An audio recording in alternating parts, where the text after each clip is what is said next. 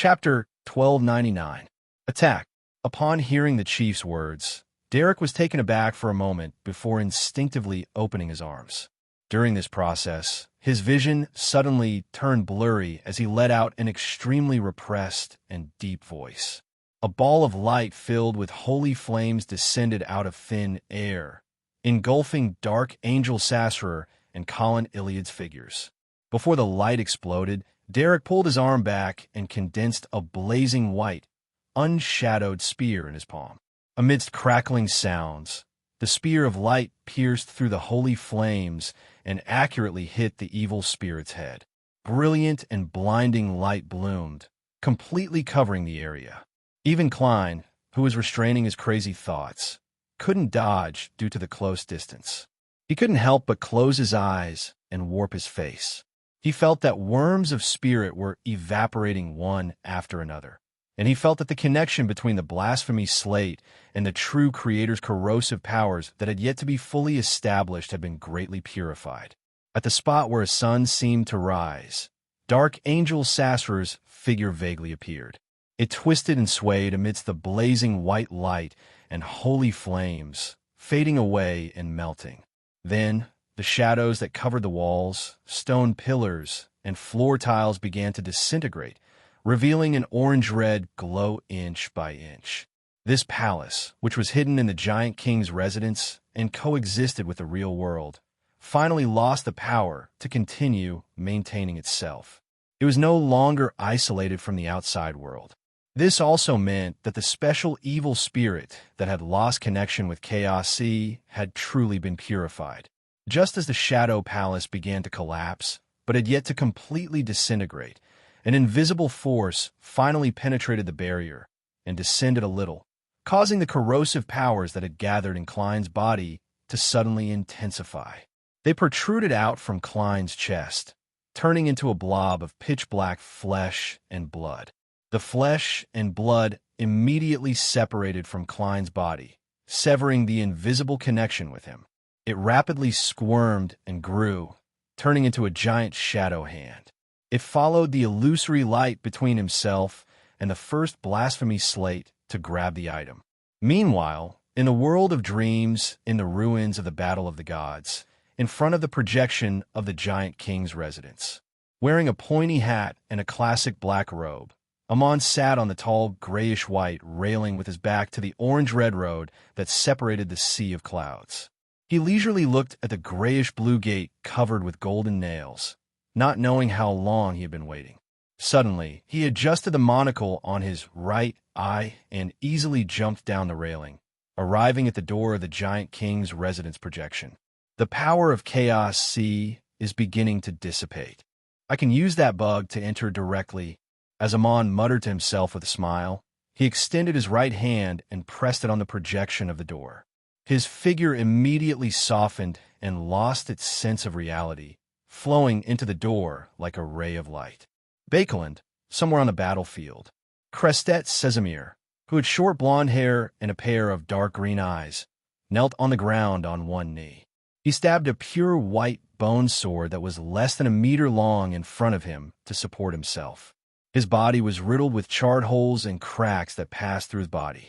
His teeth had already protruded and turned sharp like those of a beast. This high-ranking deacon of the Nighthawks, whose consciousness was beginning to blur, struggled to shift his gaze away from the weakened enemy not far away and cast it towards the sky. The orange-red dusk had already invaded the dark night. Crestet Sesamir tried his best to pull out the bone sword and get up to fight. He wanted to fulfill his final duty as a Nighthawk, but his arm was trembling violently. His breathing had already become weak. In the astral world, there was an endless expanse of tranquil darkness filled with moon flowers, night vanilla, and other plants. Suddenly, orange-red beams of light shone into the kingdom, returning a portion of the region to dusk.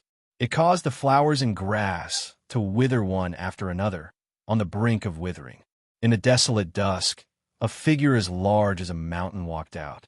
His limbs were abnormally long, and he wore silver armor that exuded a sense of dilapidation. His face was covered by a visor, revealing only a blob of orange-red light. He held a ridiculously long sword in his hand, allowing the tip to naturally droop and touch the dark ground. As the terrifying giant walked forward step by step, the long sword was constantly dragged through the darkness, causing the ground to crack and the dusk to freeze. In the depths of the darkness, a similarly large figure dragged a long scythe and floated out. Wore a black dress that was layered but not complicated. It was dotted with countless resplendence, as though it was embedded with the stars in the night sky. 2 arms grew out from his ribs and his waist. Their surfaces were covered in short, black hair. 2 of his 6 hands held the heavy black scythe, and 2 held a crimson moon. One was empty, and the other held an ancient accessory that looked like it was made of gold. The accessory was in the shape of a slender bird. It was surrounded by pale white flames that formed wings. In its bronze eyes, there were layers of light that seemed to form illusory doors. The giant wasn't surprised by this scene at all. He took faster and faster steps forward, gradually approaching the point of charging. His long sword that was dragged in the darkness and dusk rubbed against its surroundings, producing bits of clear light of dawn. At this moment, the moon, flowers, and night vanilla on the other side suddenly expanded and grew crazily. Soon, they became equivalent to trees that had lived in a primitive forest for more than 1,000 years. They were densely packed and covered the sky. Amidst these trees, a figure that was wrapped in dark green vines and decorated with all sorts of herbs and flowers appeared. He was also as huge as a mountain. He had a voluptuous figure, and his dress fluttered as he hugged an illusory baby. As soon as the figure descended, it followed the twilight giant and flew towards the humanoid demonic wolf that was dragging the pitch-black scythe. In the palace where the shadows were gradually disintegrating, although the corruption had automatically separated, preventing Klein from worrying about the latent dangers, this was equivalent to slicing away many of his worms of spirit. He couldn't help but let out a low gasp as transparent, distorted maggots with mysterious patterns crawled out from his warped face. His psyche was like a lake that had a boulder thrown into it. He was momentarily unable to calm down. At this moment, a familiar figure was reflected in his eyes that were covered in a layer of blood due to the pain. It was the Angel of Time, Amon, who was wearing a monocle and a pointed bonnet. Amon smiled at him, scaring him so much that he immediately changed his mind and returned to Sapphira Castle. Although this was a little letting down of the sun, he felt that when he reached Sapphira Castle and had the power of an angel, he had a chance of saving him. After all, the influence of the outside world could already be exerted here. But in the blink of an eye, the Angel of Time cast his gaze at the grayish-white blasphemy slate, at the shadow hand that was constantly growing stronger as the disintegration of the land of sleep deepened. Amon immediately raised his right hand and adjusted the monocle on his right eye. The crystal monocle immediately turned dark, as though it was a mixture of countless colors. It was difficult to describe. In front of Amon, an illusory, terrifying, and slightly rippling deep sea appeared. This blasphemer had released some kind of power, or rather, a power that had been stolen from somewhere at some point in time. The blasphemy slate suddenly trembled and emitted a buzzing sound, as though it had come to life. It broke free from the remaining illusory light that wasn't stable enough between it and the shadow hand, and suddenly threw itself at Amon. This made Klein, who had barely recovered from the pain due to his horror, narrow his eyes. He couldn't believe his eyes. The first blasphemy slate actually didn't choose the true creator of the Hanging Man pathway. Had sought refuge with the Marauder Pathway's Angel of Time. After a moment of shock, Klein vaguely understood the whole story. Amon's true body had wandered the forsaken land of the gods for more than 1,000 years. He had entered Chernobyl and searched for the history of the second epoch, and even before the first epoch. He must have wandered the borders of Chaos Sea and done a certain amount of dangerous research to steal something special. At that moment, he was only using this special release to attract the blasphemy slate. To put it simply, this King of Angels had been preparing for this for a very long time, and the true creator was still unable to fully descend at the moment. He had to wait for the dark angel's land of slumber to completely collapse. But the problem was, why did Amon steal the first blasphemy slate? It's useless for him to have it. He can't switch to the spectator, reader, tyrant, son, or the hanging man pathways. Is it just because it's interesting? When the deities and my brother are plotting for this blasphemy slate, he suddenly interferes, steals it, and runs. But isn't it more important for him to capture me? As Klein was puzzled by Amon's goal, he secretly retreated. He widened his eyes and tried his best to pry at the grayish-white slate surface, hoping to memorize the potion formula he needed. Sequence 1. Attendant of Mysteries. Just as the corresponding words reflected in his eyes, Amon reached out his left hand and grabbed the blasphemy slate. Then, he suddenly turned around and pressed his right hand on the grayish-blue door that was still covered in a small amount of shadows. The figure wearing a pointed hat and a classic black robe immediately turned incorporeal, passing through the door and disappearing. The shadow hand formed from Klein's corruption rapidly expanded as the land of slumber continued collapsing. Finally, it turned into a black shadow that chased after Amon and rushed out of the closed door. In the next second, all the shadows vanished as orange light illuminated the palace where the giant king had once lived. In front of the iron-black throne, on the steps illuminated by the dusk, Colin Iliad's figure appeared. He wore tattered silver armor, revealing his face that was covered in many old scars. He sat there quietly, like a warrior who had just finished his last battle. His 2 swords of dawn had already been reduced to pieces, and his aura had vanished. However, Klein could sense that there were still remnants of his will and psyche. He couldn't bear to completely dissipate them. When Derek, who was at the bottom of the steps, saw this scene, his eyes reddened. He ran over, stumbling, and he didn't look like a demigod. He quickly crouched beside Colin Iliad and shouted in a low voice, "Chief." Chapter 1300.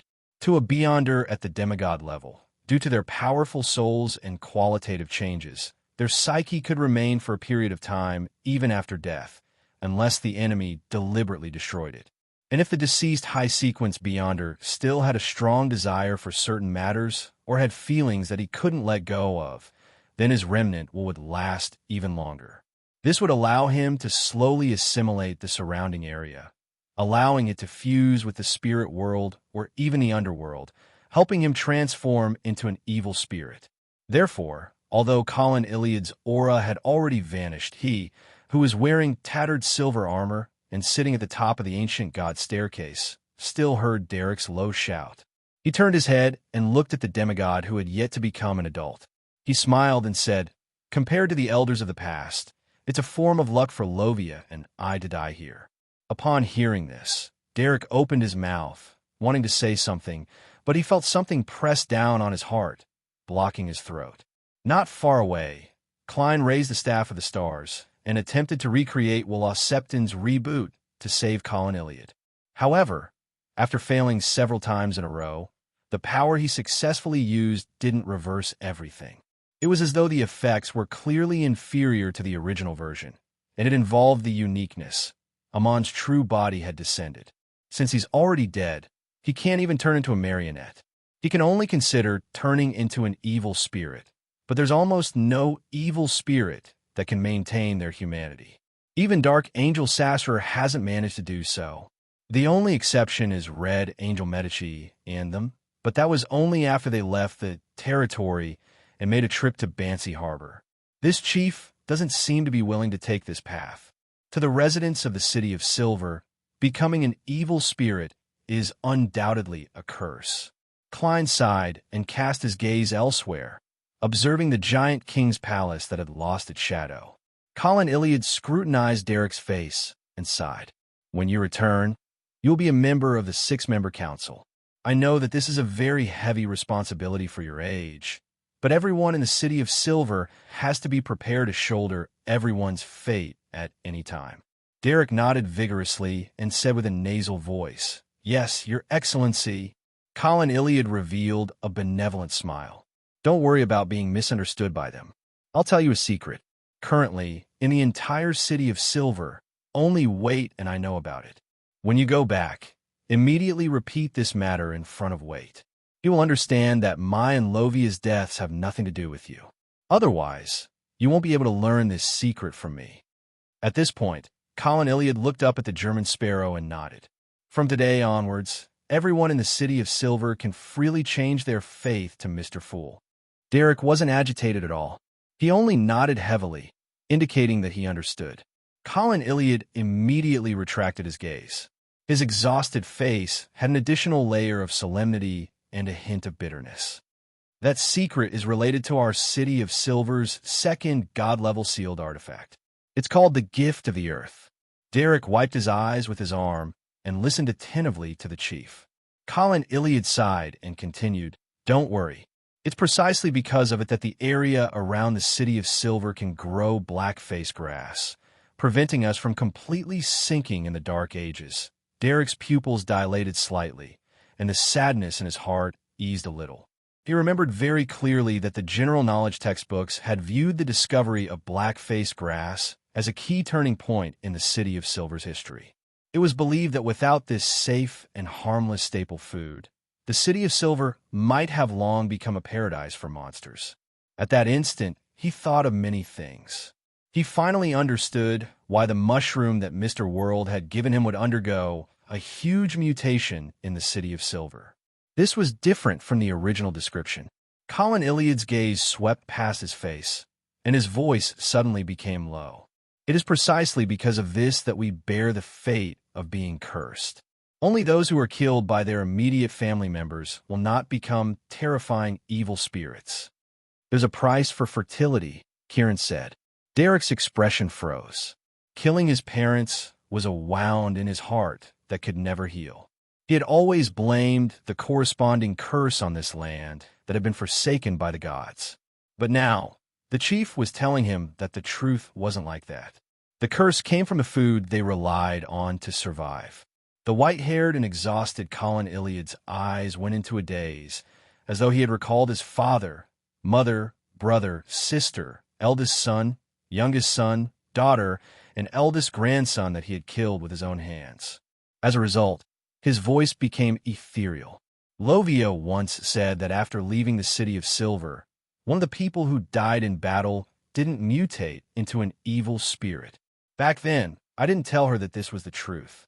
This is because the Gift of the Earth covers a wide area. Most people who are about to die are unable to leave the corresponding area in time. This is a secret that only every chief can grasp. I worked hard to explore and fight, hoping that the people in the future wouldn't have to suffer such pain. The obviously aged chief of the City of Silver slowly exhaled. Without giving Derek a chance to make a promise, he seemed to think of something and said, he seemed to recall something and said, "Also, the situation regarding Rose's redemption recorded in the palace can't be completely trusted." "Oh." Klein stopped observing his surroundings as he revealed a slightly confused expression. Colin Iliad added in a deep voice, "It's impossible for Earth Mother to be the giant queen, Omabella.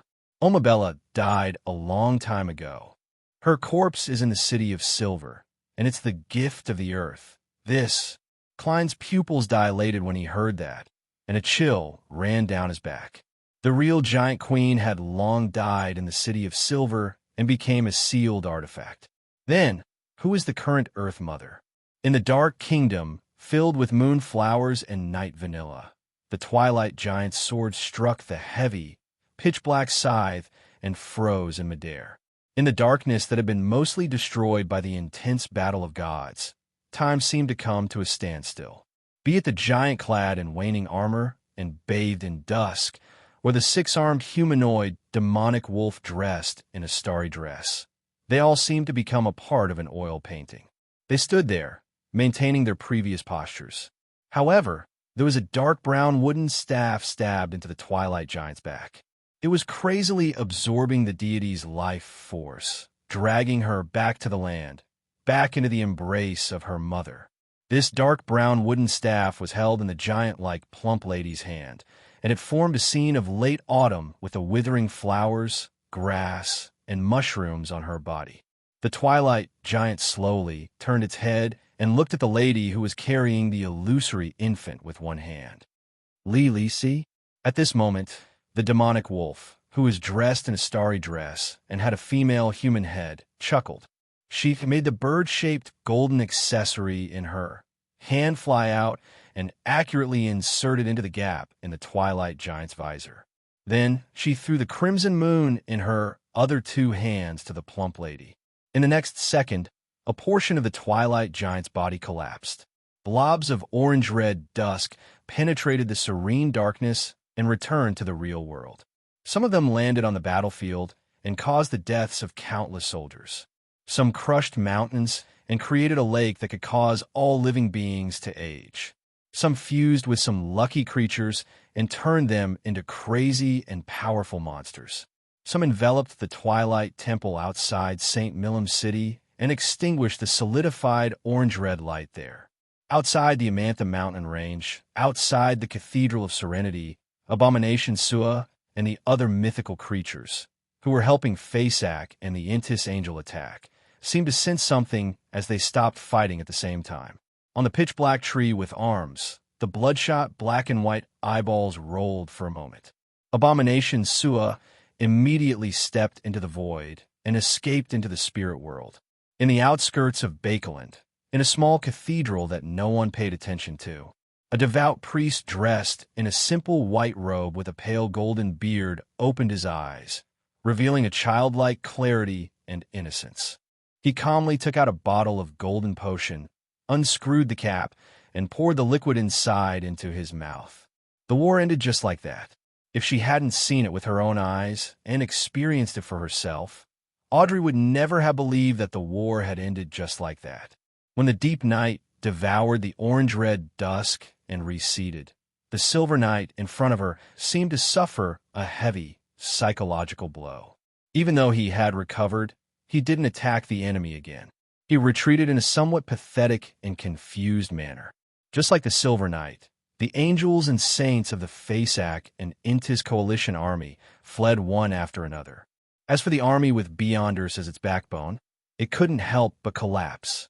However, the demigods, low and mid-sequence Beyonders, and ordinary soldiers on Ruan's side didn't attempt to pursue because they were equally confused, lost, and puzzled. Audrey walked back into the city and saw the surviving citizens of Bakeland walk out from their homes, shelters, and other places where they could hide. They stared blankly at the primordial forest scene. They didn't cheer, shout, or vent their anger. Their expressions were numb, and their eyes were blank. They didn't know why the disaster had suddenly ended. There was no lack of people who had once received aid from the Charity Foundation, and there was no lack of faces that Audrey found familiar. However, their state wasn't much different from when they were lining up to receive food. Audrey silently observed this scene as she returned to Empress Burrow and returned to her villa. She saw her father, mother, elder brother, butler, male servant, and female servant looking out the window in confusion. Their expressions were identical to the citizens on the streets. For some reason, a sentence suddenly flashed across Audrey's mind. Death is unknown, and life is unknown. An orange-red dusk calmed the lightning storm and sank into the bottomless deep blue sea, nearly engulfing the dawn. Queen Mystic Bernadette had used her other Grade 0 sealed artifact in time, allowing the ship to avoid the terrifying disaster. She frowned slightly as if she had sensed something, but she immediately relaxed and allowed the dawn to continue advancing on an unsafe sea route. It fought against the strong winds, huge waves, lightning, sea monsters, and all kinds of dangers. In the dark environment, Bernadette's gaze seemed to pierce through the obstacles and see the light she wanted to chase. No matter how many obstacles there were, she wouldn't stop approaching. In the giant king's residence, on the steps that were covered in orange-red light, after revealing the secret, Colin Iliad said to Derek, "Go open that door. Go and open that door. I want to see what the sunlight looks like outside." "Okay." Derek's eyes reddened once again as he pursed his lips tightly and stood up. He put down the hammer in his hand, and under Klein's encouraging gaze, he calmly circled around the iron-black throne and arrived in front of the grayish-blue door that depicted the scene of dusk. Derek stared at it for a second, bent down, stretched out his hands, and pressed them against the sides of the door. Then he bulged his muscles and pushed hard. At that moment, he seemed to see his father and mother, the dead Joshua, Antiona, and other comrades. He saw Lovia in a purple-patterned black robe and the white-haired Colin Iliad. They stood beside him and pressed their hands on the door at the same time, pushing the grayish-blue door with him. Droplets of water slid down Derek's face as a heavy, sizzling sound rang in his ears. A crack appeared, allowing the golden sunlight to shine in. The crack grew larger and larger, and a sea suffused with golden light gradually appeared in front of Derek and Colin Iliad. Upon seeing this scene, the corners of Colin Iliad's mouth twitched as he bathed in the warm sunlight as his body evaporated bit by bit. He revealed a smile that didn't contain any gloom and a vague yearning. Light is the meaning of everything. In a Part 6, Chapter 1301. There are a total of 116 chapters in the 6th installment. To me, the overall completion rate has reached my expectations. In the 5th installment, I said that the climax of the plot would be in the 6th installment. Note, I said climax, not climax. Laugh, because back then, I clearly knew that the feeling of exhilaration and explosion would be a little lacking. The core was to give a strong sense of impact. On this point, when Amon mentioned Chernobyl, and when the chief said that Omabella was long dead, I could clearly feel the joy that writing gave me. Correspondingly, the number of subscriptions exceeded 60,000, becoming the peak of the entire book. Especially Amon's chapter, it reached a peak of 63,000. As for Omabella's chapter, it hadn't been 24 hours since I wrote the summary, so I couldn't give any results. I only knew that after an hour of uploading, there were already 32,000 subscriptions. These are the two peaks of the 6th installment, one at the beginning and the other at the end, perfectly stringing together the entire novel. They are the products of my complete thoughts when I was writing the 1st installment, or even before the 1st installment. One is something that I had already determined when I was creating the setting of the worldview. When I typed the words crimson in the 1st chapter, all the corresponding clues were already in my mind. The other was the inspiration that gradually took form when I began writing the City of Silver and the Curse. Later, there were the Harvest Church and Emlyn White.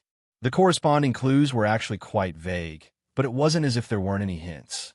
And around these two peaks, I unfolded quite a lot of secrets. In general, there wasn't any problem. It allowed the entire view of the world to begin taking shape, giving me a relatively complete framework. This way, I could smoothly unfold some information and clues regarding the Great Old Ones and the outer deities in the 7th installment. I could write about the ancient sun god's family. A family, using this to describe, it seems like it's rather fiery. Speaking of fiery, I have to mention the issues of war and justice that many of my friends have criticized. When I was writing about martial arts, I came up with a writing methodology that was suitable for me. However, many things were still rather vague back then. It wasn't until I began writing about mysteries and had the corresponding experiments and gains that it became clear bit by bit, allowing me to summarize more things. For me, one of the first and most important things in writing is a very simple word: expression. What I want to express, what I want to convey, this is the first thing I need to think clearly before I start writing. Then, I need to make a plot choice around it and not let the focus deviate. Simply put, it can be described with a word that everyone hates: central idea. In that case, what do I want to express in the 6th chapter? Firstly, the impact brought about by the two peaks. Secondly, the insignificance and helplessness of humans in the face of God. Thirdly, even if one is as insignificant as a moth, one must still chase after the light. The second point wasn't unique to the 6th book. This was something that would always be present in the Cthulhu and quasi-Cthulhu worldview. It was the fear of the unknown and the feeling of being insignificant in the face of the unknown. Not only that, this was also in the same vein as the straws of the 2nd book. Therefore, before writing the 6th book, or even the 5th book, I had been considering what kind of plot I wanted to use to support what I wanted to express, so that it could accurately reach everyone's hearts.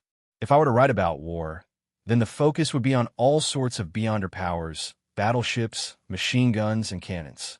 This would be more refreshing. It could also bring in deeper things like sacrifice, passion, and the cruelty of war. However, this would deviate from the main point I wanted to express. This is because since I'm on the battlefield, I clearly understand the meaning and reason behind death and survival. There's no feeling of being at a loss in life or death. Similarly, I've always described beyonder battles. In the 6th book, I even began to decipher the kings of angels and gods. If I were to develop it into a full-scale war between humans, not only would there be a conflict in the style, but it would also be rather jarring. With this in mind, I had long said that I wouldn't write about the war in detail. Instead, I would focus on the ordinary people in the war. Furthermore, I deliberately blurred out their faces and didn't give them their names. This was the reverse of the faceless in the 2nd book. It was to reflect the feelings of a large number of people and reduce the corresponding pain and sorrow. I focused on the blankness, numbness, and confusion. The only people who had a name were the landlord and his wife. That part was to increase the pain and discomfort. Otherwise, Audrey's decision to kneel down and kiss her parents would have lacked sufficient strength. Originally, there was no need for Audrey to appear so many times when she was doing charity. In order to increase the numbness, stiffness, pain, and confusion, I intentionally wrote a few more times. As a result, the changes in Audrey's heart weren't reflected in those few parts of the story. It was rather monotonous and repetitive. However, the 2 conversations she had with Klein afterward, the 2 times when she was at a loss due to different reasons, as well as the action she took after making a decision, I didn't feel that there was anything wrong with it. It wasn't dragging or burdensome. There were its own contradictions and corresponding plot tension. In summary, I combined Audrey's accumulation of inner strength, her own growth, and the insignificance of humans that she wanted to express together. This made it so that even though I was writing about her, the true focus wasn't her. This made her seem like a tool at certain times. This was probably the responsibility and sacrifice that a spectator had to make.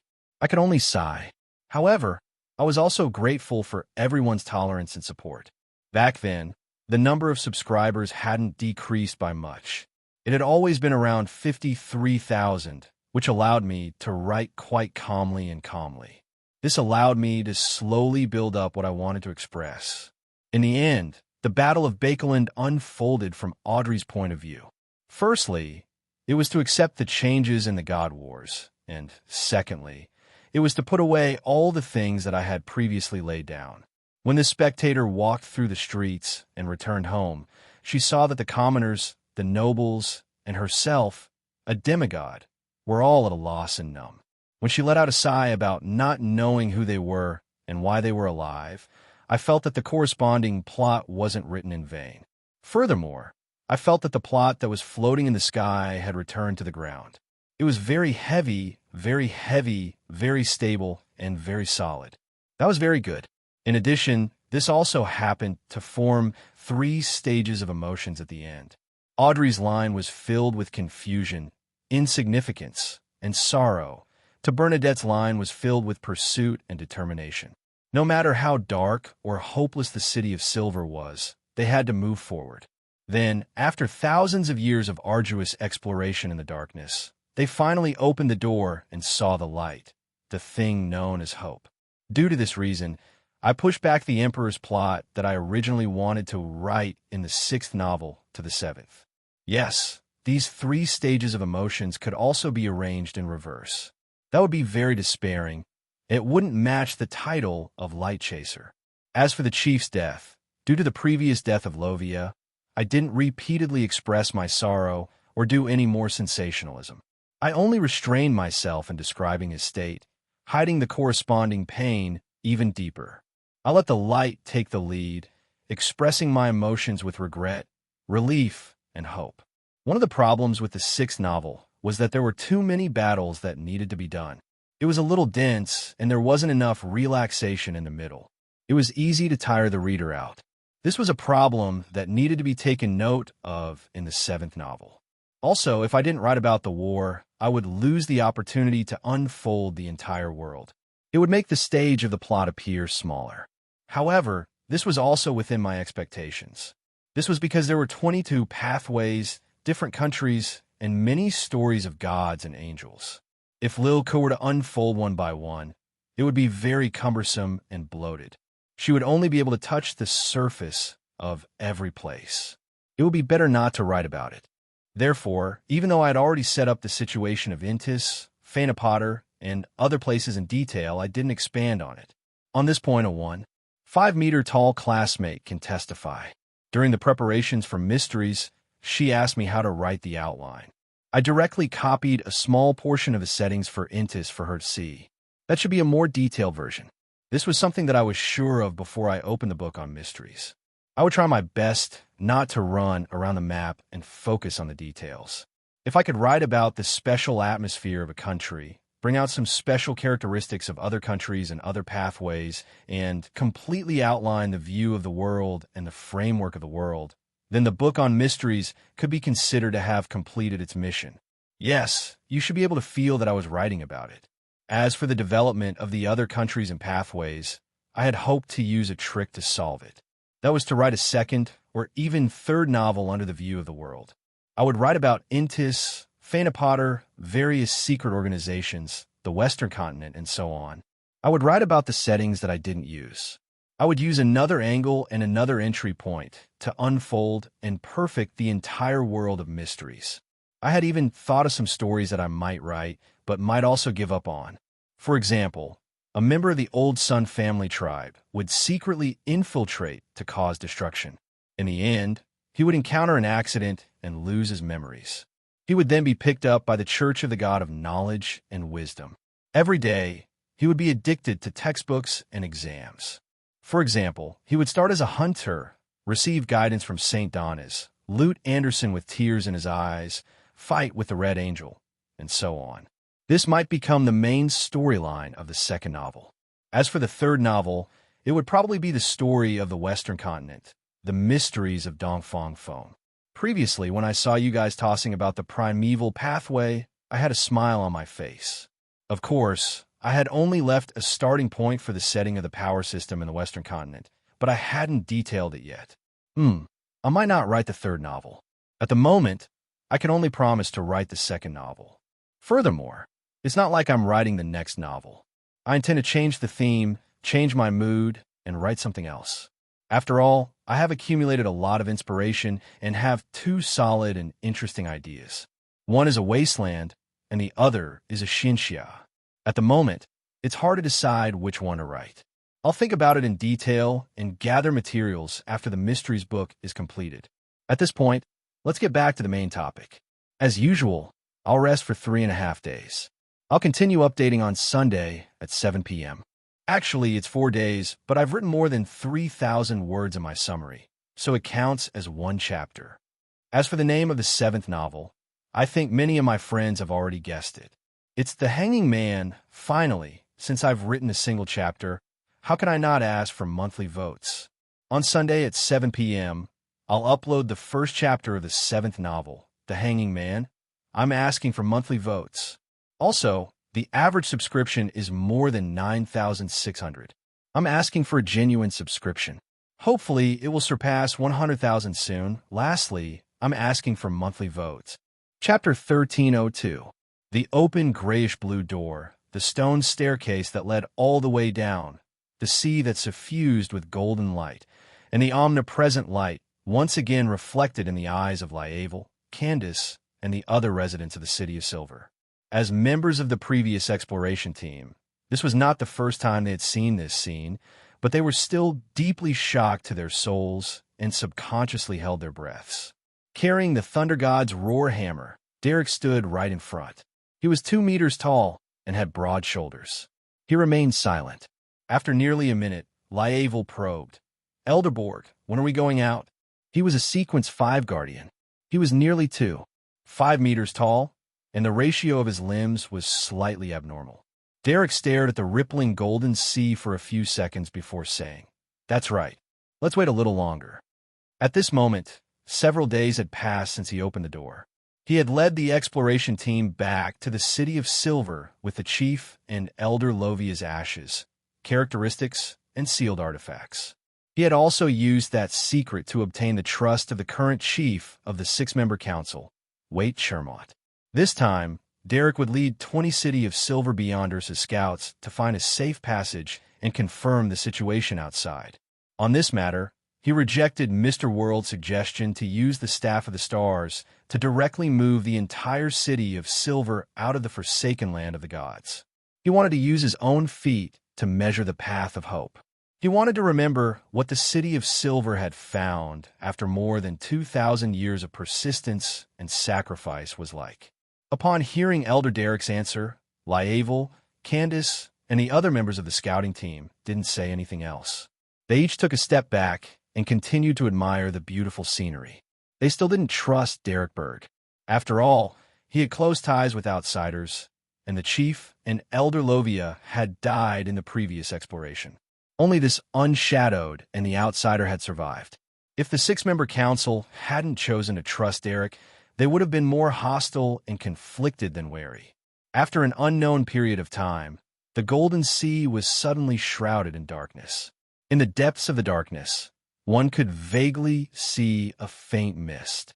In the mist, there was a black church with a pointed roof and all kinds of buildings, giving off a feeling that it was both real and illusory.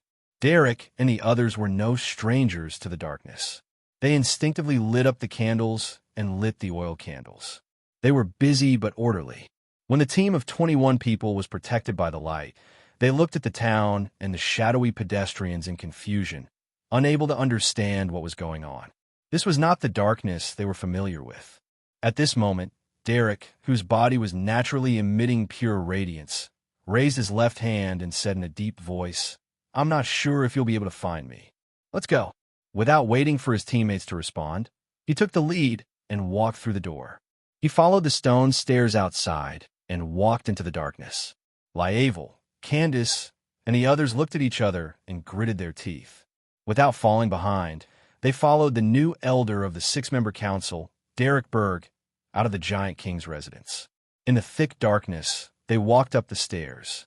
Suddenly, their eyes lit up. They saw an orange light and a black monastic building. Is this the outside world? Candace looked around warily and curiously. She realized that she and the others had unknowingly walked to the opposite side of the Giant King's court. They were separated from their original location by a sea of orange-red clouds. No. Derek compared the current environment with Mr. World's and M. Hermit's descriptions and nodded slightly. We still need to wait here for a while. You can find a place to rest. This unshadowed, who no longer had the slightest hint of inexperience, calmly arranged everything. Lyavel looked at the tightly shut black monastery and asked in puzzlement, "Don't we need to explore this place to find the exit?" "There's no need." Derek shook his head. "No need." Derek shook his head. As time passed, blinding rays of sunlight suddenly shone into the world, turning everything bright white before fading and disappearing.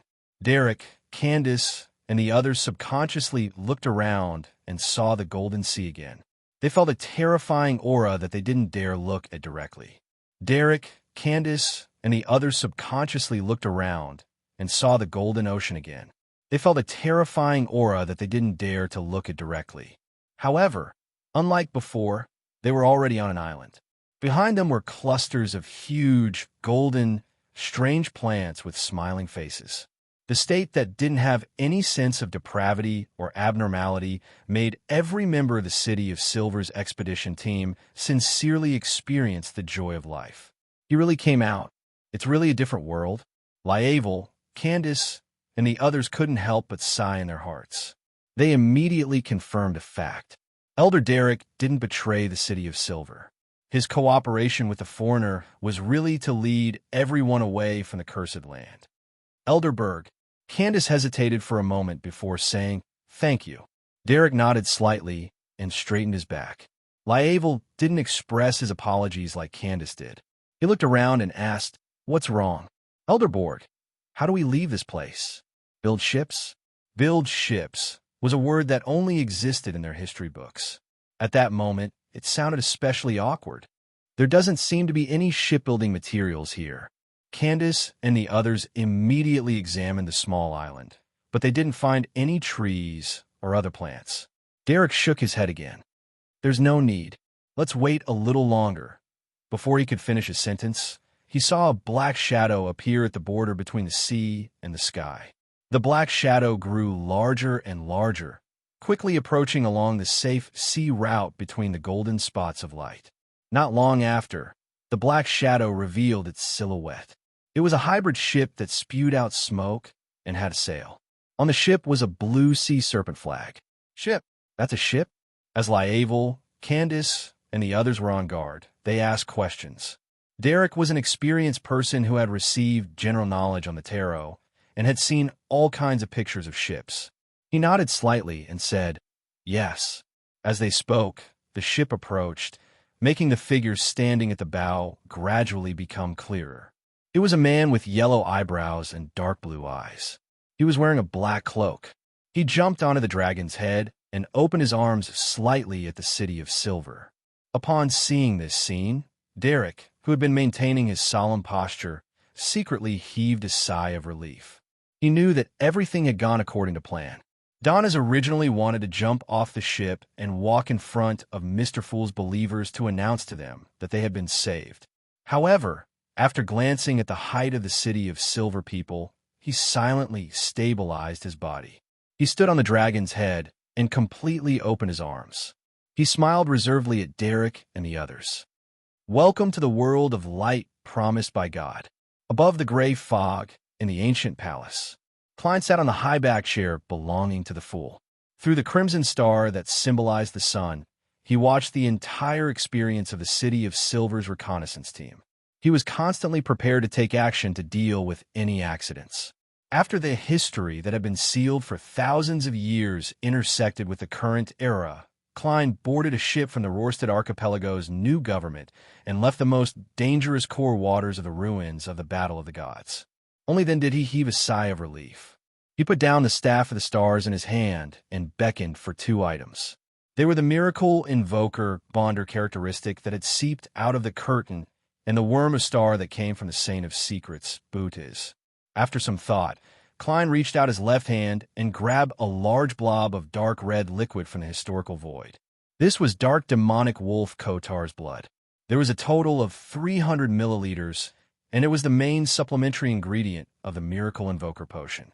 Of course, as a supplementary ingredient, it only had one use. It was to reduce the negative effects brought about by the Beyonder characteristic and buffer the corresponding mysticism effects. Therefore, it didn't matter if it was a historical projection. After all, as long as it could play its role during the concoction and consumption of the potion, it was enough. When the historical void projection reached its limit, Klein would either fail his advancement and collapse into a monster, or he would have become a miracle invoker and gain initial control over the Beyonder characteristic. He no longer needed any support. Right on the heels of that, Klein took out another item from the fog of history. It was a worm of time with many segments. As he had a strong psychological trauma towards Amon, Klein chose to summon the worm of time that Palazarost had once given him to prevent any accidents from happening. After preparing the ingredients, he conjured an iron pot and threw the 300 milliliters of dark demonic wolf's blood into it. Then, he placed the worm of time and the shimmering worm of star into it. The dark red liquid in the iron pot turned dark. Its surface was transparent, and a vortex surged in its depths. Without any hesitation, Klein picked up the Miracle Invoker Beyonder characteristic. It looked like a heart, transparent like a crystal, but from time to time, tiny bubbles would emerge. Every bubble seemed to hide an illusion. When the Beyonder characteristic came into contact with the liquid in the iron pot, it immediately fused with it, causing the darkness to instantly condense and turn deep. It was as though there were endless eyes opening at the same time. After staring at it for a few seconds, Klein poured the Miracle Invoker potion he had concocted into a glass bottle. Through a bestowment ritual, he brought it to the real world. On an uninhabited island in the Sonia Sea, Klein, who had directly teleported over, looked at the potion in his hand and suddenly felt a little hesitant. This was because once he became an angel, he would inevitably be affected by the Beyonder characteristic. He would become colder and crueler, and he would become more and more indifferent to life. He needed to have enough anchors to maintain his humanity. This wasn't something that could be avoided by completely digesting the potion and grasping the acting method in the previous stages. Back then, Roselle the Great had gone smoothly in the earlier stages, but he had nearly mutated at the level of a Sequence 2 angel and was close to losing control. As for the angels that Klein knew, they looked normal on the surface, but he had no idea what they actually looked like or what they were like when they were hiding behind the scenes. If one could obtain a long lifespan at Sequence 4 or 3, allowing them to live for more than 1,000 years, then a saint wouldn't have much motivation to advance to an angel. Combined with the saying that the higher one's sequence was, the closer they were to the primordial one, Klein suddenly understood why Demonis of White Katarina had only advanced from Sequence 4 to Sequence 3 after more than 1,000 years. But I already have no way out. After a brief silence, Klein sighed silently. With Amon and Zeridal right in front of him, the impending apocalypse, and the fact that he was powerless to interfere with the war and could only contribute his strength through donations, they were all pushing him towards the level of an angel. His eyes flickered for a few seconds before he quickly calmed down. Klein picked up the potion bottle and poured the liquid inside into his mouth. P.S. The author of The Path to Immortality has started a new book, Legend of Cyber Heroes. This is a hardcore martial arts story with a cyberpunk background. It's a story about resisting a tyrant and changing the world. Chapter 1303. As soon as the Miracle Invoker potion entered Klein's stomach, it immediately split into countless ice-cold worms that swam towards every part of his body. With a boom, Klein's psyche was torn apart, turning into countless tiny pieces that fused with different worms of spirit. There was no longer any distinction between who was the main body and who was the dominant one. At some point in time, he had entered the grayish-white fog. The body under the half-top hat and the long black trench coat rapidly disintegrated as transparent and twisted worms crawled out. These worms quickly flew into the depths of the fog of history, each occupying a different fragment of light, overlapping with the images in the historical void.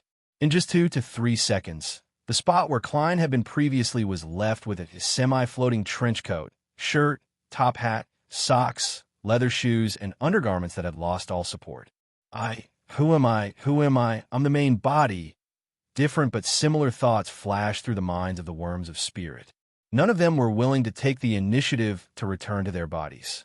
Instead, they felt intense hostility towards their own kind. However, due to Klein's remnant psyche influence, they temporarily didn't do anything drastic. At this moment, rings of invisible ripples appeared in the grayish-white fog. These ripples didn't happen to appear. They had long existed in the fog, but compared to Klein's entire body, they appeared indiscernible. However, to a worm of spirit, it was sufficiently obvious. It came from a piece of history that had reappeared in the present era. It symbolized the fragments of light at the end of the second epoch and the third epoch. It symbolized the 2,000 years that the City of Silver had persisted in the darkness. This forgotten history had a certain collision with the present era. When it formed the corresponding historical void, ripples that were difficult to describe spread out. Such ripples seemed to have a strong attraction to the worms of spirit, causing them to poke their heads out of the historical fragments. After a brief moment of stillness, one of the worms of spirit couldn't help but crawl out of the spot of light that it had previously occupied due to the influence of Klein's remnant consciousness. It flew towards the core of the ripples. Right on the heels of that, worms of spirit returned from different parts of the fog of history, arriving at the fragments of light formed by the City of Silver's history in the present era. When they approached each other to a certain distance, a strong convergence force finally appeared, pulling countless worms of spirit together and fusing them into one. This wasn't an effect that could be produced by the proximity of 2 or 3 worms of spirit. It required a sufficient number of worms of spirit. And when that portion of the worms of spirit formed a whole again, Klein's incomplete consciousness completed the patchwork of himself. Things finally changed in a simple direction. The worms of spirit formed a transparent and gigantic vortex. It emitted a strong, cohesive force, sucking in the remaining worms of spirit that were hesitant, unwilling to return, and not too far away. When more than 2/3 of the worms of spirit had returned, slippery and transparent tentacles grew out of the vortex. They extended towards the second epoch, the first epoch, and even the ancient cities of the prehistoric era. They grabbed the last worms of spirit one by one and stuffed them back into the vortex. In less than 10 seconds, the vortex began to stretch, turning into a terrifying figure formed from transparent and twisted maggots. Invisible tentacles naturally extended out from the figure's body.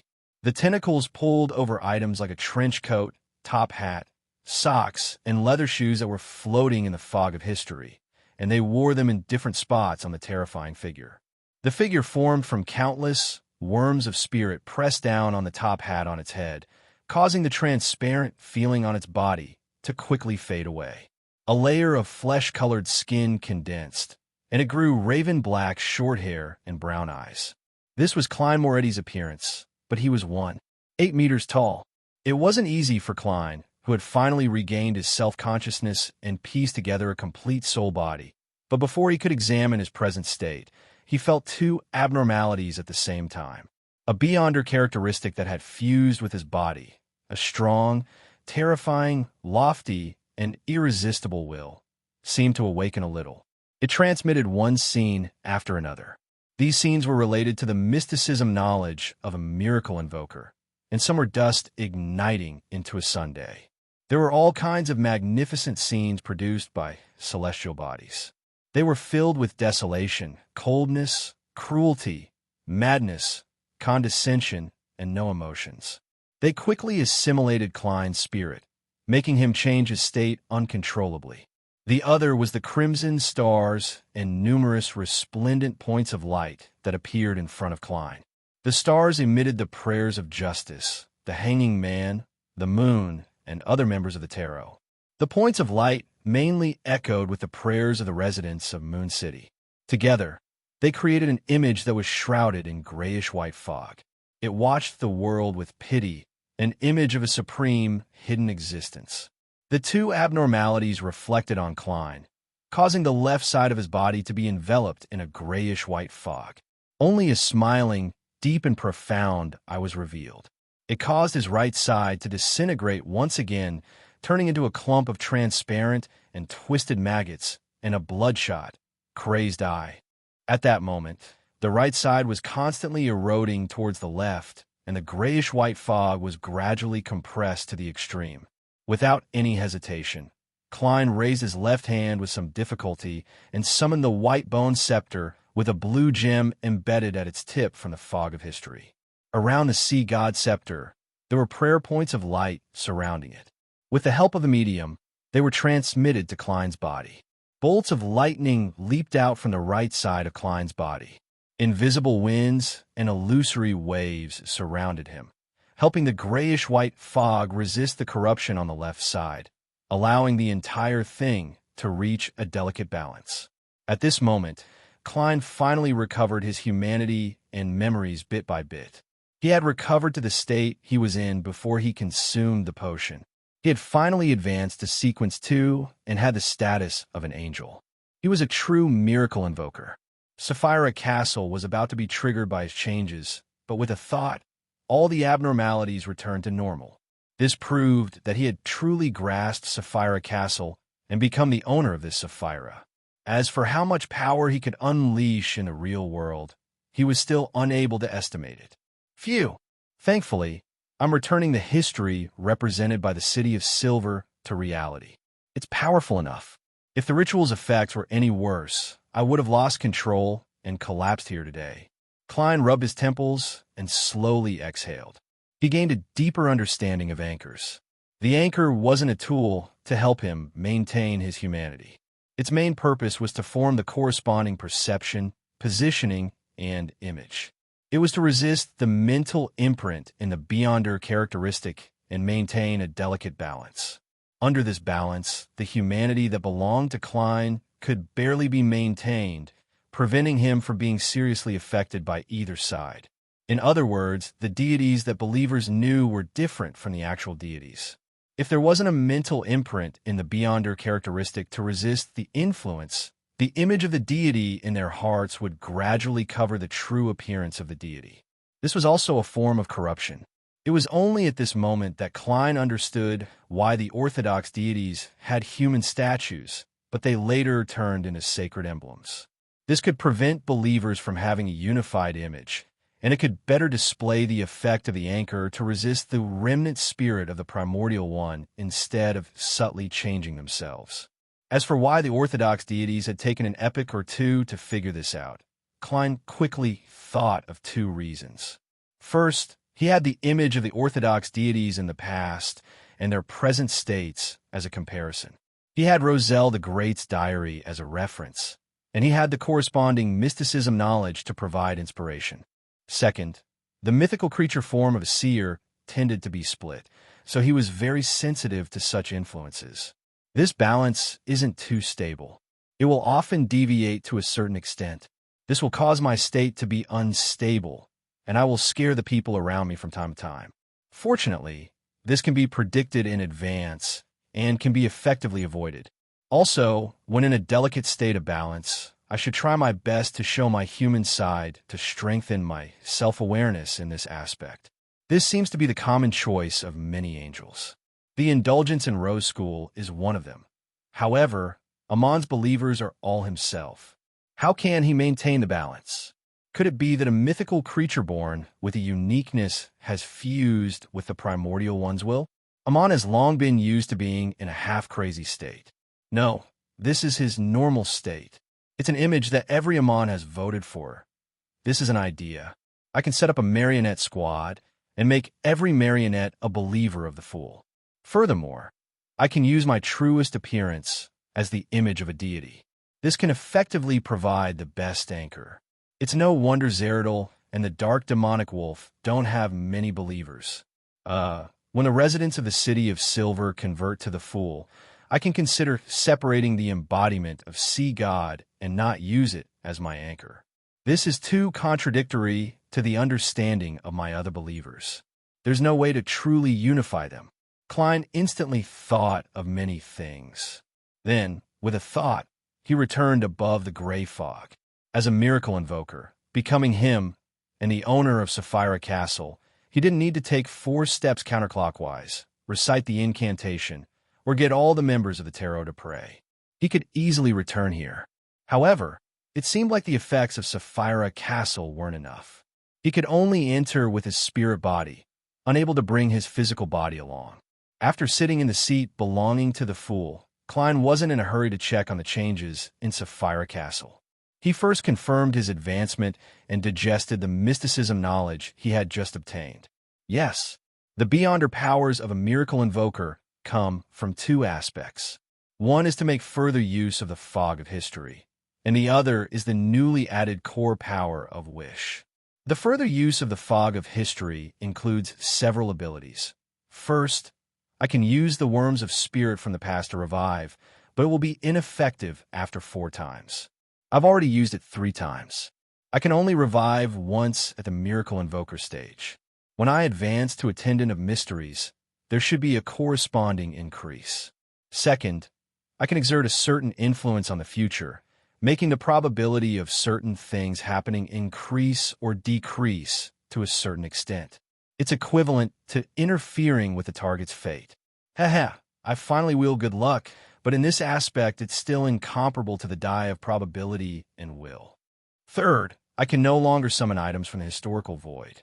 I can also summon certain scenes that I'm familiar with. Yes, the total number of items and scenes I can summon now is 9, but there are still only 3 at the angel level. Wish is already a standard ability of a deity, but it's a little strange. Only by satisfying the wishes of others can I satisfy my own wishes.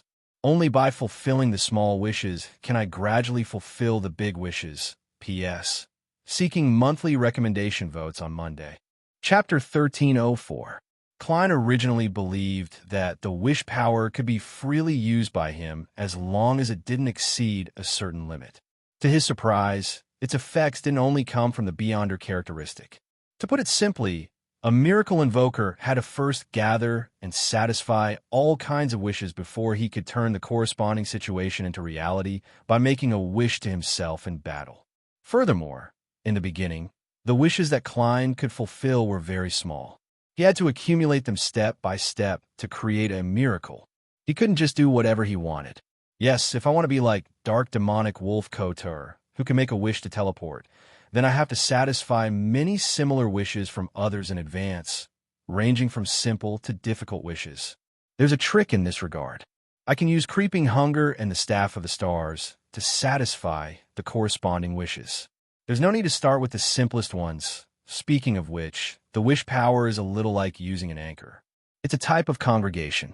Since the believer's understanding of deities can effectively affect the deities and become a certain location to help them resist the primordial mental imprint in the Beyonder characteristic, then the similar wishes of different spiritual creatures can indeed help me create a miracle. This might have something to do with the sea of collective subconscious. It's not scientific enough, but it's enough in mysticism.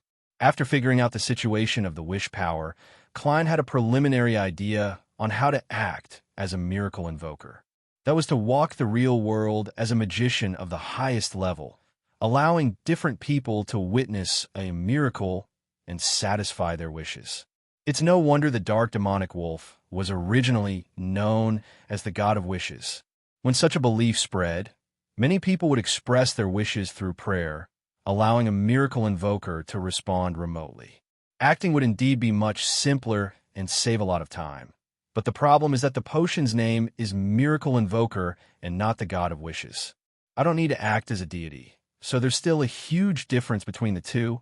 I can wander various countries and let different people witness a miracle, while using the name of the fool to satisfy the wishes of my believers and see which is more effective. However, this isn't the only acting principle of a miracle invoker. I still have to take the initiative to create something that's close to a miracle in reality and leave behind a corresponding legend. Klein tapped the edge of the long modeled table and muttered to himself silently. In the examination just now, he realized that he had digested more than half of the potion he had just consumed. After all, he had repeatedly created miracles and had even been resurrected 3 times. Of course, Klein believed that this was a trick. This was because the reason why he could create a miracle and act ahead of time was mostly because of Sapphira Castle. It's simply as if it was arranged by someone. Klein sighed inwardly, and he didn't feel relaxed in his heart. Instead, he became even more solemn and vigilant. As for who arranged it, he had a suspect. The mysteriousness mentioned by the ancient god of sun was suspected to be the existence of the celestial worthy of heaven and earth for blessings. And what puzzled Klein even more was that after he advanced to sequence 2 and became an angel, completing the qualitative change, the celestial worthy of heaven and earth for blessings didn't appear. It didn't awaken in his body. This was completely different from what he had expected. There aren't even any traces. Apart from the inevitable contamination of the primordial one's mental imprint. Yes, it should be the mental imprint left behind in the Beyonder characteristic by the primordial one. Could it be that the celestial worthy of heaven and earth for blessings is completely dead after arranging everything? He no longer has the ability to affect me and revive from my body. If that's the case, I have to thank him properly. Klein mocked himself and stood up with wariness and puzzlement. With a thought, he appeared on the grayish-white cloud and arrived in front of the strange door of light.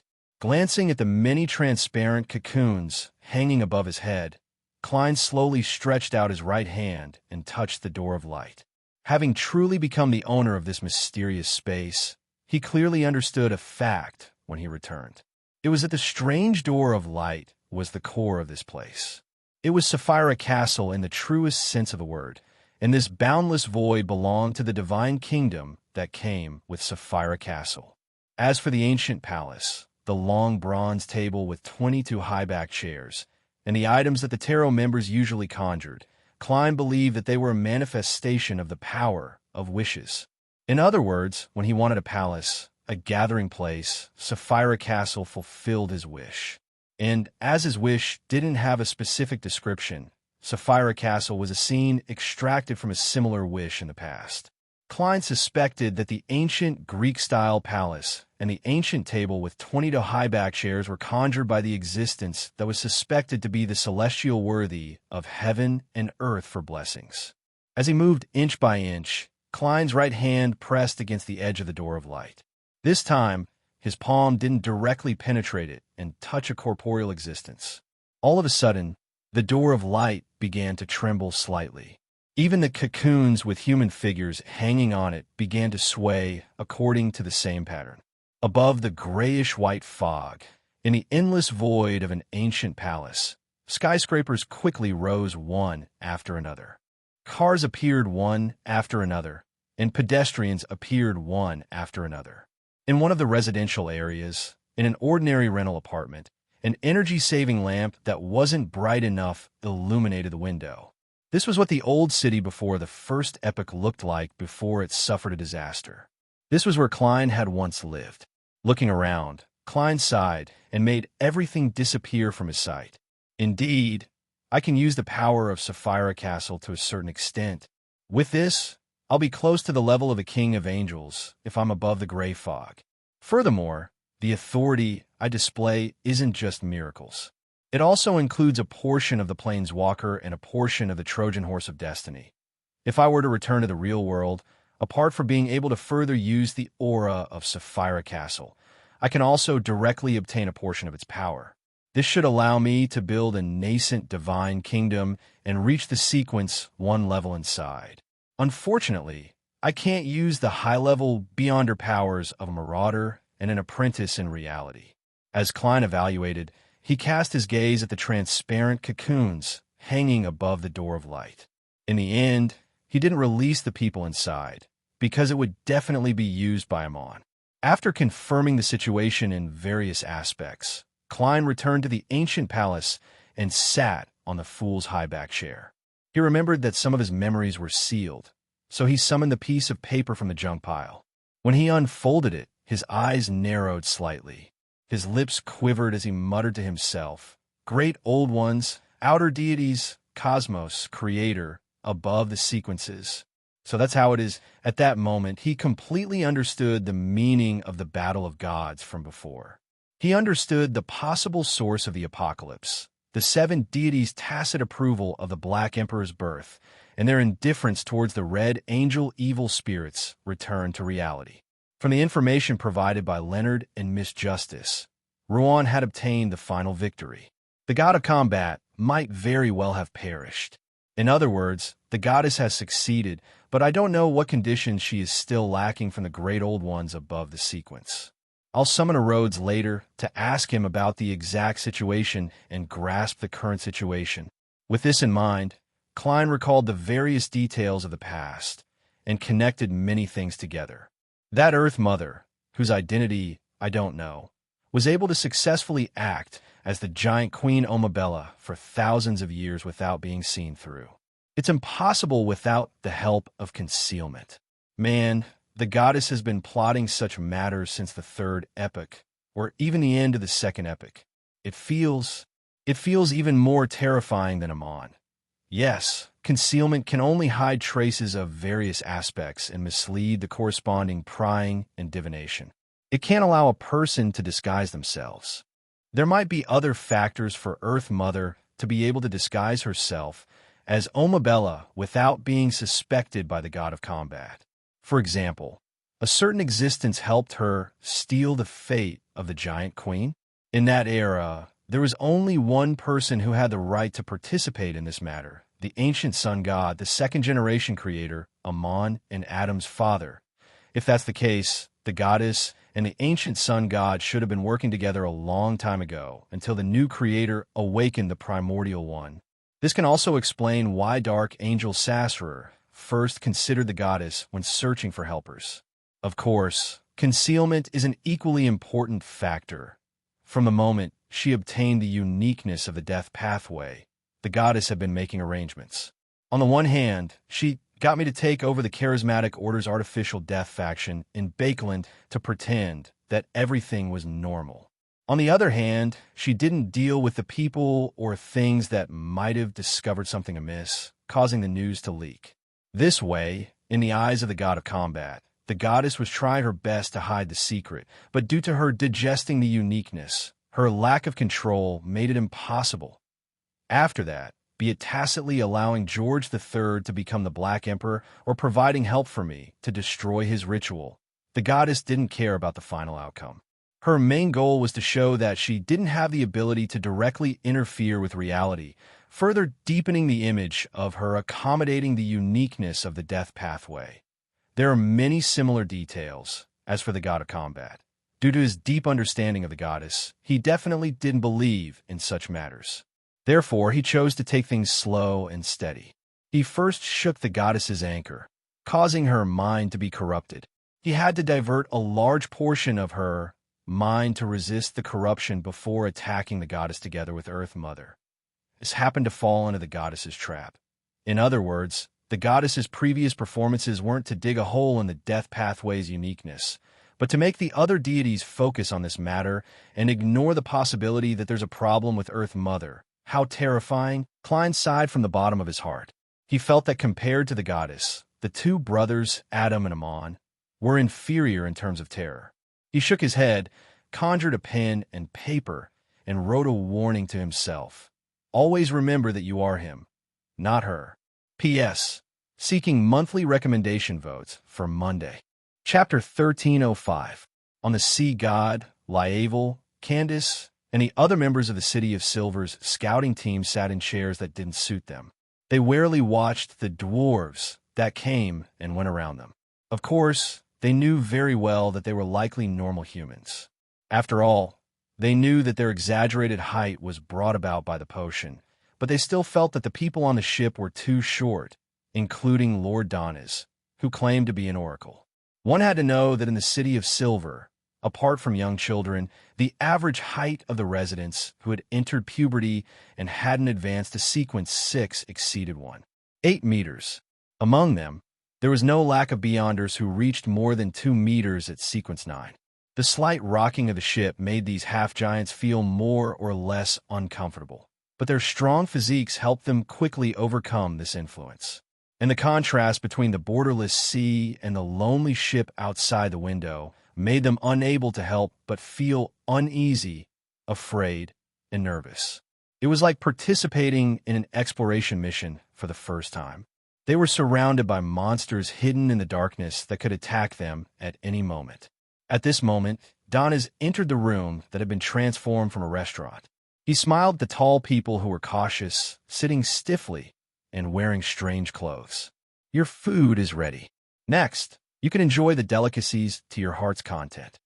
By the way, don't forget what I just told you to take note of. These waters are very dangerous. There's no need to get up. Just sit. When Donis saw the young elder who claimed to be Derek and the other half-giants trying to get up and talk to him in the most polite manner, he hurriedly pressed down with his hands to stop their uncivilized behavior. If I had such a height, I would have already mocked the people around me. Donis mumbled and clapped his hands, indicating for the crew to bring the food in. A strong fragrance immediately entered the nostrils of Derek and the other residents of the City of Silver. It was the familiar smell of meat and mushrooms being roasted, but there was also an indescribable, rather strange, and slightly stimulating smell. This smell was so alluring that it made Lievel, Candace, and the others salivate crazily, awakening their stomachs. Desi-style roasted meat. Donis pointed at a crew member who had entered. The crewman carried a large steel plate with pieces of meat that were roasted until grease seeped out. The meat was slightly golden and was sprinkled evenly with fennel, basil, and other spices. Steak, pan-fried fish, white bread, seafood soup, light beer. Donis introduced them one by one. When he was done, he smiled and said, "You don't have to worry about anything. You can eat as much as you want. We have plenty of food." After saying that, he glanced at the half-giants, who seemed to want to stand up, and left the room with a chuckle. The short-haired Candace retracted her gaze from the food with difficulty. She swallowed her saliva and said, Elder Derek, what do we do now? Although Derek believed that Mr. Fool's oracle wouldn't harm them, he still habitually gave a very cautious opinion. Split into two groups. One group will wait for the next meal, and the other will try it now. All right, Elder Derek. Candace suddenly stood up and said, I'll apply to join the trial team. The list of 10 people was quickly gathered. Candace and Lievel walked to the long table by the wall at the same time and tacitly took the most tempting piece of so-called desi roasted meat. With one bite, the juicy juice, the fragrance mixed with the texture, and the pure meaty sensation formed a complex and layered experience in their mouths. It made them chew twice before they eagerly swallowed the food into their stomachs so that they could take another bite. This was many times more delicious than the meat and mushrooms they had previously eaten. Unknowingly, the 10 City of Silver residents had already eaten until their eyes were filled with tears and their vision was blurry. On the deck, Donnas looked at the safe sea route in the ruins of the Battle of Gods and considered how to settle down Mr. Fool's believers. Suddenly, a sailor ran over and panted. Oracle, they've finished eating. I hope there's more. Where did these fellows come from? Donnas was taken aback. Prepare another portion for each of them. Seeing that the sailor was about to turn around, Donnas hurriedly added, From tomorrow onwards, organize the crew to fish in the Sonia Sea on an island devoid of humans. Klein had adapted to his current state and converged his spirituality. He planned on teleporting back to Bakeland and summoning a Rhodes to ask about some matters. He wasn't in a hurry to bring the residents of Moon City to the outside world. He planned on waiting for Donnas to settle down the City of Silver's vanguard and have sufficient experience before doing so. After all, the path out of the forsaken land of the gods had already been opened. He could use the method of responding to prayers and rely on the powers of the Staff of the Stars to move the entire Moon City out. Of course, if the door closed again, Klein also had a solution. It was to first move the residents of Moon City to the Giant King's residence and get them to open the door themselves. Without the first blasphemy slate and the Dark Angel evil spirit, ordinary Beyonders could push open the door. As for whether the true creator would interfere or stop him, Klein didn't consider it. This was because the Sequence Zero true God could do so now. He couldn't stop it even if he didn't want to. In addition, Klein believed that the true creator's current focus wasn't on this aspect. His most pressing matter was to capture Amon and retrieve the first blasphemy slate. Strictly speaking, this is a family drama. Klein lampooned inwardly as he grabbed creeping hunger from the air and wore the sealed artifact that had accompanied him for a long time on his left palm. His body quickly became transparent and disappeared from where he stood. In the spirit world that was filled with overlapping colors, Klein rapidly shuttled through indescribable figures as he approached the coordinates that represented Bakeland. Suddenly, he stopped and stood in the chaotic void.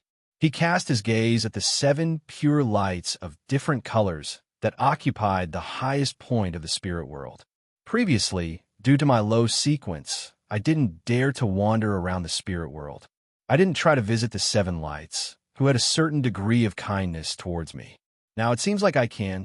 They are embodiments of all kinds of knowledge, and they have lived in the spirit world for countless years. Perhaps they know quite a lot of secrets. Just as Klein had such thoughts, a light suddenly soared in front of him as an elder in an orange robe appeared. This elder was chubby and had a short white beard. He looked rather amiable. He glanced at Klein and nodded with a chuckle. Your Highness, please allow me to introduce myself. You should still remember me. I'm Orange Light Hilarion. The last time I saw you, you were very thin. Klein lampooned as he smiled and asked, You seem to have foreseen that I would want to visit you? Hilarion didn't hide anything. The spirit world itself is formed from all sorts of information. Some of it comes from the past, some from the present, and some foretell the future. Be it divination or prophecy, most methods actually make use of the spirit world, followed by prying into fate. What Orange Light meant was that since Klein was in the spirit world and had the thought of paying a visit and was prepared to put it into action, there would definitely be corresponding information produced. To a certain extent, the 7 lights that controlled the spirit world would sense it and make a prophecy. Klein wasn't surprised at all as he nodded slightly. Other than you, who else wants to see me? He had originally planned on using honorifics, but considering the Seven Lights' attitude and how Orange Light addressed him, he gave up on this plan to maintain his status as a Sapphira Castle proxy. Orange Light, Hilarion, immediately smiled. All of them, all of them. Your Highness, do you mind? Klein shook his head and replied rather politely, That's right. Of course, it's my pleasure. As soon as he finished speaking, rays of light of different colors rose around Hilarion, transforming into different images of old men. Your Highness, please allow me to introduce you. After seeing Klein nod, Orange Light pointed an extremely dignified elder in a red robe and said, He is Red Light, Ire Moria, the one who once answered my question. Klein immediately smiled and released his gratitude and friendliness. In turn, Hilarion introduced Venathan, Blue Light Katumi, Green Light Serapis, Indigo Light Jesus, Violet Light Saint Germain, Yellow Light Venathan. This is the one who prophesied the end of the world for the ancestors of the house of Abraham. Klein looked at the thin, white-bearded elder in the lemon-yellow robe and smiled. Then let's sit down and have a chat. As he spoke, he raised his right hand. The surrounding area immediately lit up with dark red flames. It came from a fireplace that was burning high-quality charcoal. The flames illuminated a reclining chair, a grayish-yellow carpet, a cupboard, a sofa, a coffee table, a plaster statue, a white porcelain teacup, and other items, outlining a typical warm Bakelin-style activity room. Please have a seat. Klein faced the Seven Lights and pointed at the sofa and high-back chairs with a smile. After the Seven Lights took their seats, Klein sat on a reclining chair, picked up a teacup, and said in a natural manner, To be honest, I've always wanted to visit the seven of you, but I never found the opportunity. Frankly speaking, I've always wanted to visit the seven of you, but I never found the opportunity. Now, my wish has finally been fulfilled. This is also our wish. Orange Light seemed to be the most cheerful and outgoing of the Seven Lights. He immediately responded on behalf of all his companions. I feel like I've fulfilled a wish of someone else. Klein was delighted as he probed, The seven of you. What do you know about the cosmos, or should I say, the great old ones and the outer deities? The relatively young-looking Indigo Light Jesus, who was wearing a linen robe, replied with a solemn expression, That's right. Your Highness, the ones currently spying on our world are the Mother Goddess of Depravity, the Mother Tree of Desire, the Child of Chaos, the Primordial Hunger, the Ring of Destiny, the Superstar Master, the Undying Ravings, the King of Decay, the High-Dimensional Overseer. Isn't this too much? Klein was a little stunned. Note 1. Direct transliteration of some names will result in 404, so other translations have been adopted. Chapter 1306. Upon hearing Indigo Light Jesus' reply, Klein tensed up. The Crimson Moon, Brown Star, Scarlet Star, Blue Star, Venus, and other celestial bodies appeared in his mind one after another. He had the feeling that they were all eyes that were looking down at him from above. Silently, a subtle connection was established. The impending fatal corrosion made every one of Klein's worms of spirit feel uneasy. As an angel who controlled Sapphira Castle, Klein had too many ways to sever this connection. First, he could use the level and strength of a complete mythical creature. Second, he could suppress his anchors and use the mental imprint left behind by the Primordial One. Third, he could use the aura of Sapphira Castle that he could further mobilize. Without hesitation, he chose the simplest and most convenient method that would not leave behind any hidden dangers.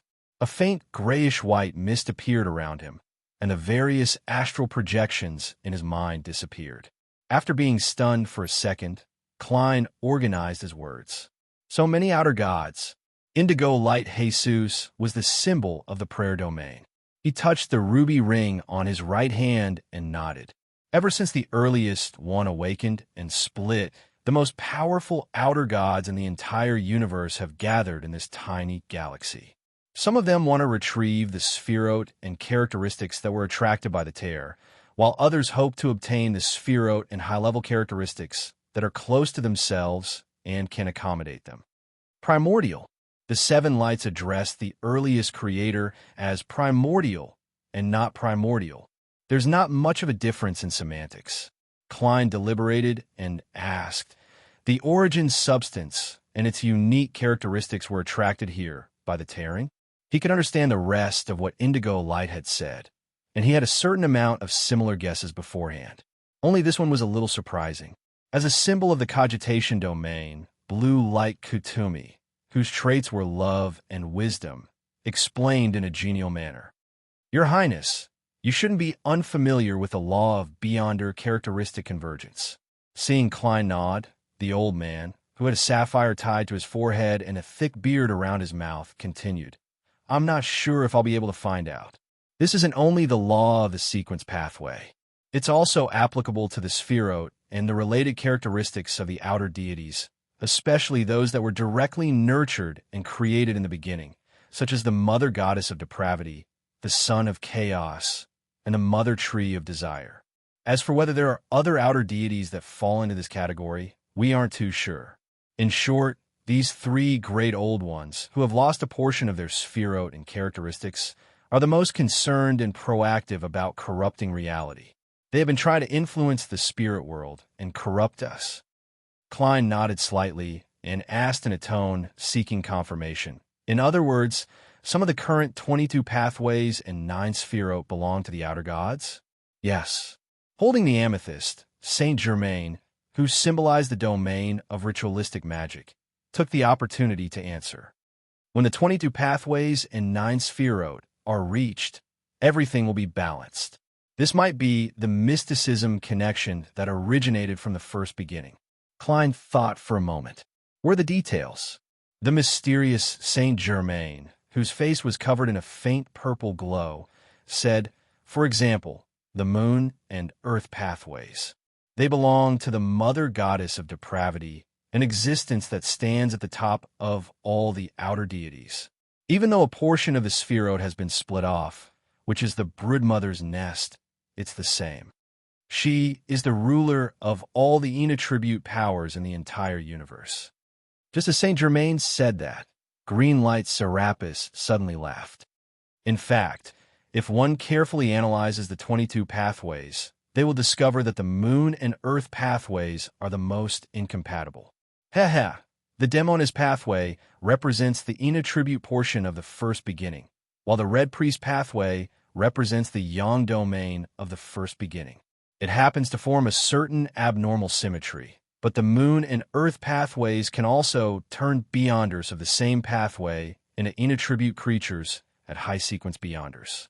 Furthermore, there are no pathways that are symmetrical with them. Seeing Klein raise his eyebrows, Green Light, who had long artistic hair, added with a smile, in fact, if one carefully analyzes the 22 pathways, one will discover that the moon and earth pathways are the two most incompatible. The earth pathway sequence 2 is desolate matriarch. The moon pathway sequence 1 is beauty goddess. Therefore, the sanguine only have queens and no male princes. Was the ancient god Lilith originally a man or a woman? Klein mumbled inwardly and asked thoughtfully, what's the matter? The primordial moon is the mother goddess of depravity? Yes. Red Light Ire, who was wearing a diamond crown, nodded solemnly. He occupies the moon, and through his level and influence on the broodmother and the two pathways' uniquenesses, he gradually erodes reality. The primordial moon is his embodiment in this world. At this point, Ire Marilla paused for a moment before continuing. Her full name is Mother Goddess of Depravity, beginning of evil, immortal, nest of filth. Klein recalled the exaggerated reaction of the moon when he first learned of the secret of the cosmos. He felt a chill run down his spine as he hurriedly asked, the devil and prisoner pathways come from the mother tree of desire? Yellow Light Venethan, who was dressed in a lemon-yellow robe, sighed. Yes, her full name is Mother Tree of Desire, Father of Devils, Eternal Roar, and God of Lost Mind. Therefore, she was able to seize the opportunity when the chained god had a problem and complete the erosion relatively easily. Mother, Father, Is that fellow a man or a woman? Yes, to an existence at this level, it's very normal for there to be no difference between male and female. Different embodiments have different appearances. Heh, he even wants to give me a child. From the state of the chain god, if I were to really be captured, the child would probably be me. Then, that child would inherit Sapphira Castle, allowing the mother tree of desire to indirectly erode and control this Sapphira. From this angle, perhaps the prisoner pathway's indulgence of desires is the correct path of acting, but this correct path leads to an outer deity. It's better to restrain myself. Klein frowned slightly as he raised a question that he had guessed and yearned for an answer to. Since there are so many outer deities, why haven't they invaded our world yet? From the information Klein currently knew, he could infer that even if there was only the mother goddess of depravity and the mother tree of desire, the outer deities could easily finish off the 7 deities, the true creator, the primordial demoness, and other existences. The plump orange light Hilarion smiled. All our suffering comes from the beginning, and all our luck also comes from the beginning. What he left behind isn't only spirit, will imprint corruption, but also Sapphira, characteristics, and powers. His remnant powers formed an invisible barrier outside the planet, preventing the outer deities from directly invading. However, with the passage of time, due to the beginning not being able to truly resurrect, his will and powers were fading. At the end of the 4th epoch, this reached a very serious level. As a result, cracks appeared on the invisible barrier, and the 7 deities had no choice but to move their divine kingdoms to the astral world to make up for the gap. It's no wonder that true deities can still walk on the ground in the 4th epoch, but they rarely descend in the 5th epoch. Klein was immediately enlightened as he pressed. When the beginning's will and powers weaken further, and the invisible barrier disappears, the apocalypse will arrive. Orange Light Hilarion, who had been smiling all this while, looked at Yellow Light Venathan as his expression turned solemn. Yes, when the time comes, the mother goddess of depravity, the mother tree of desire, and the son of chaos will invade. Even if the goddess becomes a great old one, she won't be able to stop them.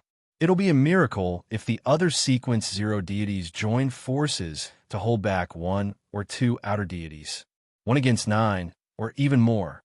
Klein's scalp tingled as he once again deeply experienced what despair was. It's no wonder it's called the apocalypse.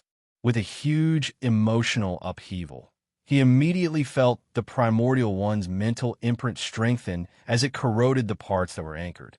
Klein hurriedly calmed his emotions and allowed the fragile balance to reappear.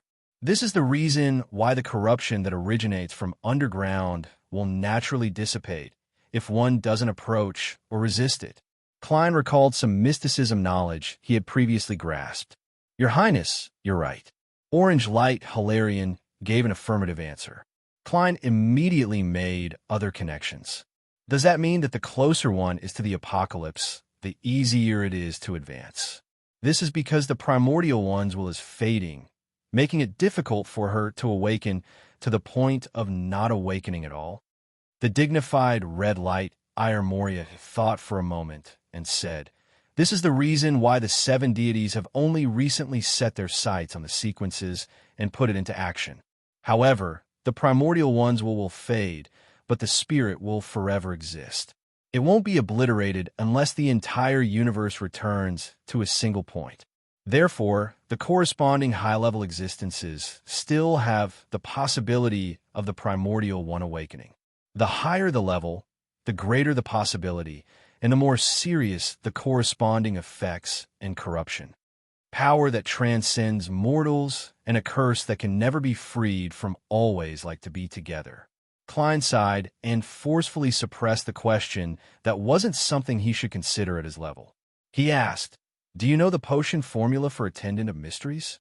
Holding the amethyst, purple light, Saint Germain replied, "This knowledge has a corresponding mystical attachment. This knowledge has a corresponding mysterious attachment. It's not in the spirit world, but according to our observations, the ritual of the Attendant of Mysteries should be closely related to the spirit world." Orange Light Hilarion immediately smiled at Klein. Your Highness, if you need it, we will do our best to help you. This enthusiasm makes me a little afraid. It's just like facing a Rhodes. Klein nodded slightly and prepared to change the topic. He considered for a moment and asked with a solemn expression, "Do you know of the celestial worthy of heaven and earth for blessings?" He translated the term in Elvish. The 7 lights immediately fell silent as they looked at each other. For a moment, no one answered. After a few seconds, Orange Light Hilarion sighed. "We are still unable to determine if you are equivalent to him. He is a great old one who was active from the end of the previous civilization to the middle of the first epoch. He is what we call the great ruler above the spirit world. The celestial worthy of heaven and earth for blessings is his title in the Western continent. His other titles are King of Space-Time, Beacon of Destiny, Embodiment of Sapphira Castle, Ruler of the Spirit World, and, at this point, Orange Light paused. Lord of the Mysteries. Chapter 1307. King of Space-Time, Beacon of Destiny, Embodiment of Sapphira Castle, Ruler of the Spirit World, Lord of the Mysteries. The mysteries mentioned by the ancient sun god refers to the Lord of the Mysteries.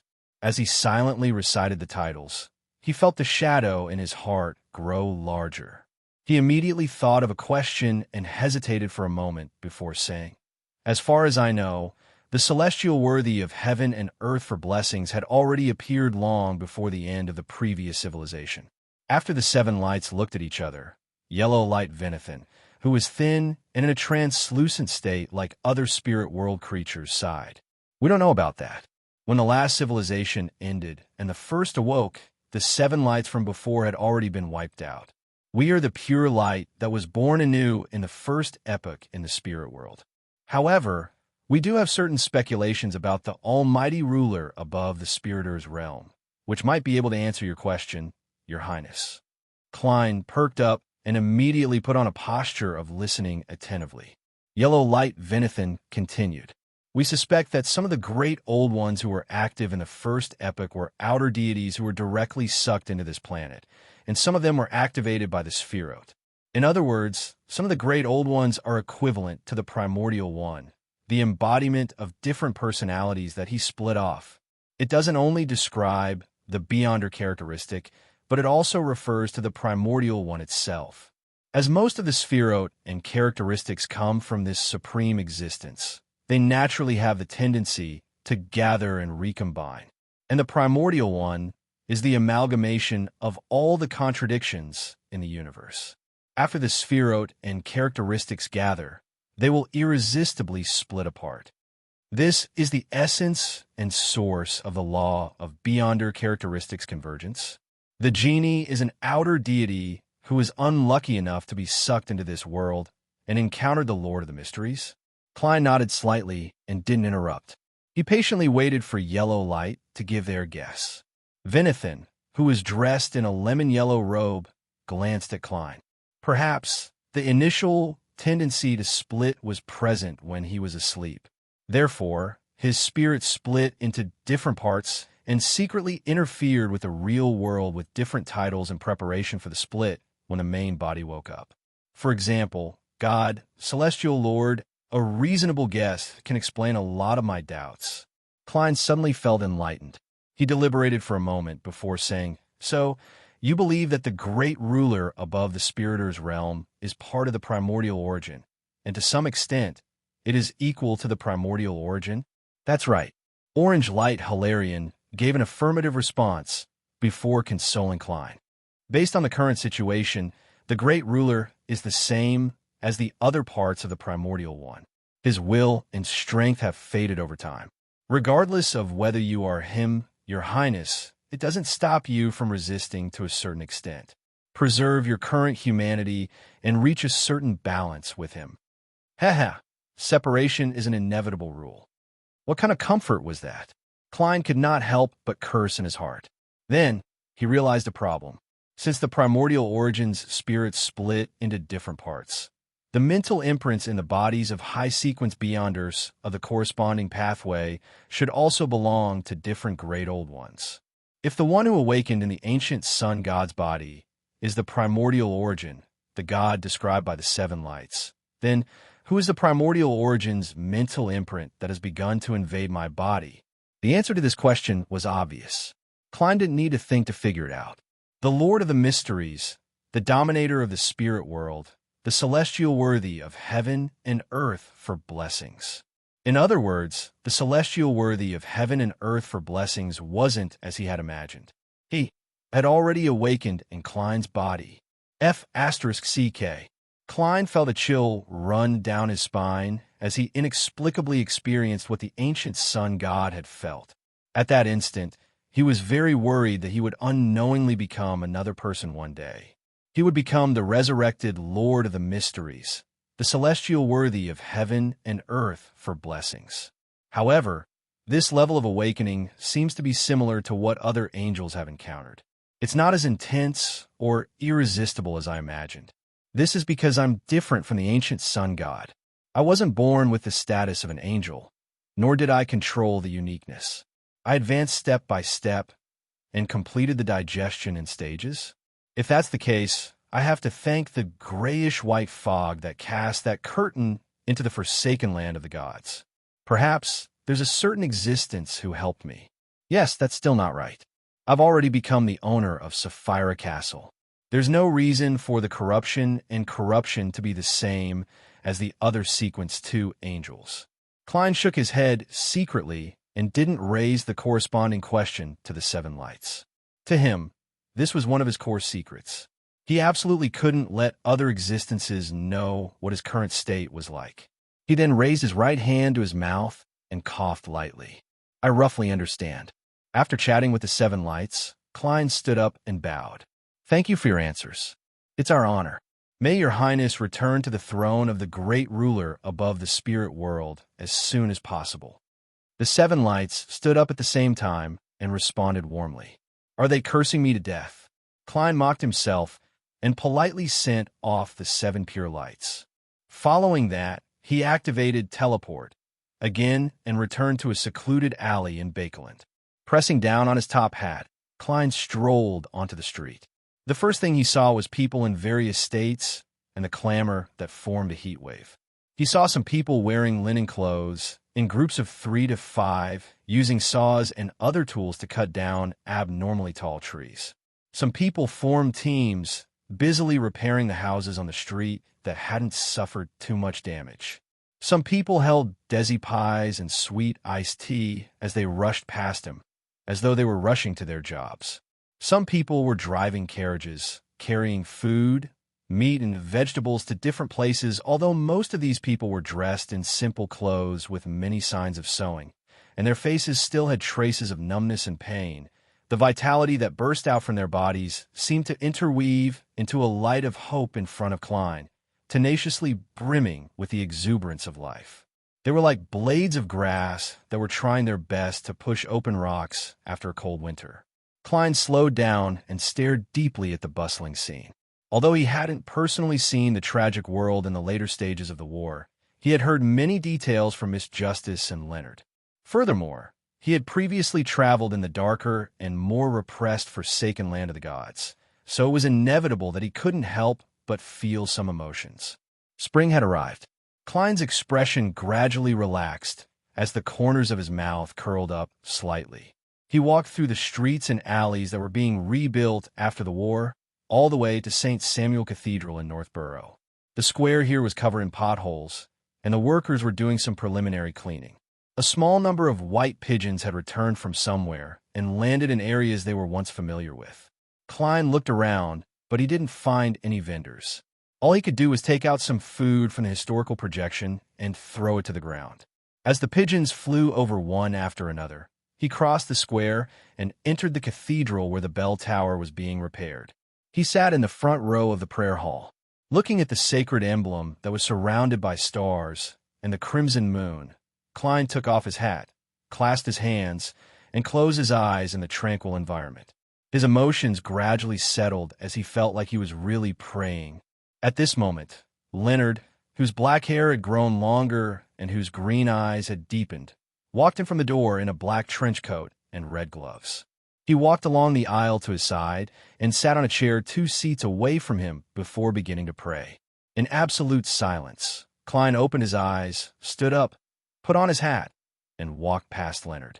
When he was about to reach the door, Leonard slowly got up and followed behind him.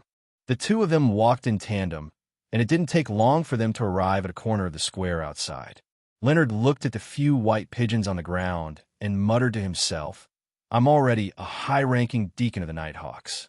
In 2 days, I'll be returning to the Holy Cathedral to study for a period of time and receive the corresponding holy artifact." In the final stages of the war, he had advanced from the front lines to become a sequence 4 Nighthawk. "You don't seem too happy," Klein, who was standing beside Leonard, said without turning his head to look at the pigeon. Leonard smiled in a self-deprecating manner. "I have no right to be unhappy. I'm just wondering if the battle of gods ended so quickly and the outcome was unexpected.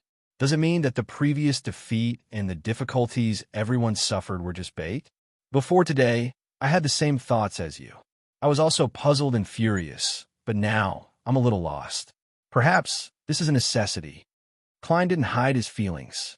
Leonard fell silent for 2 seconds as he looked down at the white pigeon hovering by his feet. Old Man said the same thing. Without waiting for Klein to say another word, he turned his head to glance at his former colleague beside him. "You've already become an angel?" Palaz Zarost had told him that what Klein had done previously seemed to be a preparation for his advancement to an angel. "Yes." Klein nodded slightly. "But this isn't glory or power, but pain, curse, and responsibility."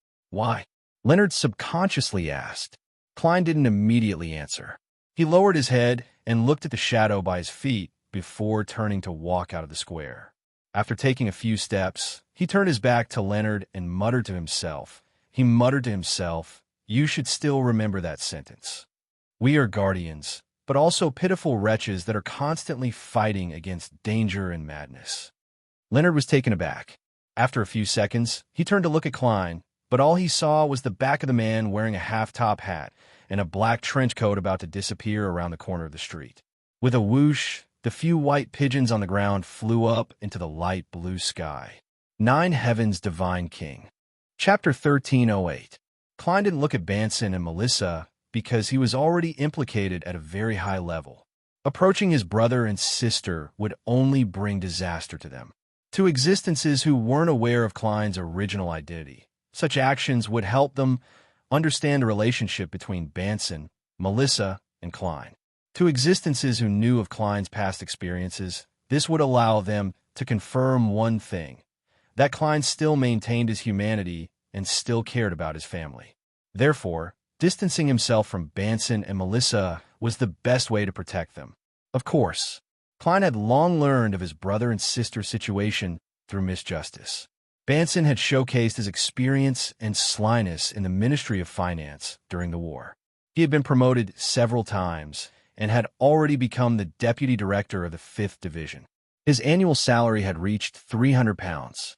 Melissa was favored by her mentor, Portland Moment, who gave her a chance to become a Beyonder. The chancellor of Bakelin University of Technology was a believer of the god of steam and machinery. He had long stepped into the Beyonder pathway, and he was currently a Sequence 7 appraiser. He hoped that Melissa would become a Sequence 9 savant so that she could better learn knowledge and improve her memory. This would lay a good foundation for her future development in the field of machinery. This was Melissa's secret, but it couldn't be hidden from a demigod-level spectator. Furthermore, Audrey had told Klein that Melissa was inclined to agree and would make a decision in the next few days. Regarding this matter, Klein's attitude was tacit. On the one hand, the spiritual perception of the savant pathway was rather limited.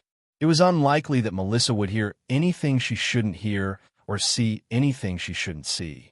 On the other hand, with the apocalypse approaching, the possibility of low-sequence potions causing madness was further reduced. Furthermore, there was him, a miracle invoker, to help reduce the risk of losing control. To a machinery enthusiast, a Sequence 9 savant is enough. Moment's attitude is the same. He doesn't wish for a believer of the Evernight goddess to obtain too many potions from the Church of Steam and Steam. Yes, The apocalypse is approaching day by day, and the invisible barrier is becoming weaker. The outer deity's corruption of this world will become more and more obvious. The chances of ordinary people encountering Beyonder events will definitely increase. From his point of view, it's also a good thing for Melissa to become a Beyonder. If she can successfully advance to Sequence 6 Artisan, which is also a mechanical expert, she can both fulfill her dream and protect herself and Banson. I'll get Miss Justice to find an opportunity to teach the acting method to Melissa without leaving a trace. How much she can grow in the future will be up to her. At most, I can give her some good luck. Formulas, ingredients. I'm really like a worried brother. I'm like that to begin with. Does this count as fulfilling a wish in a certain sense? Wait, Melissa definitely has the wish to revive Klein. If I were to directly walk in front of her now, will I receive enough feedback? Forget it. This will bring a devastating disaster to her and Banson. Klein shook his head and stopped himself from finding excuses.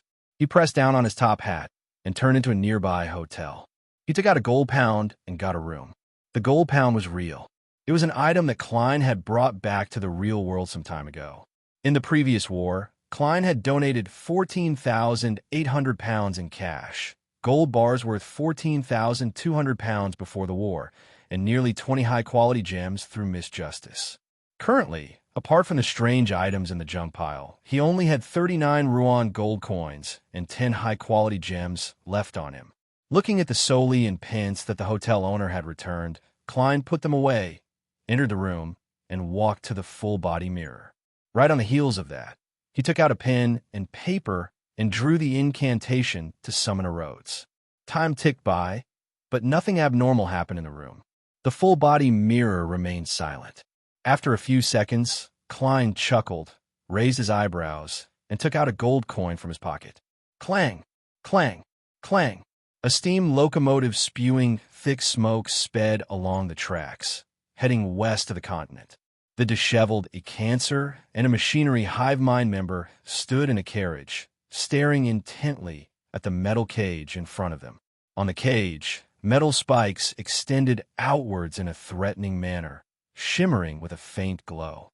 Deacon, are you still planning on returning to Rouen after going to Intis? The machinery hive mind member, who looked like a typical Rouen person, couldn't help but ask as he looked out the window at the planes that were rapidly passing by. After the war ended, the Church of Steam, which was on the wrong side, had no choice but to swallow the bitter pill of defeat. They had to transfer all Beyonders at the demigod level and above and sealed artifacts above grade 2 out of Rouen within the time limits set by the churches of Evernight and Storm. In other words, they had lost their original status and could only preach in Rouen like the Church of Earth and maintain a small number of churches. If it weren't for the fact that there were too many people who believed in the god of steam and machinery, and some of them were key figures in the post-war reconstruction, the Church of Steam and Machinery might not have been able to retain such treatment. Similarly, a small number of cathedrals only needed a small number of machinery, hive mind members. Most of the Beyonders of the Church of Steam in Rouen had to migrate to Intis. The cancer was silent for a few seconds. I have to listen to the arrangements of the archbishops, but I will take the initiative to apply to return to Rouen. This is where my childhood, adolescence, and youth are. There are too many memories that I cannot let go of. As he spoke, he looked into the distance and seemed to see the capital of myriad capitals again. At this moment, the metal cage that was covered with spikes suddenly shook. Bolts of silver-white lightning appeared out of thin air and fell one after another. They were all absorbed by the metal cage and flowed to the ground outside the steam locomotive through a few rubber wires, leaving behind a trail of sparks. Bang! Bang! Bang! The metal cage seemed to have an invisible hand slapping at it, but no matter how hard it tried, it couldn't break the barrier. The magic mirror's reaction is very intense. It's always been very quiet, the machinery hive mind member who had just asked the question said in puzzlement. Amidst the banging sounds, a cancer subconsciously touched his hair. That's not the case. It will sometimes show its crazy side. If not for what happened, we would still treat it as a grade 2 sealed artifact. Is that so? Haha, I've never come into contact with it before. I thought the magic mirror didn't want to leave Bakeland, the machinery hive mind member joked. Ha! Bolts of lightning struck down and were sucked away by the metal cage. Bang! Bang! Bang! The slapping sounds gradually lengthened, as if it was making its final and most powerless wail. The cancer took out a slightly old and exquisite pocket watch and opened it to take a look. It only lasted for 2 minutes. It's much better than this morning. The machinery hive mind member who had just been transferred over was about to ask, when he suddenly heard the slapping sounds stop abruptly, as if it had been affected by some irresistible factor. "Is this the style of the magic mirror?" he asked. The cancer frowned slightly. "Not really. Normally speaking, it would last for 20 to 30 seconds without any strength. There seems to be a problem." "Deacon, don't worry. There's a real important figure on the train, an important figure above the archbishops." The machinery hive mind member beside him comforted him indifferently. There were too many dangerous sealed artifacts on this steam locomotive. If there weren't any powerful people watching over it, problems would definitely arise. The cancer nodded, indicating that he wasn't worried. On a rural road, more than 10 kilometers away from the steam locomotive, Klein was sitting in the carriage he had summoned. In front of him was a mirror.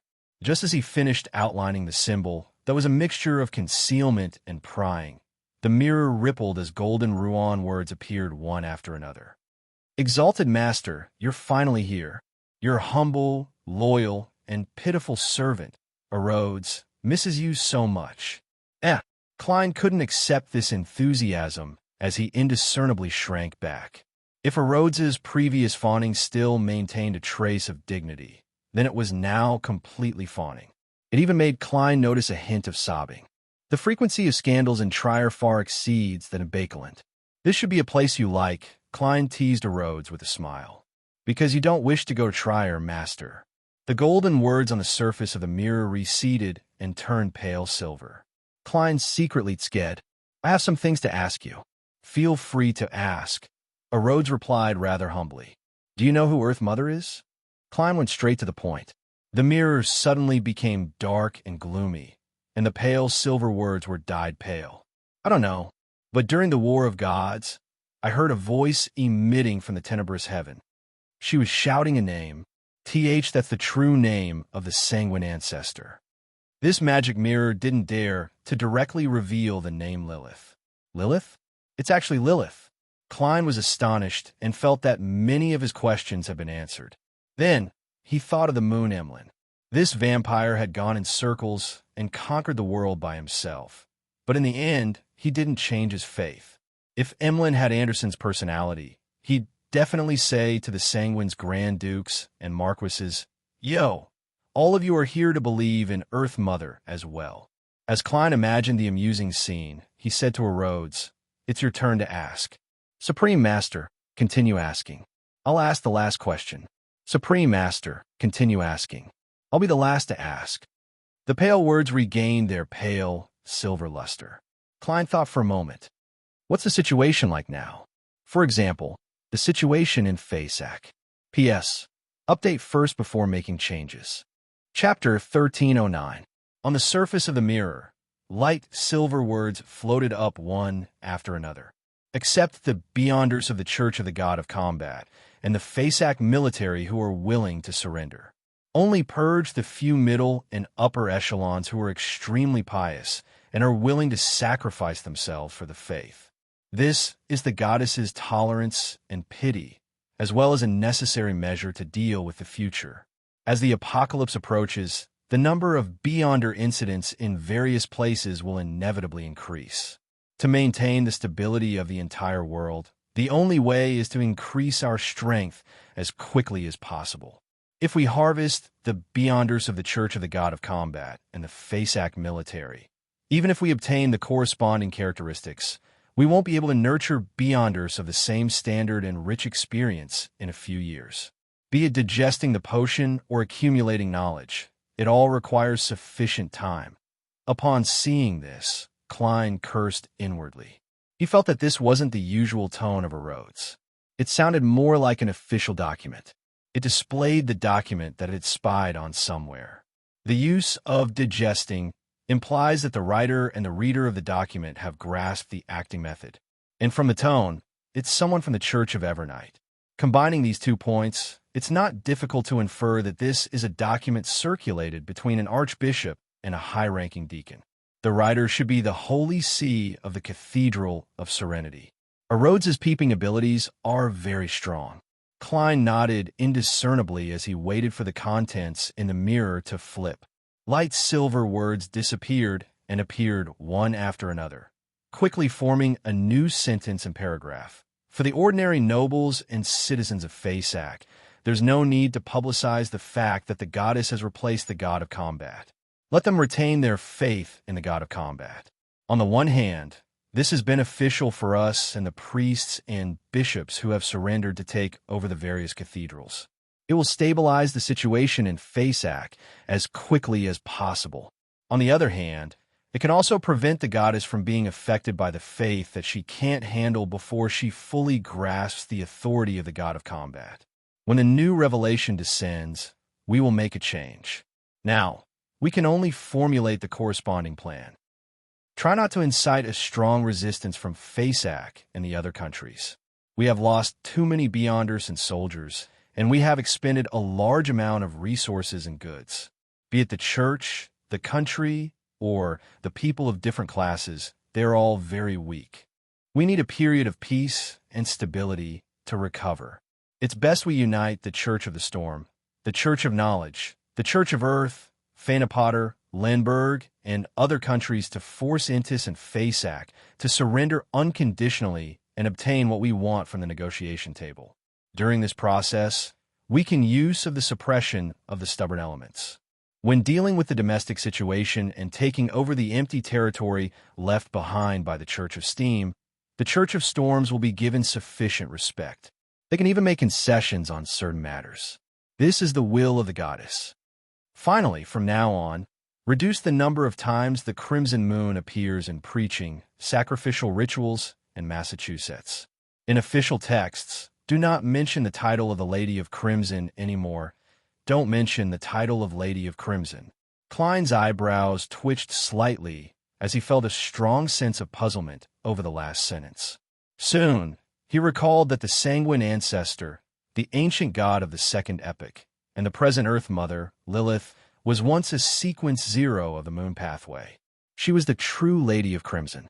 He was instantly enlightened as he vaguely understood that this was perhaps the exchange under the table. It was a necessary price. Yes, the goddess's attitude is very clear. That is to stabilize the situation as soon as possible, before she truly controls the authority of death and god of combat and becomes a great old one. There's no doubt that she doesn't wish for any more orthodox gods to perish. That way, no one will fill the gap in the invisible barrier left behind by the primordial one. The outer gods will find an opportunity to bring forward the apocalypse. Also, based on Ruan's current situation, if the war continues, the anchor will shake even more. It might even cause the primordial one to awaken in the goddess's body. Previously, the goddess took a huge risk by retreating the battlefront to Bakeland. She had to divert more strength to suppress the primordial one. If Earth Mother were to betray her, she might perish faster than the god of combat. Could it be that she has other trump cards? The Church of the Goddess and the Church of the Storm seem to have suffered considerable losses. It's no wonder that those irascible fellows didn't attempt to counterattack after the resistance announced that they would preserve the corresponding churches and respect the faith of the Storm. They tacitly agreed to the establishment of the new government. Klein muttered to himself as he gained a general grasp of the current situation. He then raised a third question. If the Evernight goddess wishes to advance further, does she need to find the river of eternal darkness? This was one of the 9 Spheroid. Klein remembered that Rhodes had once mentioned that this river was related to the ancient death, Phoenix ancestor Greg race. The clues seemed to be hidden deep in the spirit world city, Calderon City. Yes, great master. The silver words twisted and squirmed, forming new text. That death at the end of the 4th epoch should have been able to use the river of eternal darkness. He attempted to use this Spheroid to forcefully accommodate the uniqueness of a non-neighboring pathway. Then he went mad. So death was that crazy back then. I knew it. A sequence zero true god who has experienced 3 epochs and seen the blasphemy slate wouldn't lack common sense and randomly drink potions. It's not like a listed tutor has already reached a state of madness or death. It's no wonder death only brought a primordial demoness with him to challenge the 7 deities in their split states. Back then, he was equivalent to half a great old one. Previously, Mr. Aztec had a golden phoenix accessory from death. Klein connected the dots. Suddenly, he hissed inwardly, a little suspecting that the goddess had marked the price of so many gifts as the river of eternal darkness. It was just like how the true creator had repeatedly tolerated him in order to drive him into the giant king's residence and obtain the first blasphemy slate. As the owner of Sapphira Castle, he was probably the only person with a relatively high sequence who could resist the corruption of other Sephiroth. Of course, the Evernight goddess could also wait a few more years or more. She could wait for the primordial ones to further weaken before personally obtaining it. However, if that was the case, Klein didn't know if he could complete the ritual before the apocalypse. He then reined in his thoughts and raised the 4th question. Where can I obtain the attendant of Mystery's potion formula? Erodes made the silver words form a brand new content. Zeradol. First blasphemy slate. Second blasphemy slate. The Fool's card and the Card of Blasphemy. Mythical creature evolved from the Fool's uniqueness. The first and second choices might be plotting how to deal with me. Zeradol is more terrifying and cunning than the dark demonic wolf. If I were to plot against him, there's a high chance that I'll fall into his trap. The risk is extremely high. The third choice is Amon's brother. He should have used this war to become a visionary.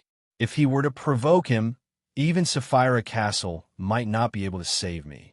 The 4th and 5th choices are related to the half-fool of the Antigonus family and the goddess's foggy town.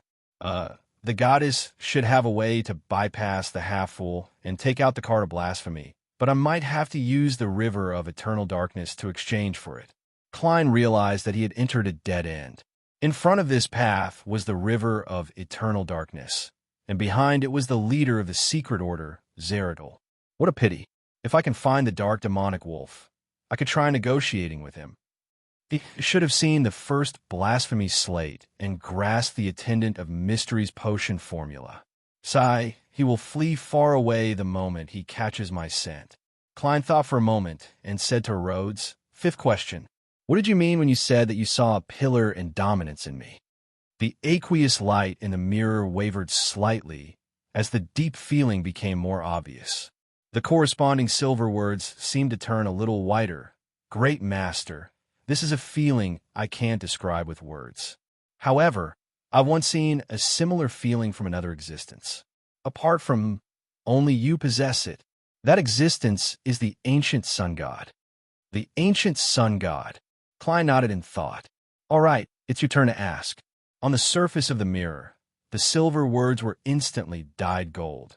Exalted Master, can you take away your loyal and humble servant? Erodes this time? Exalted Master, can you take away your loyal and humble servant? Erodes this time. This question appeared 5 times in a row, completely filling the surface of the mirror. Having become an angel, Klein was no longer afraid of Erodes. After a few seconds of consideration, he smiled and said, I'll talk to that angel. I'll go talk to the angel. This is basic courtesy. With a boom, streaks of illusory light of different colors shot out from the mirror, exploding into fireworks in the carriage. Almost at the same time, 2 slightly dark beams of light extended out from the edges, as though the mirror had grown 2 incorporeal arms. These 2 arms originally wanted to reach towards Klein's calf, but they silently retracted and gently swayed on the spot. Praise be to the exalted Master. After the fireworks fell, a golden message appeared in the mirror. In the middle section of the steam locomotive, in a room with simple furnishings, a tall, handsome young man with chestnut-colored long hair sat on a hardwood chair. He faced the triangular sacred emblem, clasped his hands, and closed his eyes as he prayed piously. On the narrow table beside him was a doll made of metal parts. Behind the doll, there was a faint intertwining light. Suddenly, the young man opened his eyes and looked to the side. At some point in time, a figure had appeared there. In the young man's blue eyes, the figure only looked like a human, but in essence, it was an invisible vortex wearing a silk top hat and a black trench coat. Inside the vortex, there were transparent and twisted maggots huddled together, moving back and forth. German Sparrow. The young man calmly read out a name. All the items around him floated up, but there was no wind in the room. Klein pressed down on his top hat and revealed his human face. "How should I address you?" The young man nodded slightly. "Benova Gustav." Chapter 13:10. Benova Gustav. Klein's gaze slid past the young man's face and landed on the floating items and the puppet formed from metal parts.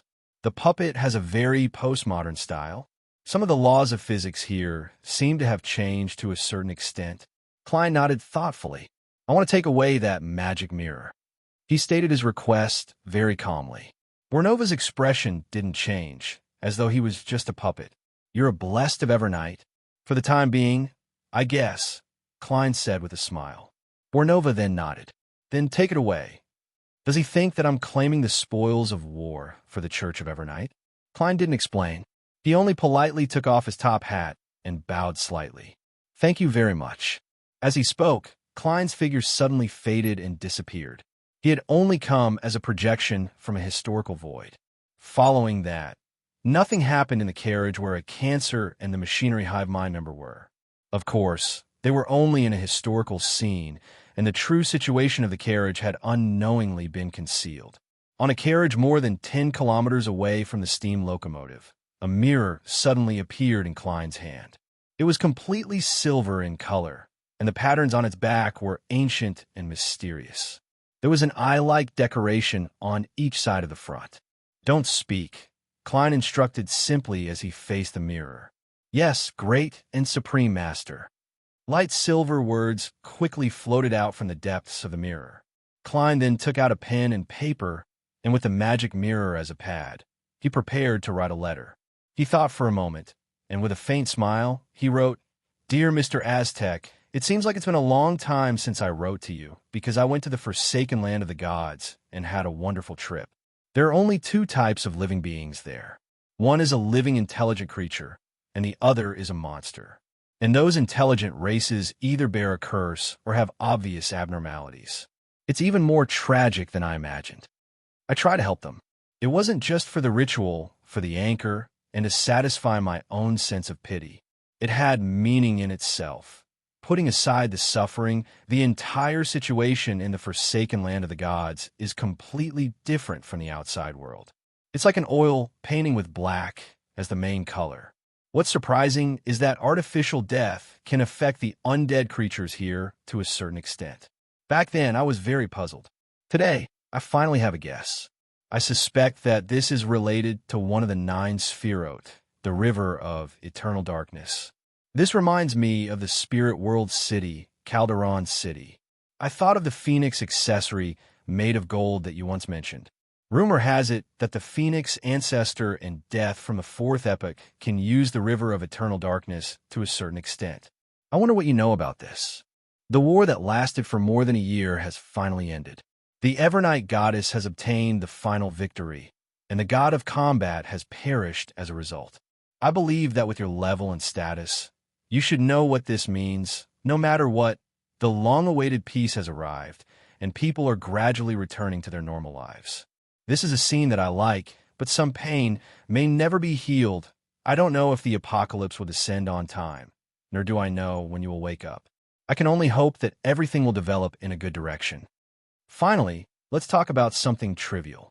I've already advanced to Sequence 2 and become a miracle invoker. This is both a curse and a hope. I wish you well. Your eternal student, Klein Moretti. After writing it, Klein checked it carefully before folding the letter. He blew Aztec's copper whistle and summoned the skeleton messenger. When the gigantic messenger emerged from the ground, all its bones trembled, as though it had sensed the aura of the great ruler above the spirit world. Klein chuckled and handed the letter to the messenger of unknown numbers. He watched it bow clumsily before disintegrating into a fountain of bones that burrowed into the ground. After doing this, Klein cast his gaze at the magic mirror on his thigh. Sensing his gaze, the aqueous light on the surface of the mirror fluctuated as silver words appeared. "Great Master, where do we go next?" "Where to?" Klein repeated the question inwardly. He really wanted to directly teleport to the main peak of the Hornacis mountain range and enter the ancient palace between reality and the foggy town. He wanted to see if there was a chance to take away the most useful card of blasphemy from the Antigonus family's half-full. With his current strength, which was equivalent to more than half a sequence 1, this wasn't an impossible mission. Back when Zeradal was a sequence 2, he was able to obtain the main ingredient of Attendant of Mysteries from the half-full. Of course, the premise of all of this was that the Evernight goddess maintained the suppression and seal on the Antigonus family's ancestor. Hence, the matter circled back to the deal with the Evernight goddess. Now, I'm already the owner of Sapphira Castle. I can separate a portion of the worms of spirit to stay above the gray fog and constantly respond to prayers. This way, apart from having a certain latent danger to my mental state, there are quite a few benefits in other aspects. Yes, I can support my main body at any time, and I also have another means of resurrection. Even if my main body is completely destroyed, I can rely on the worms of spirit above the gray fog to reassemble my will and body.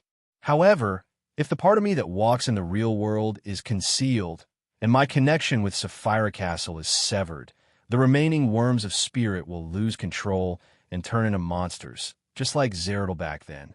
Klein quickly analyzed the situation and felt that with his current strength, it was best not to venture deep into the spirit world's Calderon city for the time being. Even if he were to search for clues to the river of eternal darkness, he would have to wait until he fulfilled many wishes and reached the level of a true miracle invoker. With this in mind, Klein patted the magic mirror and smiled. "Next, let's go wandering together. Do you have anywhere you want to go?" "Trier, no. I'll go wherever you want to go," Rhodes replied humbly. Klein smiled, jumped off the carriage, and walked towards the nearest city.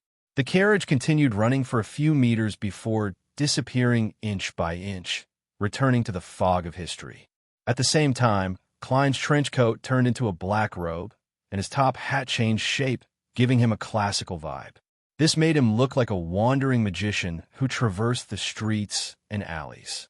In a relatively intact house in Bakeland, dressed in a holy white robe, the beautiful demoness of On Aging, Katerina, put down the mirror in her hand and turned her head to the young man who was rocking a reclining chair beside her. "The war is over. They've finally decided to summon me back to headquarters. I've been waiting for this day for too long." The young man, sitting on the reclining chair, sked. He wore a black robe with red patterns. He had soft lines, brown skin, and a slightly pale face. He was none other than the gatekeeper who had been possessed by the red angel evil spirit. Katerina pressed down on the table with both hands and sat down. The corners of her mouth curled up. The corners of her lips curled up as she said, "You don't seem anxious at all. When you've been imprisoned underground with two detestable fellows for 1,000 to 2,000 years without being able to escape, you will know that waiting for a year or two is very relaxing and satisfying." "I'm not anxious at all," the red angel evil spirit said with a chuckle. "When this matter is over, if you're curious, I'll let you experience it. Of course, I'll remember to throw you 2 male companions. As for how long you can use them, it will depend on how much you restrain yourself."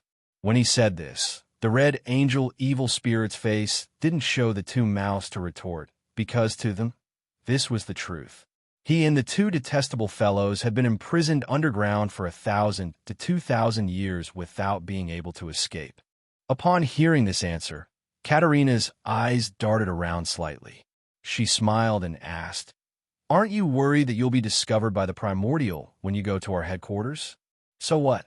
There's always a need to take risks when doing things. Furthermore, the worst outcome is to fuse with him.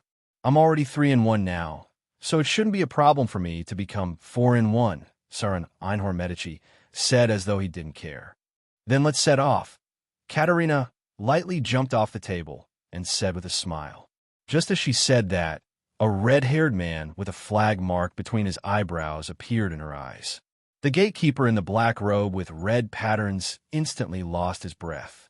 His skin and flesh rapidly rotted, turning into yellowish-green pus. In just a few seconds, there was only a white skeleton and the Beyonder characteristic left on the reclining chair. Katerina beckoned with her hand, allowing the Beyonder characteristic to be pulled by invisible threads into her palm. Right on the heels of that, her body lost its corporeal feeling as she suddenly drilled into the mirror she had previously used. A dark and illusory path that didn't seem real appeared in front of the Saintess of White.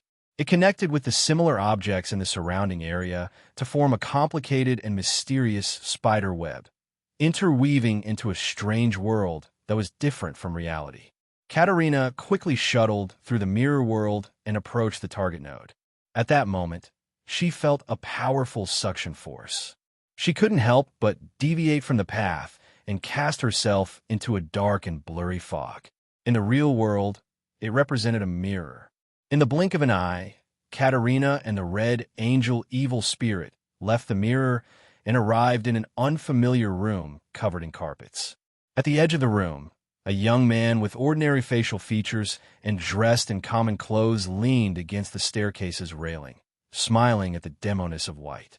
His left hand was constantly tossing an item.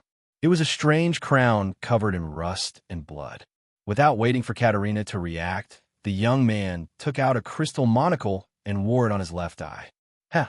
The red angel evil spirit's sneer echoed in Katerina's mind. In the next second, the young man took off the monocle and moved it to his right eye. Then he smiled and said, "Sorry, I wore it in the wrong place." P.S. Thank you, everyone. 100,000 subscriptions have been achieved during the serialization period, Divine King of the Nine Heavens. Chapter 1311. Upon seeing this scene, Katerina's body uncontrollably took a step back, and her mind fell silent. 2 seconds later, she opened her mouth and let out a man's voice. "Yo, little crow." Without waiting for the young man to respond, Katerina smiled and said, "Only a few avatars came." "Only a few avatars? Aren't you looking down on me too much? Could it be that you're a postman who specially sent me Beyonder ingredients? Tell me, what do you want to cooperate on? I don't hate you that much. After all, what happened back then was planned by that paranoid maniac. The mastermind was a listitutor. You can only be considered an accomplice." The man opposite her grabbed the crown that was covered in rust and blood, straightened his body, and shook his head with a smile. "The moment I heard your voice, I didn't want to cooperate. How about this? Get Sauron and Einhorn to come out and talk to me. Tisk TSK, it's been so many years, yet you're still as willful as a child. Do you still remember who was responsible for carrying you when you were a baby? Who was the one who burned your hair?" The red angel evil spirit mocked without backing down.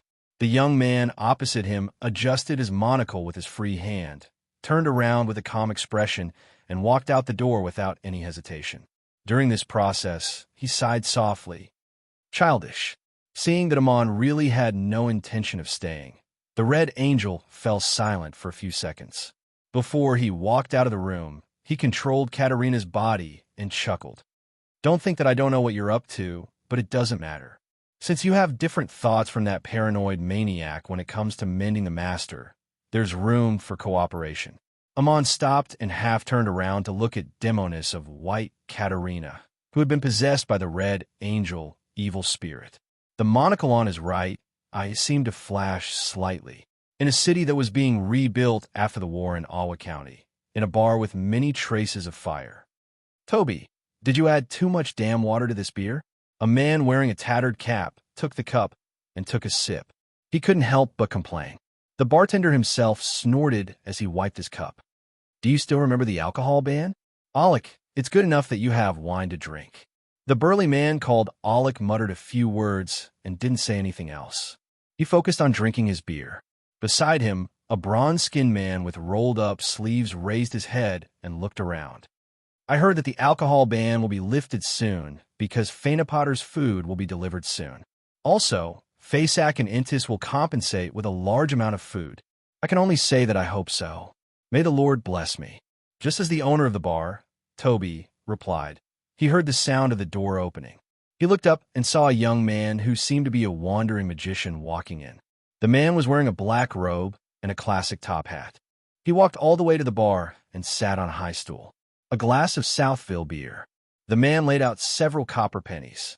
The burly man named Alec turned his head to look at the stranger and asked curiously, "You're a foreigner? Magicians?" The young man, who had no distinguishing features and was hard to remember, laughed and said, "Yes, I'm best at making people's wishes come true." Alec immediately whistled. "What did I hear? Satisfy people's wishes. Lord, there's a guy here pretending to be a deity." Such ridicule immediately caused the surrounding people to roar with laughter. The young man who claimed to be magicians was not angry at all. "That's just a special magic trick." Alec gulped down a mouthful of beer and laughed. "Then grant me a wish. Let this stingy boss buy me a beer." "All right." The young man in the black robe raised his right hand and lightly knocked on the table. With a thud, the bar owner, Toby, poured a glass of beer and pushed it in front of Alec. Then, he retracted his hand and repeated his action of wiping the glass. This scene seemed familiar, causing Alec to be stunned for a moment. He shouted in a daze, "Don't worry. Toby, do you know him?" "No." The boss, Toby, glanced at Alec as though he was looking at a fool. Alec raised his glass in uncertainty and carefully took a sip to test if Toby would let him pay. Seeing that the bar owner was ignoring him, the burly man turned his head in surprise and looked at the young man in the black robe and tall hat. "How did you do it?" "I've said it before, a special magic trick." The young man leisurely drank a mouthful of Southville beer. In Alec's bewilderment, the man beside him with his sleeves rolled up scoffed.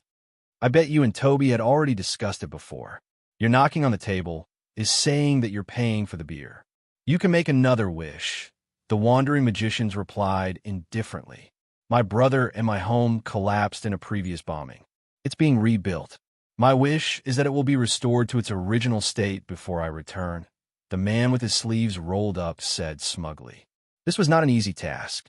The wandering magician raised his right hand and snapped his fingers. Then he smiled and said, "That's right." Then he smiled and said, "All right, your wish has been granted." The people in the bar who were paying attention to this side laughed, no longer paying attention to the outsider and his clumsy magic show. After drinking, the man with his sleeves rolled up left the bar drunkenly with Alec and walked all the way to the streets near the suburbs. 15 minutes later, they returned to the vicinity of their home that was being rebuilt and prepared to enter the tent provided by the government. At this moment, a cold breeze blew over, causing them to shiver at the same time. Right on the heels of that, an intact two-story building appeared in front of them. It was a house that they were abnormally familiar with, one that they had spent years building. Alec and his brother subconsciously turned their heads and looked at each other, discovering the same confusion in each other's eyes. "I didn't drink much. That darn Toby mixed so much water into the beer." Alec mumbled, as though he was hallucinating from the alcohol. His brother didn't respond. After being stunned for a few seconds, he suddenly ran towards the house and touched the walls and door. "It's true, it's true." He kept muttering to himself as though he had gone mad. Alec also did the same thing. He finally confirmed that the house that was being rebuilt had been restored to its original appearance. This left him surprised, delighted, and afraid. At this moment, his brother suddenly said, "My wish has been granted. My wish has come true." That magician. Before he could finish his sentence, he turned around and ran for the bar. Alec came to his senses and followed closely behind. Bang! They pushed open the bar's door and rushed in, eagerly casting their gazes at the bar counter.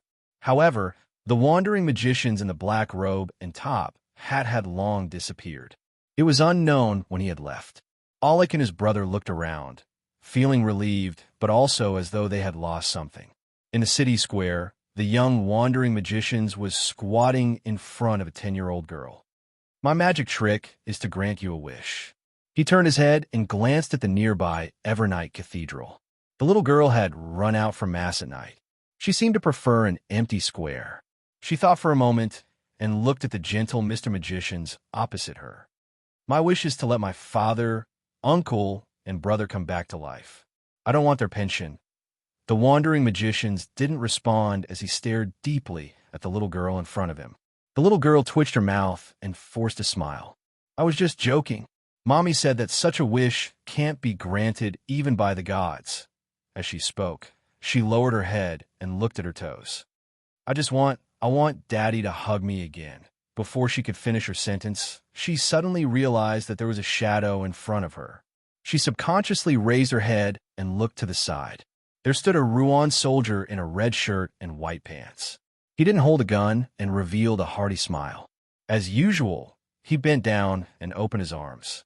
Daddy! The little girl suddenly pounced forward and threw herself into the warm embrace. I miss you so much. At this moment, the young wandering magicians pressed the top hat on his head, straightened his body, and walked towards the exit of the square. In the night breeze, his black robe gently swayed in the empty square. In the blink of an eye, it was Monday. In the ancient palace above the gray fog, the members of the tarot appeared at the same time and greeted Mr. Fool in unison. Klein looked around and suddenly felt a little emotional. The hanging man was currently a cardinal of the Church of the Storm and was in charge of the Rorstad Archipelago Diocese. Although Justice had temporarily lost contact with the psychological alchemy, she also had the qualifications to become a counselor. The sun was an elder of the City of Silver's 6-member council. The moon was a sanguine earl. The star was a high-ranking deacon of the Church of Evernight's Nighthawks. The hermit was the hidden king above the sea, one of the 10 pillars of the Moses ascetic order. Apart from the magicians in judgment, who were only sequence 5, the other members of the tarot were already demigods. They were the upper echelons of the different factions in the mysterious world. As for the magicians, they had the support of the House of Abraham. They had a high chance of advancing to sequence 4 secret sorcerer within a year. In other words, the one who was having the greatest difficulty in raising her strength was Judgment. She was only one of the middle and upper echelons of a My9. It was very difficult for her to become a demigod. Shrouded in the grayish-white fog, the fool Klein quickly retracted his gaze and gave a self-deprecating laugh. It's finally like a top-notch secret organization. However, it gives me the feeling that this is a meeting between the major factions. He then nodded slightly at the members of the tarot. Let's begin. P.S. Update first before making changes. Chapter 13:12. Upon hearing Mr. Fool's words, the hanging man Alger's heart palpitated for some reason. He suddenly had the feeling he had when praying to the Lord of Storms in Pasu Island. When he greeted the fool, he didn't notice any changes in him. Everything seemed to be the same as usual, but at this moment, he believed that Mr. Fool was different from before. This was an experience of spiritual inspiration. Alger couldn't accurately describe it with words. He only felt that the body enveloped by the grayish-white fog was tens of thousands of times more terrifying than before. A seemingly ordinary sentence or simple action could give a person an absolute suppression of their level. Mr. Fool has awakened further. The world went to the forsaken land of the gods and brought the city of silver out. Mr. Fool has awakened further. Now has the level of a sequence 0. If it wasn't for the Sailor Pathway's sensitivity to high-level beyonders, I wouldn't have even discovered it. The hanging man Alger originally wanted to say something, but he had forgotten what he wanted to say. Leonard surveyed the area and saw that the rest of the members remained silent. He then probed. That's not the case. Then, he probed. According to the intelligence gathered, there was indeed a battle of gods that happened previously. What could be confirmed is that the Evernight goddess, the god of combat, and Earth Mother appeared in the sky above Bakeland. As for the outcome, I believe everyone knows very well. What are your thoughts on this? At last week's tarot gathering, Leonard had already mentioned the corresponding matter and had taken the initiative to ask Mr. Fool what had happened. Unfortunately, Mr. Fool had only told him that he had recently been paying attention to the forsaken land of the gods and didn't give a direct answer. I can't understand why such an outcome would happen. The mother-son pair of Earth Mother and the god of combat were actually defeated by the Evernight goddess. Catlia didn't hide her puzzlement. The hanging man Alger reined in his thoughts and said, after some deliberation, I received a piece of information. I've received a piece of intelligence. Faina Potter changed sides as soon as the divine war ended. This means Audrey vaguely grasped something. At this moment, Derek mimicked the lady opposite him and raised his arm. I think I know why. You? After all, Sun had previously been isolated in the forsaken land of the gods. His understanding of the outside world had been instilled by the other members of Tarot. How could he know the details of the battle of gods better than everyone present? Alger, who knew that the sun had always been honest, held back his curiosity and excitement as he asked in a deep voice, What's going on? Why? Derek looked around and calmly said, You have to promise Mr. Fool not to divulge what I'm about to tell you. No problem. Catlia took the lead and said. After everyone made their promises under the Fool's witness, son Derek nodded. Earth Mother isn't giant Queen Omabella. The real Omabella has long died, and her remains are in the City of Silver. This news was like a bomb that fell on the hearts of the other members of the Tarot, setting off a storm that could destroy their rationality. For a moment, the hanging man, Alger, Audrey, and company were unable to speak. It was as though they had been struck by lightning. They were paralyzed in their spots like stone statues. After a while, Leonard asked in disbelief, What's going on? Are you sure? As soon as he said that, he began to regret raising such a question. Since the City of Silver had the remains of giant Queen Omabella, it meant that the entire matter was very credible. Subconsciously, Audrey, Magician's Furs, Zio, and company cast their gazes at the figure at the end of the long, mottled table. They discovered that Mr. Fool's eyes were smiling as he maintained his previous sitting posture without changing at all. This indirectly means that he acknowledges the information provided by Little Sun. Before Sun could answer the star's question, Audrey nodded indiscernibly. This can explain many things. But if Earth Mother isn't the giant queen, why would Angel of Fate Ouroboros believe that she's Omabella? Why would the god of combat cooperate with her? Who exactly is she? Upon hearing Miss Justice's series of questions, the hanging man, Alger, suddenly felt a little emotional. The topic of discussion in the tarot had finally moved from the king of angels to true deities. In the past, although they had stopped the evil god from descending and discussed the hidden history, they rarely discussed the true gods directly. This was a subconscious fear, a deep imprint left on them by the current world. And now, the members of the tarot had unknowingly lost the reverence that came from the depths of their souls. Catlia didn't notice this as she focused on Miss Justice's question. She thought and said, Perhaps Earth Mother has always been disguised as Omabella. This has fooled the Angel of Fate and the god of combat. How is that possible? Zio instinctively muttered. Magicians first took a deep breath and said, What a horror story. At this moment, the silent German sparrow, the world, said, Nothing is impossible. What if this concealment has the help of the Evernight goddess and other true deities? A conspiracy that has lasted for 2,000 to 3,000 years. The hanging man, Alger's eyes froze slightly as he instinctively shrank back.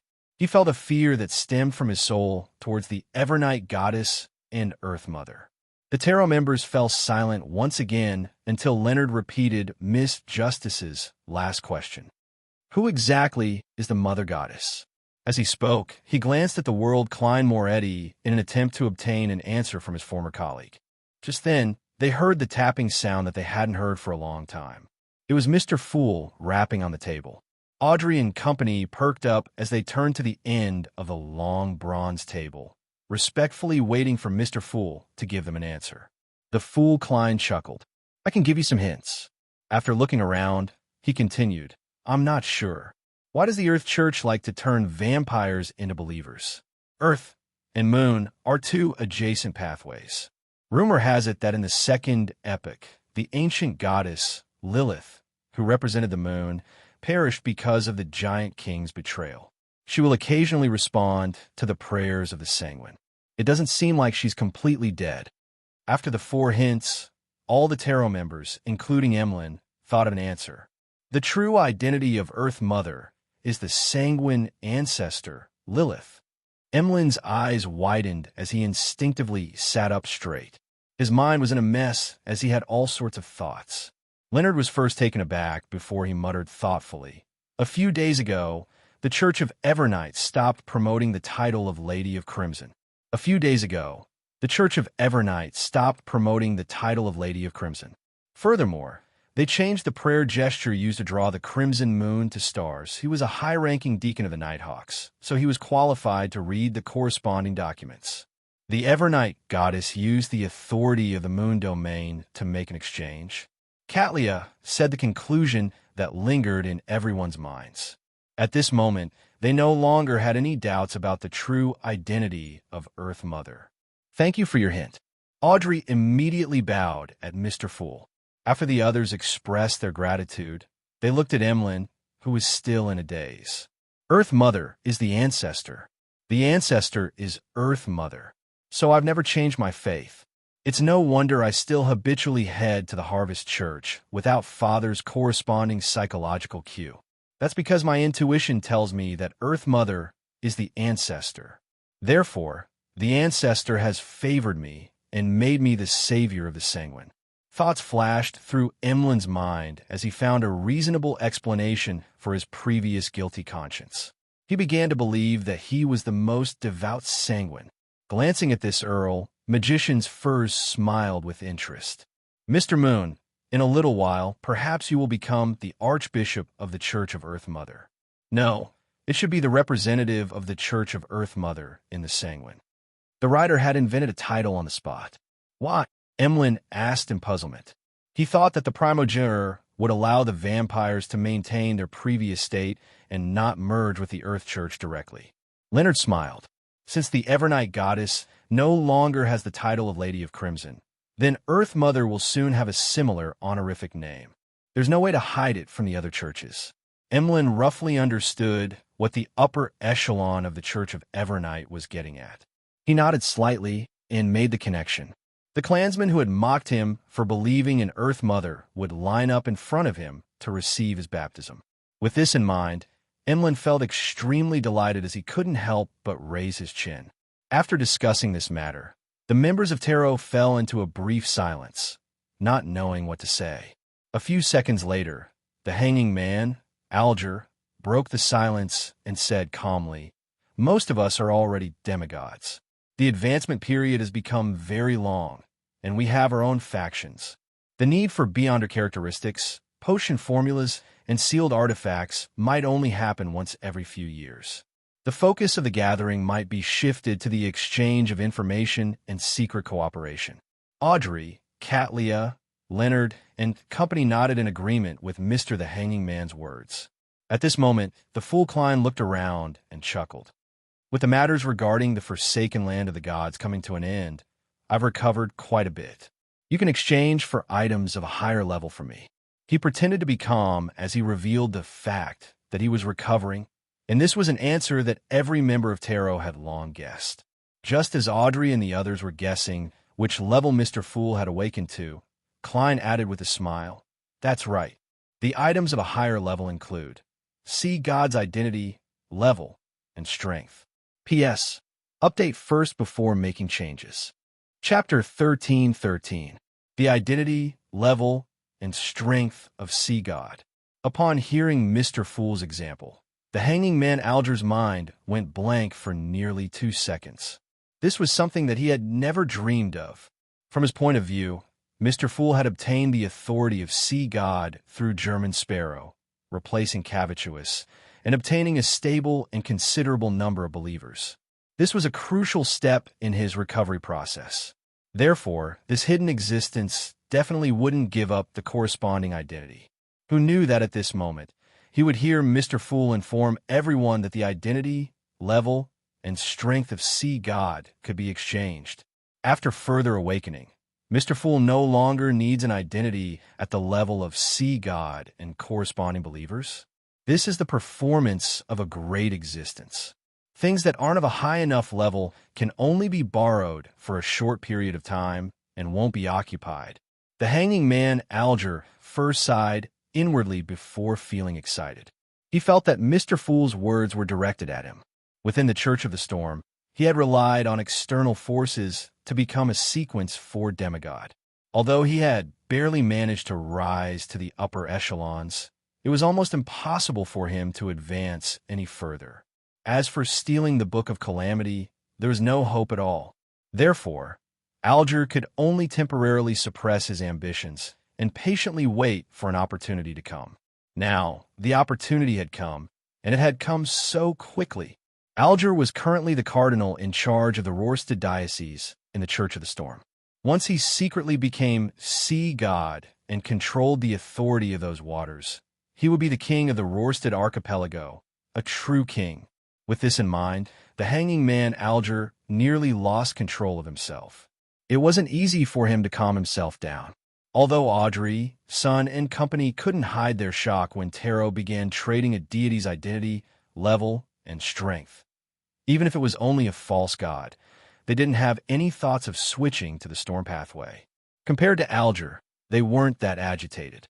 They quickly controlled themselves and cast their gazes at Mr. the Hanging Man. Alger took a deep breath and said humbly to the end of the long bronze table, "Honorable Mr. Fool, what price do I need to pay to exchange for these items?"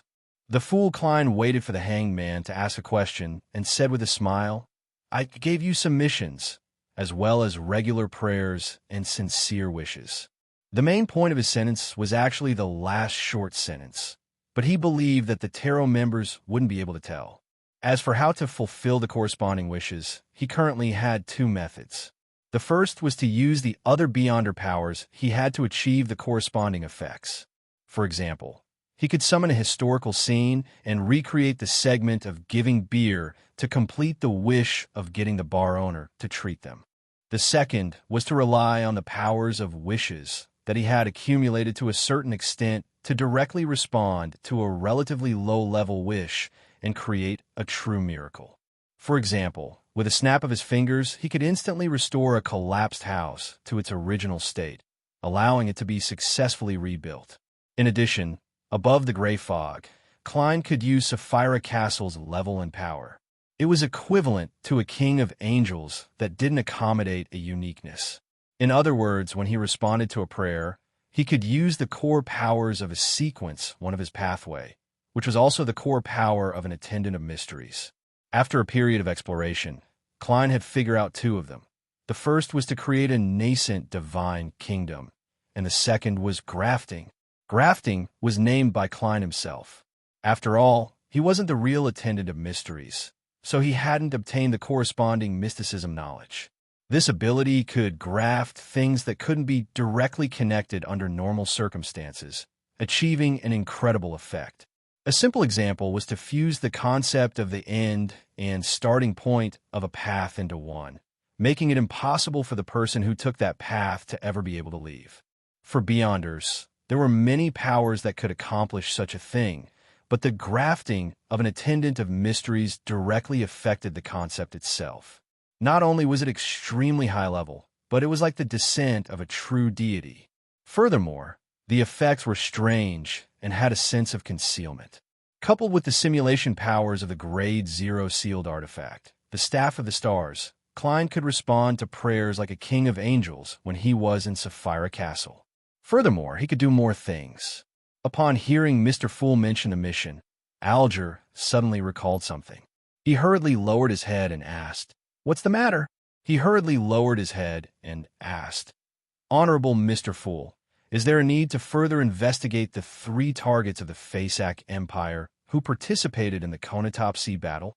He had previously gathered information on the 3 suspected former owners of Creeping Hunger, but he hadn't discovered anything abnormal.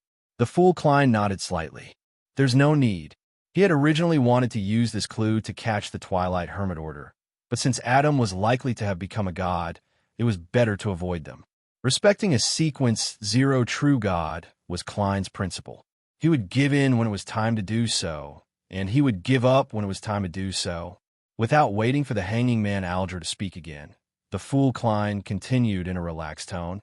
Your current mission is to cooperate with the sea god believers and settle down the people who have left the forsaken land of the gods.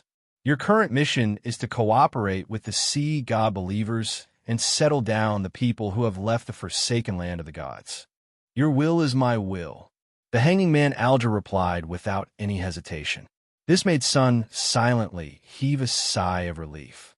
He no longer had any doubts, concerns, or worries regarding the subsequent developments. He had full trust in Mr. the Hanging Man's ability to handle matters. At this moment, the fool Klein surveyed the area and smiled. Apart from the identity, status, and strength of the sea god, there are many other things that can be exchanged for. For example, the imperative mage potion formula and beyonder characteristics. He didn't give too many examples to prevent it from damaging the fool's status. As for what he had said previously, it could be understood that Mr. Fool, who had recovered further, was in a good mood. Moon City had the legacy of the imperative mage. Klein could exchange for it by completing the wish of being saved. Of course, even if he directly made the residents of Moon City sacrifice the corresponding items, the people who had finally found protection would definitely be very happy. They were afraid that Mr. Fool would abandon Moon City and not accept their sacrifices. Apart from that, Klein himself had a Silver Knight marionette, Sequence 9 to 3 Beyonder characteristics of the Seer Pathway, Sealed Artifact General of the Pupilless Eye, a drop of blood that had been blessed by the primordial moon, and all kinds of charms and bullets related to Worms of Spirit. If the wisher wanted a consumable item or a temporary loan, Klein could still take out more items from the historical void. Imperative Mage Potion Formula and Beyonder characteristics. Zio inexplicably felt that Mr. Fool was looking at her. To be frank, she lacked the motivation to advance recently. On the one hand, she was only one of the middle and upper echelons of a MI9. The chances of her obtaining a ticket to become a demigod were extremely low. On the other hand, her father's reputation was about to be restored to a small extent. She instantly had no pressing goal. At the same time, the war had ended. Her mother and brother had returned to Bakeland and were about to begin a normal life. And with Zio's current income, it was enough to support a wealthy family. All of these reasons added together made Zio feel that her present life was pretty good. She didn't want to make any changes. Of course, if there was a chance to advance to a demigod, she wouldn't let it go. This was because she had experienced the helplessness of a Sequence 5 in the previous war. Furthermore, in the tarot, apart from her and Magician's Furs, everyone else was already a demigod. There was no doubt that she didn't want to fall behind. Amidst her thoughts, Zio looked at Magician's Furs before bowing her head at the end of the long, mottled table, indicating that she would work hard. Magician's Furs could roughly guess her friend's thoughts because she was about the same.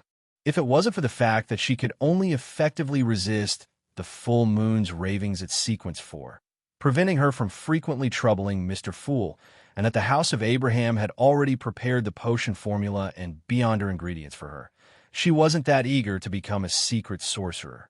As a traveler, she could go wherever she wanted.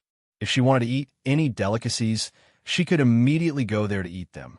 This completely satisfied Furz's initial expectations of the concept of beyonder. Of course, she had another motivation to improve. After becoming a demigod, she could better help her teacher's family. Seeing Mr. Fool, who was shrouded in grayish-white fog, lean back in his chair without saying a word, Audrey hesitated for a moment before opening her mouth. "Ladies and gentlemen, I have a question. If you know that the outcome of a matter has nothing to do with you, and that it only depends on the mood and game of certain existences, what would you do?" Just as she said that, the hanging man Alger laughed and said, "Everyone is destined to die. No matter how hard they work, it's hard to change it. Then, wouldn't their life be meaningless?" He seemed to have been thinking about this problem for a long time, so he added another sentence. He then added, "Since you are currently unable to change the outcome of the matter, then work hard to improve yourself, obtain greater strength, and control more authority until the day you can participate in those games. If you die in the process, it's better than doing nothing." These are some of the most sincere words Mr. the Hanging Man has ever said. It seems to come from his heart. The small can also become great. Audrey was touched as she nodded indiscernibly. At this moment, the World Gehrman Sparrow surveyed the area and said, "That's right. Everyone, I need to remind you of something." When the tarot members looked over, Klein controlled the fake world to say in a deep voice, "The apocalypse will arrive in about a decade. The apocalypse will arrive in a dozen or so years. Everyone could be destroyed, including gods." Chapter 13-14. Apocalypse. Although Audrey had long learned of the prophecy regarding the apocalypse from the demigod of the Church of Knowledge, she had never found it realistic. She always felt that it was propaganda used to deceive the people. Even though she had experienced a war in which she was abnormally insignificant, she didn't believe that the world was only 10 years away from the apocalypse. There were no signs of it at all. However, the person who made the prophecy of the apocalypse was Mr. Fool's blessed, Mr. World, who had always been trustworthy and dared to target an angel. Furthermore, his tone was so certain, as though he had already seen what would happen in 10 years. This made Audrey instinctively choose to believe him. Her heart sank as she felt both nervous and flustered. Apart from this, she also felt that her confusion had dissipated significantly. The apocalypse was in 10 years or so. Even a drowning person would struggle, much less a sequence 4 demigod in perfect condition. Apocalypse. As a cardinal of the Church of the Storm, the hanging man Alger had recently seen many apocalyptic prophecies, but those things that couldn't be verified couldn't compare to the world's German sparrow's abnormally solemn warning. The impact the two brought was on a completely different level. At the same time, he acutely noticed a detail. The world had said that even deities would be destroyed. Alger's first reaction was that German Sparrow was disrespectful to Mr. Fool, because Mr. Fool was also a deity. However, he quickly rejected this thought. After all, the world German Sparrow was Mr. Fool's blessed, and he was the most devout believer. The other members of the tarot might have accidentally blasphemed Mr. Fool with their words, but it was impossible for the world German Sparrow to do so. Based on the two premises that German Sparrow wouldn't be disrespectful to Mr. Fool, and he said that even deities would be destroyed, the hanging man Alger quickly came to another conclusion. In the heart of the world's German Sparrow, Mr. Fool's status was higher than that of a true god. Alger had never doubted the world German Sparrow's knowledge. After all, he was a powerhouse who often dealt with angels. This knowledge surprised and confused him, and he couldn't find a more reasonable explanation. The hermit Catlia, who had advanced to a demigod with the snake of fate's blood and corresponded to a sequence 3 clairvoyant, would occasionally dream of apocalyptic scenes. With Queen Mystic Bernadette reminding her from time to time, she didn't feel surprised or shocked by Mr. World's words. She just felt like the dust that had been stirred up had finally settled to the ground. As for the future, this mysticologist was similarly at a loss. Apart from improving himself, he didn't know where to put his efforts. Apocalypse. Zio and Magician's Furs looked at each other across Ma and Hermit, sensing the tumultuous waves stirring in each other's hearts. They had never thought that the beautiful life they thought they had would only last for another 10 years or so if there were no accidents. At that time, they would be in the prime of their lives. Even if they hadn't become demigods, they wouldn't have to worry about their aging bodies causing them to lose control.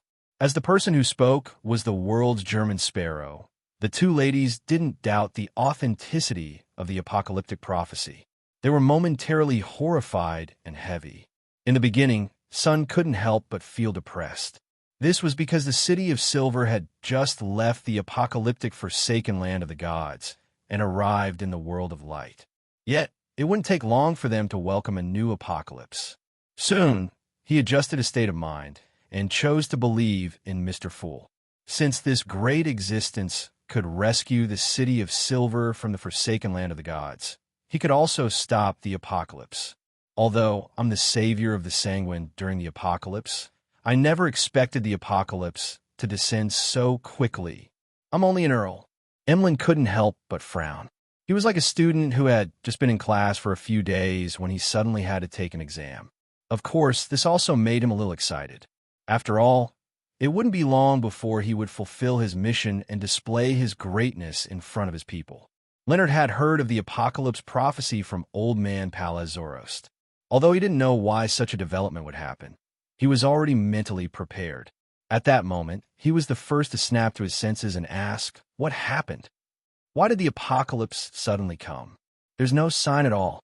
Klein controlled World to reply. It's just that you didn't notice any signs. Do you think that a war of gods will break out for no reason? Seeing that the tarot members were stunned and in deep thought, World German Sparrow added, you don't have the right to know the exact reason for the time being. You don't have the right to know the specific reason for this. Just understanding it will bring about an irresistible corruption. Only existences at the level of angels and above can resist it. This is similar to what the demigod of the Church of Knowledge and Knowledge said. It's also close to the corruption of the cosmos. I seem to have forgotten something. Mr. World seems to have understood the whole story. He's not afraid of being corrupted. He's already an angel. It's him. Thoughts flashed through Audrey's mind as she acutely sensed that World German Sparrow might have completed his advancement and become a true mythical creature. In ancient times, this could even be called a subsidiary god, a member of the deities. Right on the heels of that, the Hanging Man Alger, the Hermit Catlia, and the other tarot members interpreted the truth and knew that World German Sparrow had already stood at the peak of the real world, becoming an angel that walked on earth. Some of them guessed that this had something to do with German Sparrow's previous plan to deal with a mythical creature, while others believed that this was the benefit of Mr. Fool's further awakening to his blessed. But regardless, this was the first time tarot had a member at the level of an angel, other than the host and convener. Of course, they weren't too surprised that World German Sparrow had advanced to Sequence 2. They had long become numb to it. Klein controlled World and made him look around. All of you can think about what you plan to do next and what you plan to do. Zio, Magician's Furs, and the other tarot members nodded slightly, indicating that they understood. After another 10 minutes of free exchange, the tarot gathering gradually came to an end. After returning to the real world, Zio looked around her bedroom as her expression turned solemn. She felt the urgency once again. Walking out of the room, Zio saw that Furs had also arrived at the corridor at the same time. She didn't need to slump for a while like she usually did. Where do you plan on going? The two asked at the same time, before falling silent. A few seconds later, a handsome youth walked out of another guest bedroom. He wore narrow-rimmed glasses and had slightly fluffy hair. He carried a few thick books in his hands. Oh no, I forgot that I have classes this afternoon. The youth muttered to himself as he rushed to the staircase, completely ignoring the two ladies' existence. He was Zio's younger brother, Lo Derry Cha, and he had just entered a school for the pre-bar exam. In Bakeland, one had to pass a preliminary exam before becoming a solicitor, and a solicitor had to study and work with a barrister for at least 5 years before being allowed to take the qualifying exam and obtain a solicitor's license. If he wanted to become a barrister, he would have to attend the Bakeland Law School to receive a university education. As Zio watched her brother run down the stairs, she couldn't help but smile. She raised her head and said to Furs, I plan to return MI9 and work hard. I plan to go to the teacher's place. Furs also answered the previous question. Right on the heels of that, the traveler's figure quickly turned transparent and disappeared. In a few seconds, Furs appeared in the rebuilt Pritz Harbor and arrived in front of a relatively intact house. Then, she took out a pen and paper from her pocket and wrote a note. She planned on telling her teacher that she had finished digesting the traveler potion. Putting away the fountain pen, she stuffed the piece of paper into the letterbox by the door. This wasn't Dorian Gray, Abraham's residence, but the place where Furs and this gentleman had previously agreed to pass the message. The next day, when Furs came here again, she would see the meeting place and time that Dorian had given her. Emlyn opened his eyes in his room and changed into his collared coat. He planned on visiting Marquis Nibs.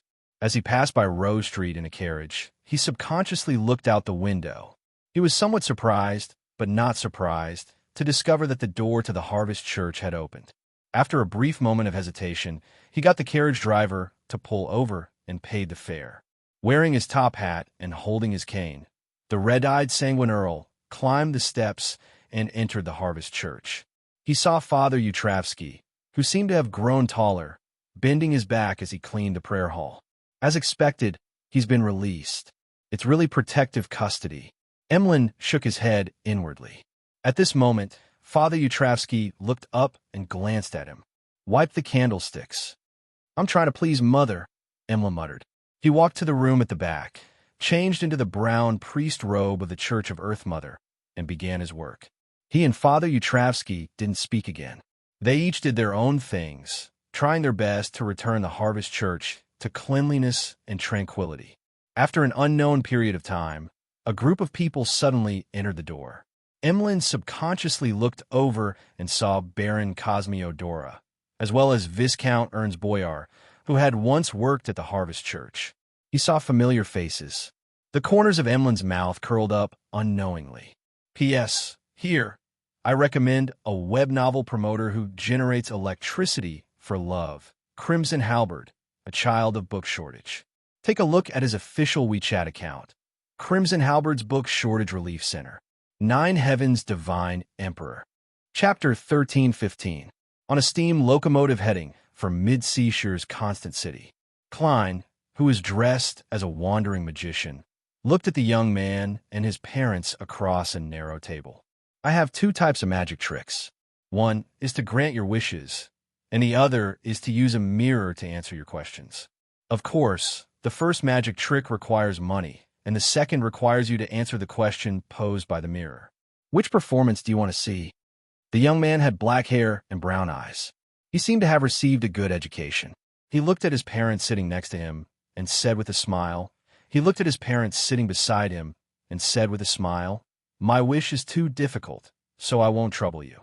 In contrast, I'm more curious about a mirror that can answer questions. Klein sighed and shook his head. With a flip of his left hand, he revealed a silver mirror with a black gem on each side that could be placed in his sleeve. It looks like an antique, the young man opposite him commented with interest. My question is, what's my purpose in going to Constant City this time? The young man opposite him commented with interest before saying, My question is, what's my purpose in going to Constant City this time? A smile that was commonly seen on street magicians appeared on Klein's face.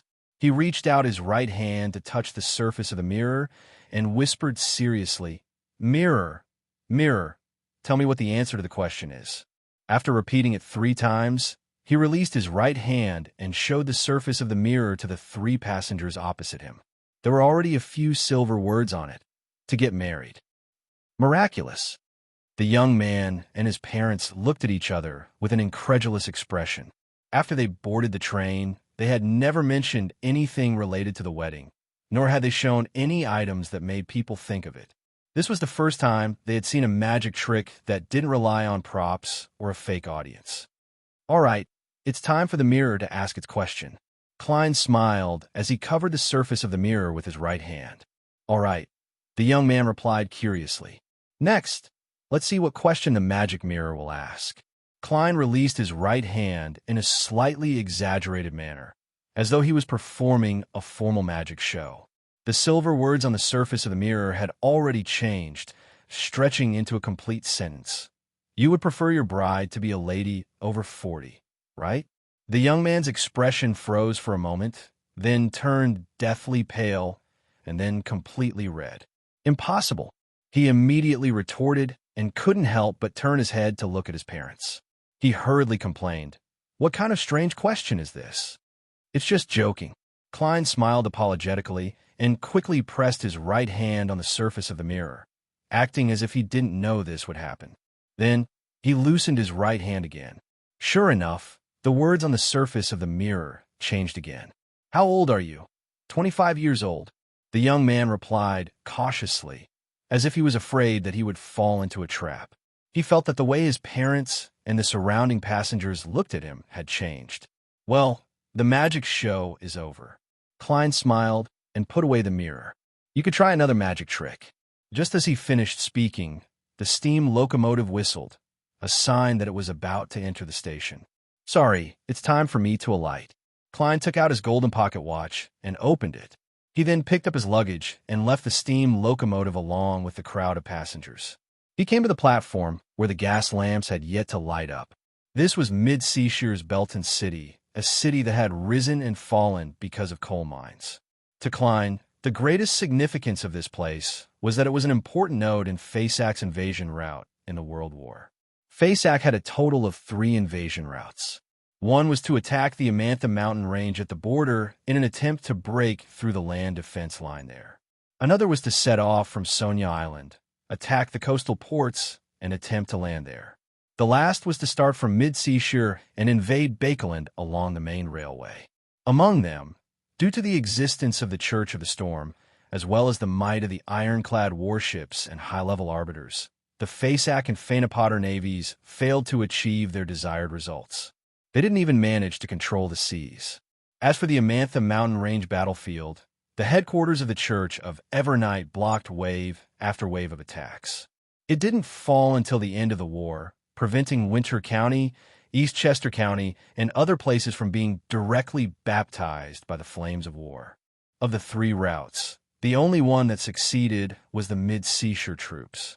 They combined land and water to capture the second largest city in Rouen, Constant City, the capital of mid-Seashire.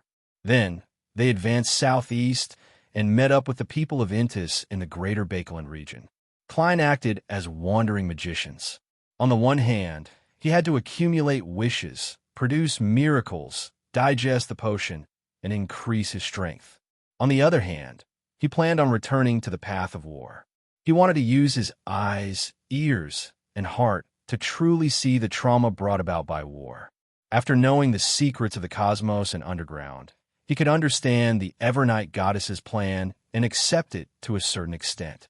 However, this didn't mean that he was indifferent to those sacrifices. At the same time, he also confirmed one thing.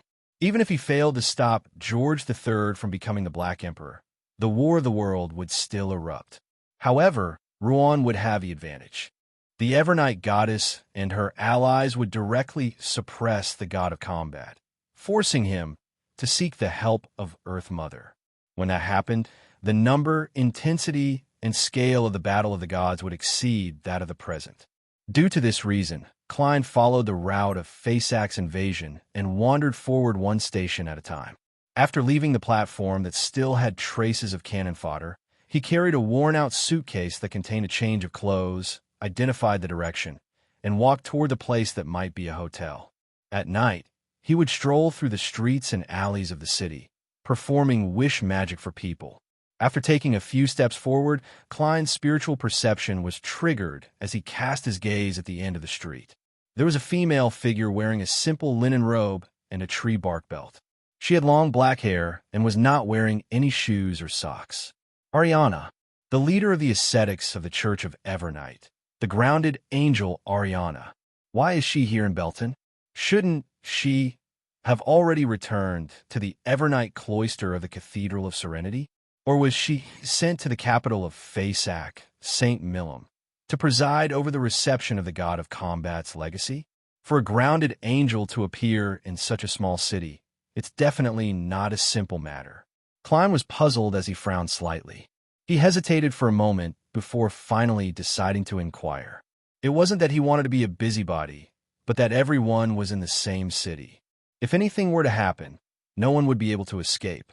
But at this moment, Ariana had already disappeared into the crowd. As a servant of concealment, she made it impossible for Klein to track her. Similarly, when it came to matters related to concealment, Rhodes was a little helpless. Klein slowly took a deep breath and turned to enter the hotel in thought. He got a room and put his luggage away. Then, he maintained his attire as a wandering magician and brought a Rhodes with him. Following his spiritual intuition as a seer, he walked all the way to Belton City's Municipal Square. Near the Municipal Hall, there was a notice board with quite a number of notices pasted on it. Seeing that many people were watching, as though a new document had been released, Klein went over and stood at the periphery of the crowd, looking at the wooden sign. In the middle of the notice board, a piece of slightly yellowed paper covered the other notices.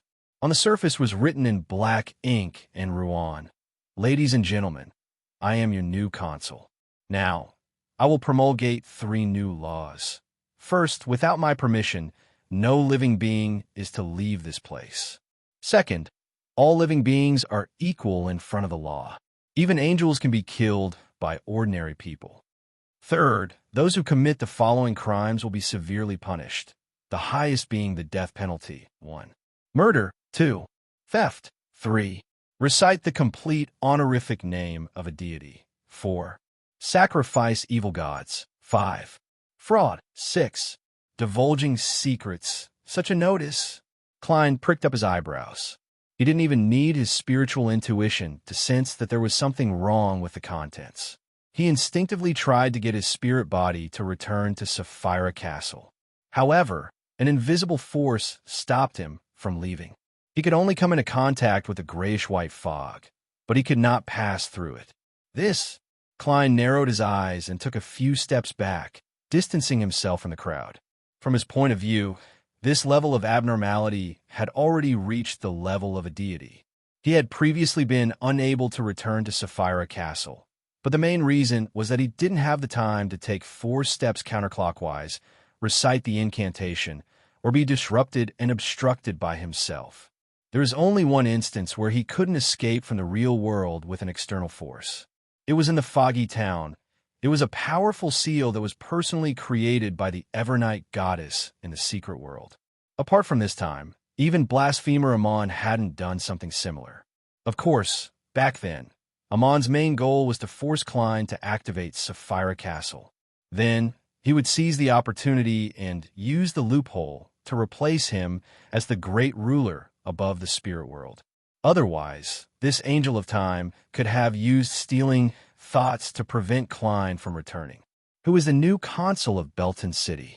Is this the reason why Ariana came to Belton City? As his thoughts raced, Klein made the magic mirror slide down from his wide sleeve to his left hand. What happened? Klein asked softly. On the surface of the silver mirror, aqueous light flickered as slightly white silver words appeared. A few of the rules here have been replaced. It's impossible to know who did it. Great Master, you could try to find the servant of concealment, Ariana, and learn the truth from her. Are you satisfied with my answer? The rules have been replaced. Lawyer? Arbiter? Or could it be a bug? Klein raised his head in thought and looked around. He realized that the citizens in the square were a little puzzled. They didn't understand why the new notice would mention angels and why they needed to apply and obtain permission to leave. The war was already over. P.S. Seeking monthly recommendation votes on Monday. Chapter 1316. In a bar in Belton City, Roy, Biles, Phil, and Pasha sat around a small round table, gulping down Southville beer. They didn't talk much as they listened to the drunkards at the neighboring table discuss beyond her powers and mysticism with a smile. Previously, burp. I saw that those phasations in Belton not only look like bears, but they can also control flames, making them throw them out like javelins. It can't be. Do they really have beyonder powers? Haha, that's because you're ignorant. One day, I was drunk and slept near the cemetery. I saw the people from the Church of Evernight bring out a few ghosts. Oh, ghosts! They were floating in the air. It was very terrifying. The drunkards talked about things that they didn't know if they had experienced it themselves or if they had heard it from someone else. Their saliva splattered as their faces turned red. They're just like that. They only get excited after drinking. They always like to brag, and they're usually very depressed. Biles was a local resident of Belton. Upon seeing this, he explained, ever since the coal mines began to dry up, young people gradually left Belton for Constant and Bakeland. The atmosphere here has become more and more oppressive, and the city has become more and more gloomy. This man, who wasn't even 30 years old, had been a miner when he was young. He was lucky to not die in the mines, so his skin was very dark. His exposed muscles weren't too exaggerated, but they gave off the feeling that they were made of steel. As the leader of the group, Roy smiled and said, "What they said might be the truth, and not bragging. What they're saying might be the truth, and they're not bragging.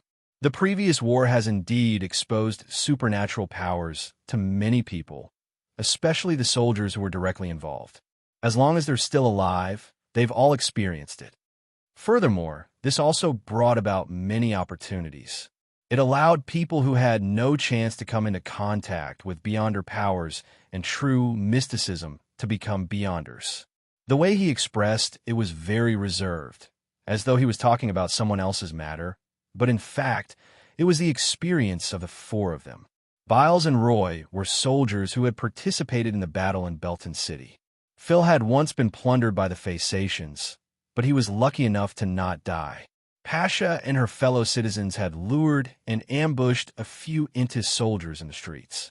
They had all witnessed the deaths of many of their friends and gained supernatural powers for various reasons. Then, due to the chaos brought about by the war, they were either separated from the troops or took the initiative to avoid being found out by the official forces. Slowly, they got to know each other and became friends with each other. This time, they came to Biles's hometown, Belton, to search for his surviving family and friends. The truth of this world is far beyond our imagination. Pasha, who had long dark blonde hair and dark blue eyes, sighed with emotion. She was only in her 20s.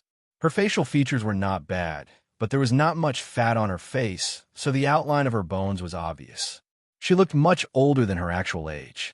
In the future, we will have different lives. Roy, who had a typical Rouen hairline, raised his glass and said, "Cheers to a brand new future." Before he could finish his sentence, someone in the bar suddenly screamed.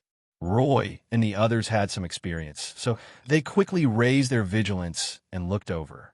They saw a young man in ordinary clothes fall to the ground, rolling back and forth as though he was in extreme pain. Under the dim yellow illumination of the gas wall lamps, everyone discovered that the clothes on the young man's back were torn open, revealing blood-red marks that seemed to have been caused by a whip. However, no one around him was holding a whip, and the victim had only screamed once, unless he had been whipped countless times in that instant. But if that was the case, why didn't anyone notice? He's holding a wallet in his hand. Could this have something to do with the anomaly just now? The thin Phil took a few glances and said in deliberation, "Should I bring it over to take a look?" Roy thought for a moment and nodded slightly. "Be careful," Phil tersely acknowledged and walked out of the small round table area. With the cover of the crowd, he approached the young man who was no longer rolling and was only grunting softly. He quietly stretched out his left hand, targeting the ordinary-looking leather wallet. "Ah!" Phil suddenly screamed as he watched his left hand break at the wrist and fall to the ground. Blood spewed out from the fracture, splattering onto the faces and bodies of the surrounding people. The scene froze. The drunken customers were first stunned before they gulped their saliva. Then they turned around and frantically ran out of the door and into the corner. "Something strange. No one attacked me." Phil nearly fainted from the pain, but he still forced himself to tell Roy, Biles, and Pasha about his experience. Roy's eyes narrowed as he decisively said, "Let's leave this place first. Let's leave this place first." He then turned his head and said to Biles, "Pick up Phil's hand and keep it well. Pick up Phil's hand and keep it safe." I remember that the military doctor, Weber, was also from Belton. He returned here after retiring from the army and opened a private clinic. He can effectively treat this kind of injury. The military doctor named Weber was also a Beyonder. When he participated in the war in the South, he improved step by step and obtained medical skills that transcended reality. It was said that he could sew up severed limbs and make them as agile as before. "All right," Biles answered without hesitation. He took a few steps forward, took out a wooden box, picked up Phil's severed hand, and placed it in it. At the same time, Pasha used the magical ointment she had bought to stop the bleeding from Phil's wound and bandaged it. Following that, the four of them left the bar. After many inquiries, they finally found Weber's clinic with the help of passers-by. The clinic wasn't closed yet, and the light from the gas lamp spread out, scattering a dim yellow. Roy politely pulled the doorbell and heard the tinkling sound echoing inside. However, after a few minutes, no one came to welcome them. Drunk, Pasha looked at Phil, who was in unbearable pain, and made a guess in puzzlement. Roy shook his head. "I remember that Weber isn't an alcoholic. Apart from being a bit of a flirt, he doesn't have any bad habits. Perhaps he's..." As he spoke, the man with a medium build and a weathered face pushed the door and realized that it wasn't locked. It was only ajar. As the door opened, Roy, Biles, and the others saw two figures. The two figures hung in the middle of the clinic, gently swaying due to the wind blowing in from outside. One of them was a man in his 30s in a white coat, and the other was a young lady in a nurse's uniform. Their lower bodies were naked, and their eyes were protruding. Their mouths were half open, and their tongues were squeezed out. They were hung from the ceiling by invisible ropes, and their expressions were filled with fear, despair, and confusion. Weber. Roy recognized the hanging man. He, Pasha, Phil, and Biles felt a chill run down their backs.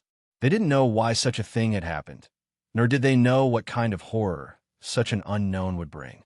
Bang! The sound of a chair falling to the ground came from the side, jolting Roy and the others who were stunned. They looked in the direction of the voice and saw a lady with a baby in her arms rise in a panic and whisper in a frightened and bewildered voice. She whispered in horror and confusion, "They're having an affair." What does this have to do with what happened to them?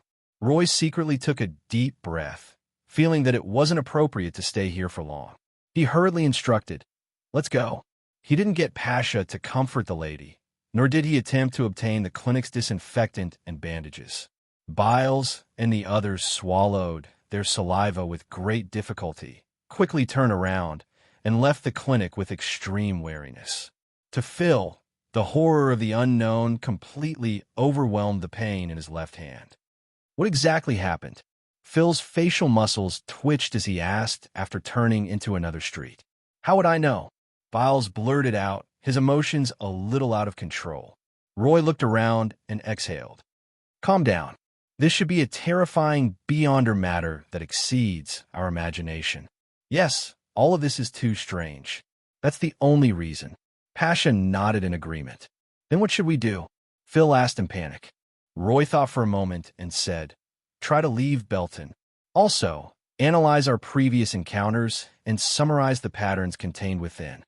None of us can guarantee that we won't encounter such abnormalities again.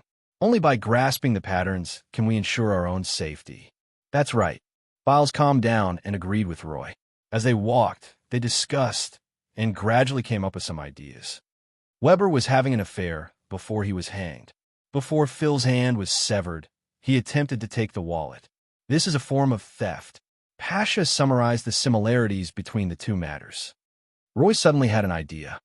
Could it be that they encountered such an encounter because they did something illegal? How is that possible? Biles and Phil replied in unison. Just as they finished speaking, they suddenly had a corresponding guess as their expressions gradually turned solemn. Perhaps there's an invisible enforcer. This is the essence of this beyonder incident, Biles said after some thought. Roy grunted in acknowledgement. This might be very likely. Next, we have to pay attention to our actions. Pasha and the others nodded and walked out of the city with increasing wariness. Before long, they arrived at the municipal square and saw many people standing around the notice board at night. Notice? Roy and the others looked at each other, suspecting that it was a hint from the official factions regarding this beyonder incident. Therefore, they approached and used the light from the gas lamps to look at the notice on the wooden sign. In the middle of the notice was a piece of white paper. Below the white paper was a piece of yellow paper, which seemed to be an additional explanation. As they quickly browsed through the notice, Roy, Pasha, and the others' eyes were gradually filled with horror. They seemed to understand the root of the matter. After reading the white paper, their gazes landed on the yellow paper. All citizens, please arrest foreigners together. Use any means necessary. Arrest foreigners. Roy and the others' hearts tightened as they instinctively looked at the citizens around the notice board. As though sensing their gazes, the citizens turned around and cast their gazes at them. Under the dim yellow light of the gas lamps, the eyes seemed to shimmer with a strange luster. P.S. Seeking monthly votes and recommendation votes on Monday. Chapter 13:17. How can I tell at a glance if he's a foreigner?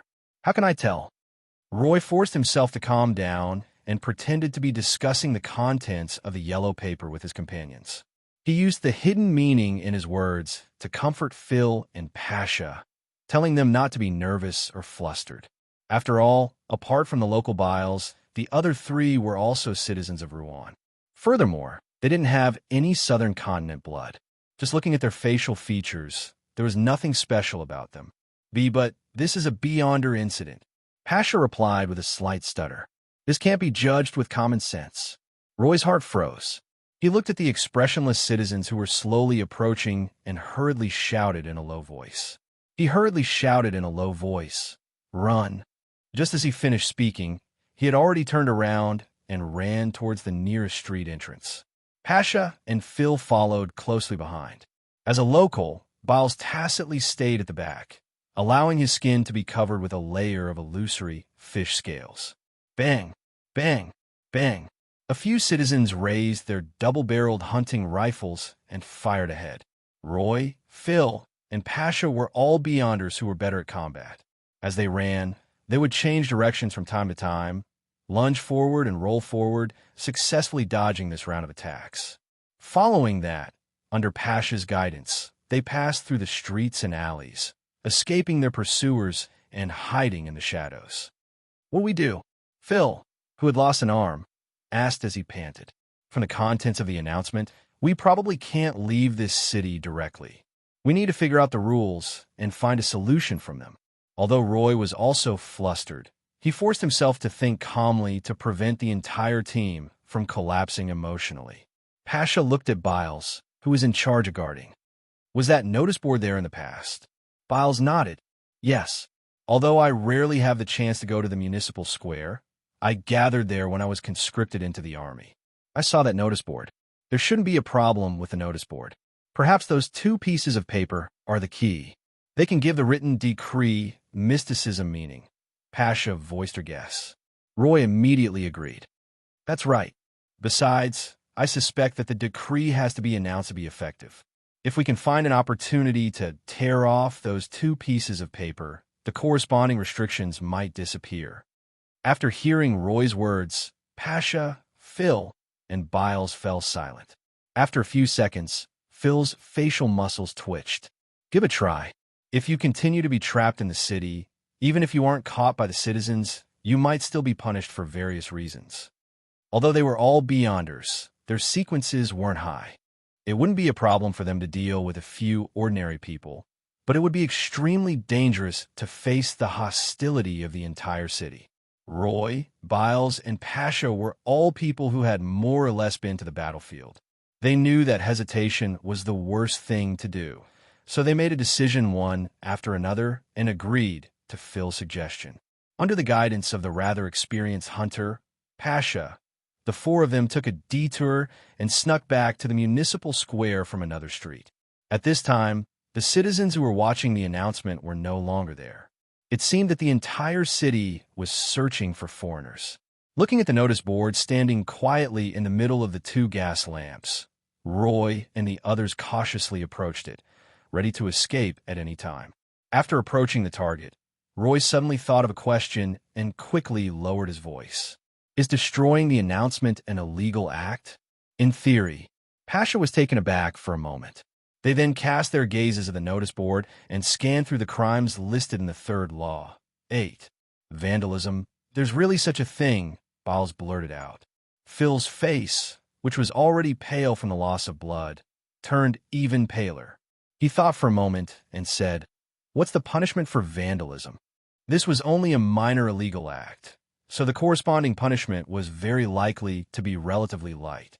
If that was the case, Phil planned on taking the risk to tear down the notice and end this terrifying and bizarre incident. A first offense is whipping. Just as Roy, Pasha, and Biles were pondering over the answer, a voice sounded from behind them. The four of them turned around in surprise and saw an ordinary-looking young man wearing a black robe and a tall top hat. The man continued, "A second offense will result in a severed hand. I'm not sure what a recidivist is." "How do you know?" Roy asked with a frown as he warily held the hidden dagger. The young man smiled and said, "I've tried. It didn't have any effect. The announcement will soon be restored." "So, you were whipped?" Pasha asked in enlightenment. "Yes." The young man nodded with a relaxed expression. "However, because I also committed fraud, I later suffered the punishment of having my hand severed." Fraud, Biles asked in disbelief. The young man chuckled and replied, "To put it simply, I didn't personally destroy the notice. To put it simply, I didn't personally destroy the notice. Instead, I sent a dummy over, and the one who got whipped was the dummy." As he spoke, he raised his right arm.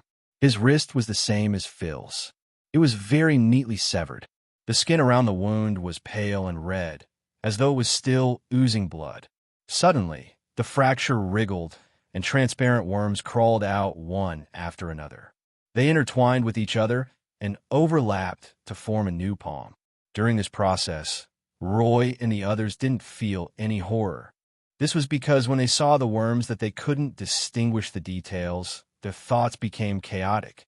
Thoughts flashed through their minds, and they found it difficult to control their emotions. When the palm covered the skin and became normal, the Beyonders recovered and took a few steps back in shock, suspicion, and fear. The scene just now had exceeded their understanding. By the way, I forgot to introduce myself. I'm a wandering magician. The person who had committed fraud and vandalism was Klein. He glanced at the four Beyonders and smiled. The magic I'm best at is fulfilling the wishes of others. Do you have any wishes that you wish to be fulfilled? Upon hearing this question, Roy perked up and asked with high hopes. What's the matter? He asked with high hopes. Can you let us leave, Belton? Of course, I'll do my best to do it, but not now, Klein promised. Then he looked at Phil, who had lost his hand. His wish is over. What's yours? Let my hand recover, Phil said tentatively. All right, Klein cast his gaze at Biles. Take out his hand. Biles hesitated for a moment, but he still followed the mysterious man's instructions. He took out the wooden box and returned the palm to Phil. Come here, Klein said to Phil with a smile. Phil mustered his courage and walked over with the severed hand in hand. Remove the bandage. Klein continued instructing. Place the severed hand in its original spot. Let me remind you, don't reverse it. Otherwise, you'll have to chop it off and start over again. Seeing how confident the other party was, Phil felt a little more confident. He hurriedly pulled off the bandage that was stuck to the wound with an extremely warped expression as he constantly hissed. After he put down the severed hand, Klein took out a piece of white paper and moved closer. Then, he reached out and wiped the stump. Without a sound, the piece of white paper split into two, and Phil felt the pain disappear. He hurriedly looked down and saw that the stump on his left wrist was as good as new. It was impossible to tell that he had been injured. Phil subconsciously moved his fingers and realized that his agility hadn't decreased at all. Your wish has been fulfilled, Klein said with a smile as he took 2 steps back. Thank you, Phil replied in a daze. Klein looked at the other 2 Beyonders. What's your wish? Seeing that Phil's wish had been fulfilled, Biles immediately went forward. I want to know where my family is now. Klein flicked his left arm and took out a silver mirror with ancient patterns. He lowered his head and smiled. What's the answer to that question? On the surface of the mirror, aqueous light floated as silver words appeared one after another. Belton Grove Cemetery. When Biles, who was craning his neck, saw this, his heart sank. He couldn't help but feel a strong sense of sorrow and disappointment. In the next second, new silver words appeared from the aqueous light. Cemetery Guard Hut. This means... Biles turned his sorrow into joy as he sincerely said, Thank you. Just as he said that, he suddenly thought of 2 questions. Just as he finished speaking, he suddenly thought of 2 questions. How many people could the cemetery guard hut hold? How many cemetery guards could there be? There were definitely more than 2 or 3 family members. Biles's expression flickered before he fell silent again. This made him fail to see the problem on the silver mirror. Great Master, was my answer kind enough? Yes. Klein nodded indiscernibly and cast his gaze at the remaining lady. Pasha considered for 2 seconds. My wish is for you to protect us until we leave Belton alive. She realized that Roy's wish was very problematic, because those who left Belton weren't necessarily alive. Smart, Klein praised with a smile. Your wish will be fulfilled. Then what kind of price do we have to pay? I'm referring to the payment for watching the magic, Pasha hurriedly asked. Your wish itself is the price, Klein replied briefly before asking thoughtfully. Then he asked thoughtfully, if you clearly know that certain things are fake but are willing to use them subjectively, then it shouldn't be considered fraud, right? Roy and the others were puzzled. They thought about it seriously and shook their heads one after another. Definitely not. This is actually a game between the two sides. A voluntary act with a clear understanding is definitely not a fraud. Undoubtedly not. After listening to their answers, Klein smiled. Very good. This is the perception of ordinary people. As he spoke, his right hand grabbed forward a few times and dragged out a woman wearing a simple robe with long black hair. It was the historical void image of the Evernight cloister's Ariana. Klein looked around, and seeing that nothing abnormal had happened, he smiled and said to the projection, "That's right. Madam, what happened?" Ariana's eyes turned slightly and suddenly became deep, making people feel a sense of tranquility from the bottom of their hearts. He said in a flat tone, "The Grand Patriarch of the Church of the God of War, Larian, has escaped. I'm tracking him." Ariana paused for a moment before continuing. "After I arrived at Belton, I received a new report. According to the intelligence, Larian took a sealed artifact with him when he fled. 0-02. P.S. I would like to recommend a public account, Booksy Fishman. The author is the #1 mysterious tweeter on Weibo, Andy's Morningwind. He posts at least 4 tweets a week, including long reviews of online literature, new books, and various book lists." Chapter 1318. 0-02. Klein repeated the number in his heart, feeling that the problem might be more troublesome than he had expected. Although it couldn't be said that 0-02 was definitely more terrifying than 0-05. The magic wishing lamp's essence was that of a sealed outer deity. It was stronger than all the present true deities. If it wasn't restricted by its outer shell, it could definitely destroy this world, or even this solar system. However, the fact that the serial number was closer to the front basically meant that 0-02 was more dangerous and difficult to seal than 0-05 in most situations. At the end of the 4th epoch, the 7 churches ranked the batch of Grade 0 sealed artifacts, second only to 0-01.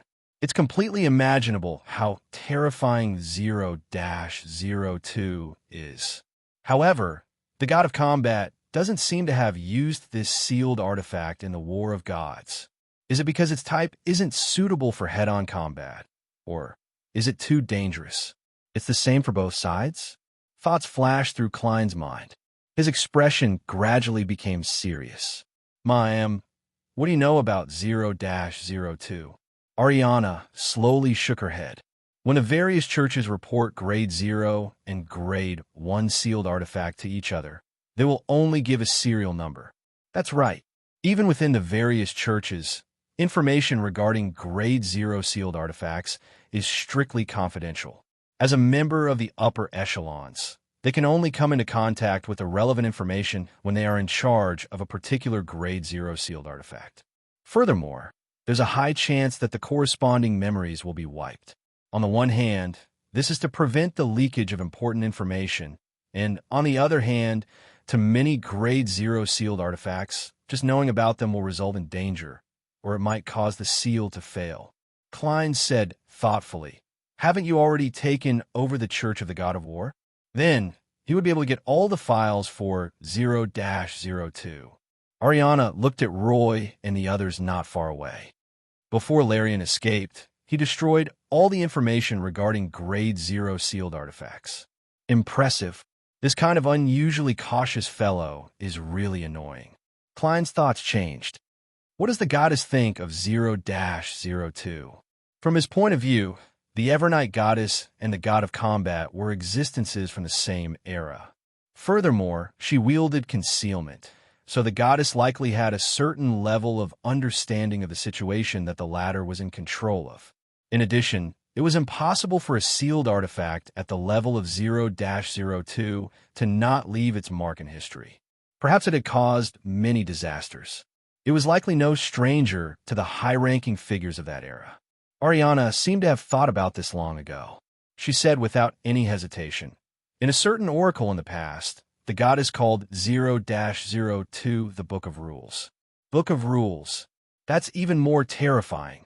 Klein's eyes narrowed as he thought of many things.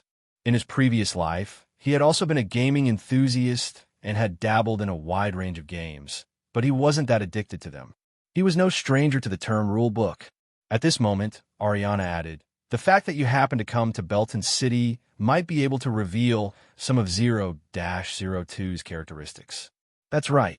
Ma, Ariana tracked the chief shepherd, Larian, to Belton and encountered this anomaly. It's quite normal, but it's a little too much of a coincidence for me to happen to be here. In mysticism, too many coincidences often mean that there's a problem. Who's arranging for me, or is it the effect of the law of beyonder characteristic convergence? From the current situation, the arrangements lack sufficient motive to prove it. Furthermore, I'm already the owner of Sapphira Castle, so I can more or less sense some abnormalities.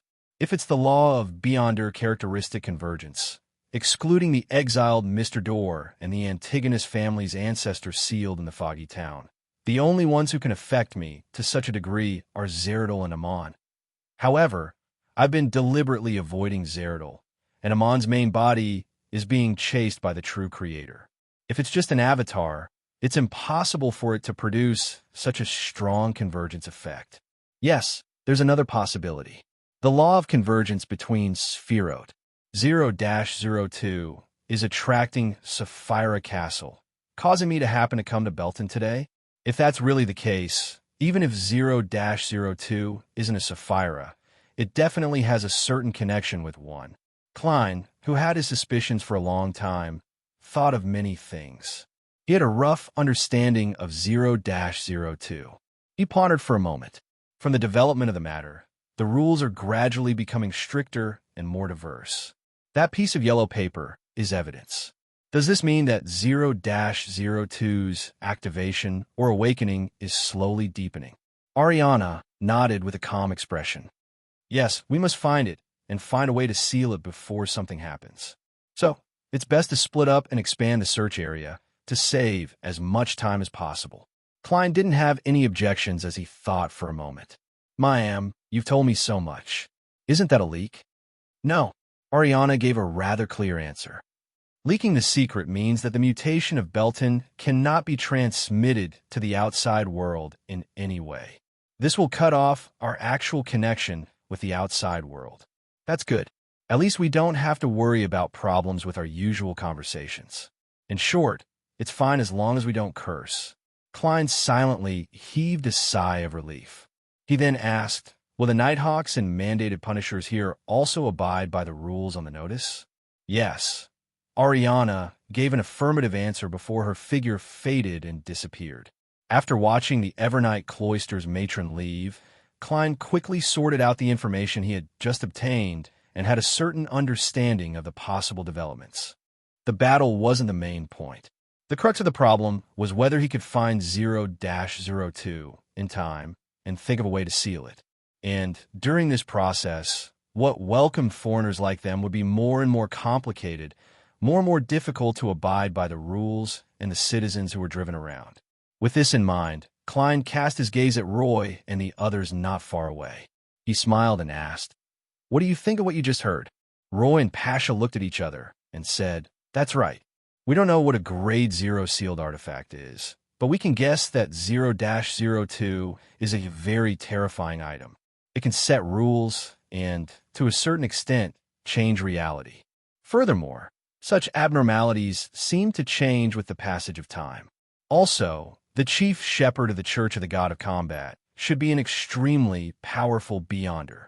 Klein clapped his hands and said with a smile, that's about it. If we don't put in any effort and rely on hiding to stay away from danger, then we'll have to pay attention to more and more behaviors. If we're not careful, we'll commit a crime. Maybe in the end, we'll be executed on the spot for taking the first step out of the door. These words caused Pasha, Biles, and the others to panic and find it difficult to maintain their composure. That kind of possible development sounded funny at first, but when one thought about it carefully, one could sense the extreme horror hidden within. After a few seconds, Pasha said with a solemn expression, "Moreover, the citizens can use all means to deal with us, but we can't effectively fight back because murder and intentional injury are very serious crimes. We could try to deceive their senses, but we can't use it too many times." Klein said casually, "What we need to do now is to summarize the rules that 0-02 follows as soon as possible. This will help us find it and seal it before it comes to life or awakens to have true intelligence. What do you think?" Phil thought for a moment and probed. "It doesn't seem to be able to attack us directly. It can only wait for us to violate the rules and commit crimes before it can give us the corresponding punishment." Klein snapped his fingers and said, "That's right. I can first conclude this rule. 0-02 can't punish those who haven't committed crimes." Files blurted out, "That's right. But it allows the citizens to hunt down outsiders. Outsiders are not the same as criminals." "This does contradict the previous rule," Klein replied with a smile. "However, in history, many cities have enacted laws that discriminate against and expel foreigners at different stages. Have you managed to decipher any deeper rules from this matter?" The four Beyonders frowned one after another, unsure of what the powerful magician was trying to express. After a brief moment of silence, Pasha recalled that the other party had asked if a certain act was considered scam. She hesitantly said, "The rules issued by 0-02 have to be in line with the public's understanding and have received a certain level of approval." "Good idea," Klein praised. "This is a guess that I came up with because of the law on arresting foreigners. I've obtained preliminary confirmation from your previous feedback. We can temporarily use it as the second rule. This can help us determine which actions are crimes and which aren't." Seeing Pasha receive the praise of the powerful magician twice, Roy hurriedly added, "It will constantly increase the number of laws, reaching a complicated and cumbersome level. It will continue to increase the number of laws until it reaches a complex and cumbersome level, thus restricting us. No matter what we do, we will be punished. Yes, on the basis of arresting foreigners, it can add the crime of trespassing and the prohibition of urinating and defecating anywhere. In this way, as time passes, it will become more and more difficult for us." Klein nodded in agreement when his spiritual perception was triggered. He instinctively looked up at the notice board and realized that there was a piece of goatskin on it at some point in time. "Curfew this." Pasha and the others also noticed this change, and their pupils dilated. It was already late at night. If they were to stay outside any longer, they would violate the curfew law and suffer a certain degree of punishment. Then, each punishment would be more severe until they were sentenced to death. "Let's go. We don't have much time left." Klein raised his hand and pressed down on the tall top hat on his head. He smiled and said, "Our target is most likely a book. It might still be on the chief shepherd, or it might have been hidden somewhere. My intuition tells me that it's more likely to be the latter. This is because that item is too dangerous for anyone, and it will only become more and more dangerous. Of course, the premise is that the chief shepherd hasn't gone mad and is simply using 0-02 to create an opportunity for himself to escape his pursuers. By the way, I forgot to tell you that the chief shepherd is an angel that walks on earth." Angel, Roy, Pasha, and the others froze in their tracks. Chapter 1319. In the current era, in this world, faith in gods was common, and the only difference was which god they believed in. Therefore, even if Roy, Pasha, and the others did not understand the meaning of the term angel and mysticism, they had more or less heard legends about angels from priests, bishops, and the elders around them. They knew that angels were the servants of gods and were powerful creatures qualified to be called them. Their every move could create miracles, and ordinary people could not compare to them. In the hearts of these four Beyonders, angels were holy spirits of another world on another level. Under normal circumstances, they lived in a divine kingdom and wouldn't descend into the real world. They could be treated as true legends, and there was no need to consider their actual significance. Just like in the wars they had experienced before, although there would occasionally be Beyonders who left them horrified, they definitely wouldn't make them think of angels. The two were not on the same level at all. But today, a wandering, mysterious sorcerer told them that the chief patriarch of the Church of the God of War was an angel who walked on earth. Phil and the others believed in the gentleman who had displayed many miracles from the bottom of their hearts. Firstly, the other party had fulfilled their wishes and was sufficiently friendly. Secondly, they didn't believe that they had the right to be deceived in such matters. To them, it didn't matter if the chief shepherd was an angel or an abnormally powerful beyonder. The truth of this world is far beyond our imagination. Pasha's mind once again flashed the words that she often said. Roy, on the other hand, connected the dots. He remembered that the lady that Mr. Magician had invited out of thin air had said that she was tracking the chief shepherd of the Church of the God of Combat. Furthermore, she seemed to be qualified to see the Evernight Goddess's oracle. To be able to track an angel, it can only be another angel. Judging from Mr. Magician's performance in front of that lady, his status shouldn't be too far off. Roy hurriedly retracted his gaze from Klein's back, not daring to look at him directly. He looked around and found that Phil seemed to have a similar guess. An extremely complicated expression appeared on his pale face due to the loss of blood. Biles held his breath and spoke after a few seconds. No wonder Belton underwent such an inexplicable change. Now is not the time to feel emotional about this. Let's go. The curfew is about to take effect. Klein reminded with a smile, without any nervousness. Pasha hurriedly looked at the notice board again and imprinted the complete content of the curfew order into her mind. From 8 o'clock at night to 8 o'clock in the morning is strictly forbidden to walk or gather outdoors. Where should we go? She blurted out. Under the dual restrictions of the curfew and the crime of trespassing, they seemed to have no choice but to accept the punishment. Klein smiled. However, walking and gathering outdoors are strictly prohibited. As he spoke, he tapped the manhole cover beside him with his foot. Biles's eyes lit up. That's right, it didn't say that we can't go through the sewers. Previously, in places with curfews, the homeless people would hide in the sewers or abandoned buildings. Roy and the others no longer hesitated. They immediately stepped forward and used their advantage and strength to push open the manhole cover and climb into the sewer. In the darkness, a dim yellow light lit up and a lantern appeared in Klein's hand. As he followed the magical magician forward, Phil said thoughtfully, "That's right. We can go to the hotel next. Biles is a local, so he won't be attacked. We can get a suite. Then we can climb in through the window from the outside. As we have the owner's permission, it won't be considered trespassing. This way, we can stay until daybreak and wait for the curfew to be automatically lifted. It's an interesting idea, but our goal isn't to survive until daybreak," Klein, who was walking in front with the lantern in hand, replied with a smile. Roy nodded. "If we don't do anything and stay in the hotel, the law will increase one by one until it's so detailed that guests can't stay in the hotel rooms." Actually, the most interesting thing about that suggestion wasn't that it found a loophole in the restrictions, but that it reminded me of something. Klein turned his body halfway and looked at Biles. As a local resident of Belton, he actually didn't attempt to capture foreigners. In other words, he wasn't affected by the order on the yellow paper. Pasha and the others looked at Biles warily, their expressions filled with unconcealable puzzlement. Their encounter just now made them certain that the citizens of Belton City had lost their rationality when it came to capturing foreigners. "I don't know why either," Biles muttered in confusion. "Are you still a citizen of Belton?"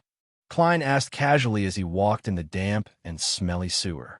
Biles followed behind him and replied with some certainty, "Of course." Klein said thoughtfully, "That's right. On one hand, you're a citizen of Belton City, but on the other hand, you're a standard outsider. These two attributes overlap, and there's a conflict.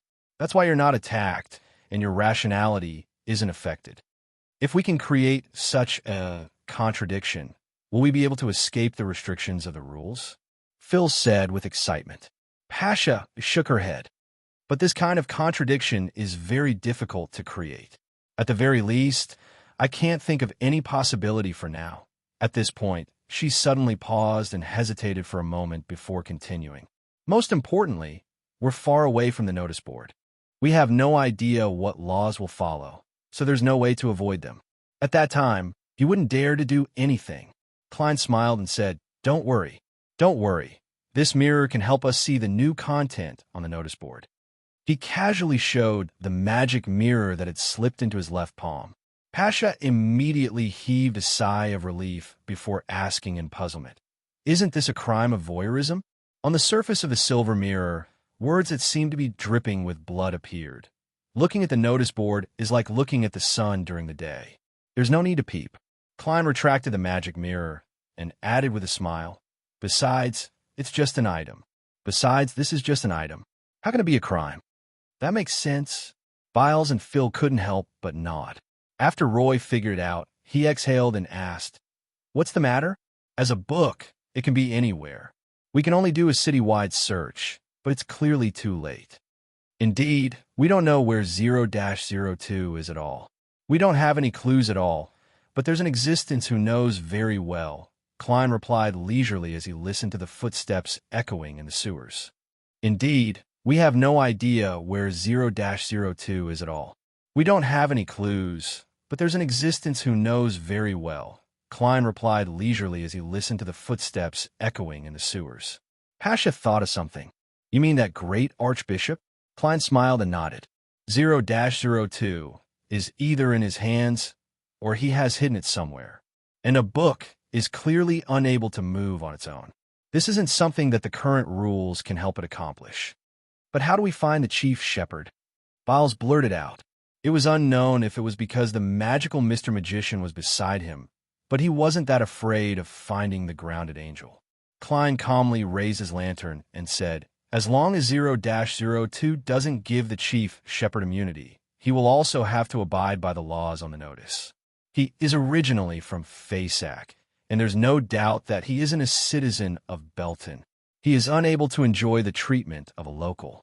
Similarly, although he is an angel from outside and not a foreigner in the narrow sense of the word, he will still be pursued by the citizens. This is something that can be confirmed. In short, that chief shepherd has to abide by the curfew.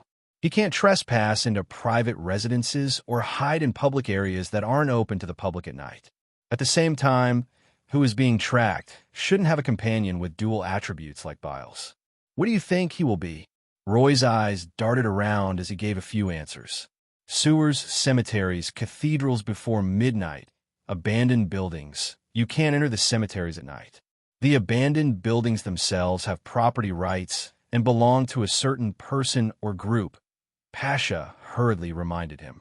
"Yes, when the sewers are restricted, we'll go to the cathedral to find the chief shepherd or wait for him," Klein said in a relaxed tone, as though he was deciding on a trivial matter. Roy, Phil, and the others were a little stunned. They never expected to lock onto a target so easily. In just a few words of discussion, the whereabouts of an angel had been exposed. However, there are several cathedrals in Belton. We have to split up to save time.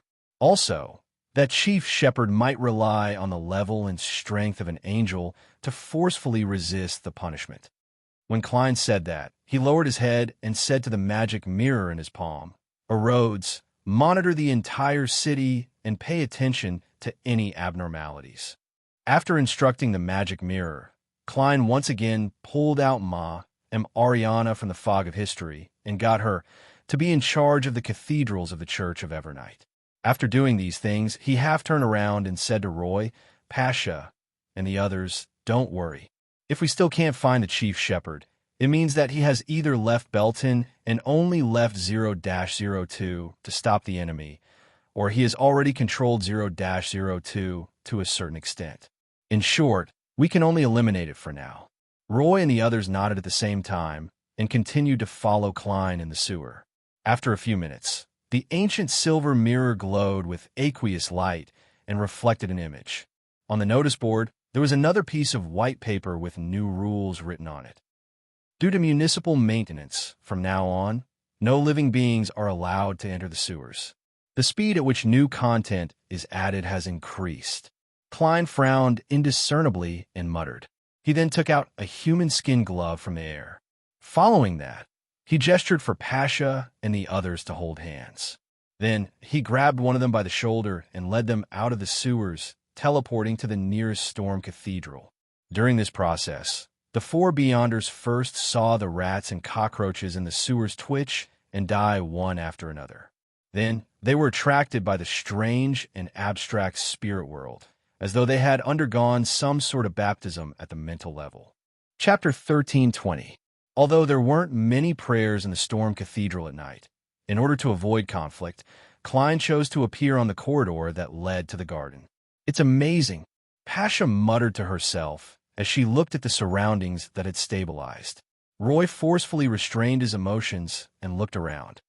If the Grand Archbishop comes to the church to avoid the curfew, he should be in a similar place. If it weren't for the fear of accumulating crimes, an angel would have too many ways to hide from ordinary people. Klein casually said, "I'll send you to another cathedral later. Try your best to stay in places with glass windows and mirrors. Once you discover any outsiders suspected to be from Fasak, find an opportunity to draw a symbol." Before he finished speaking, his head suddenly turned and looked at the door leading to the garden in the prayer hall. A figure over 6 meters tall slowly walked out. He wore a black robe with white edges, and his muscles bulged out the loose clothes. This was an old man with a grizzled beard and a square hat. His eyes were light blue, and he had few wrinkles. He had an air of looking down on all living things. The chief shepherd of the Church of the God of Combat, Larian. Without needing to identify him, Klein's spiritual intuition told him that he was facing an angel, the reason he had come to the cathedral. Larian glanced at him and said with a little surprise, "It's not Ariana." He immediately restrained the expression on his face and said rather indifferently, "Looks like it's his helper. You can tell him that I've already reached an agreement with 0-02, which has been activated to a certain extent. I'll give up the seal on it in exchange for permission to leave. As for you, you will stay here and suffer the changes in the rules and the increasingly strict laws until you die completely."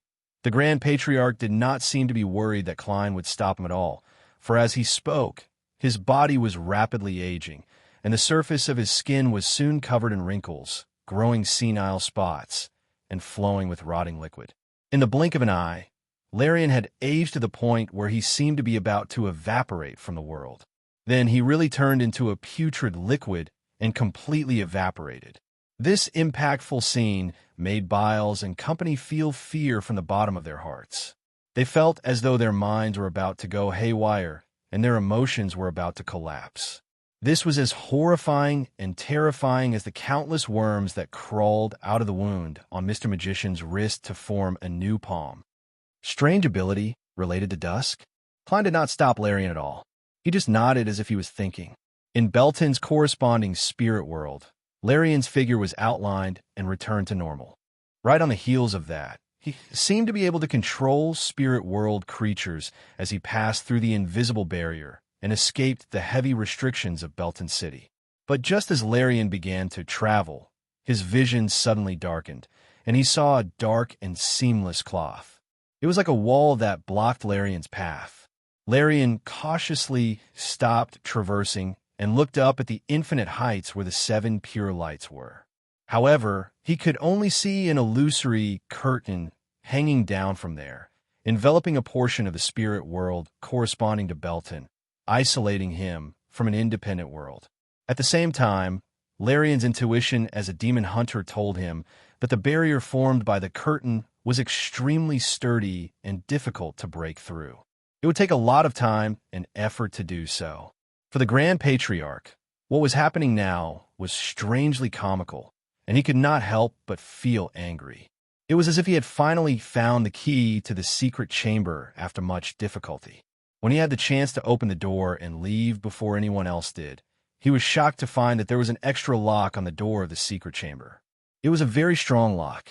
It lacks any reality. It's an image from the historical void. This is fraud. No, it's outside Belton City, out of the jurisdiction of the rules. This historical projection should have existed here a long time ago.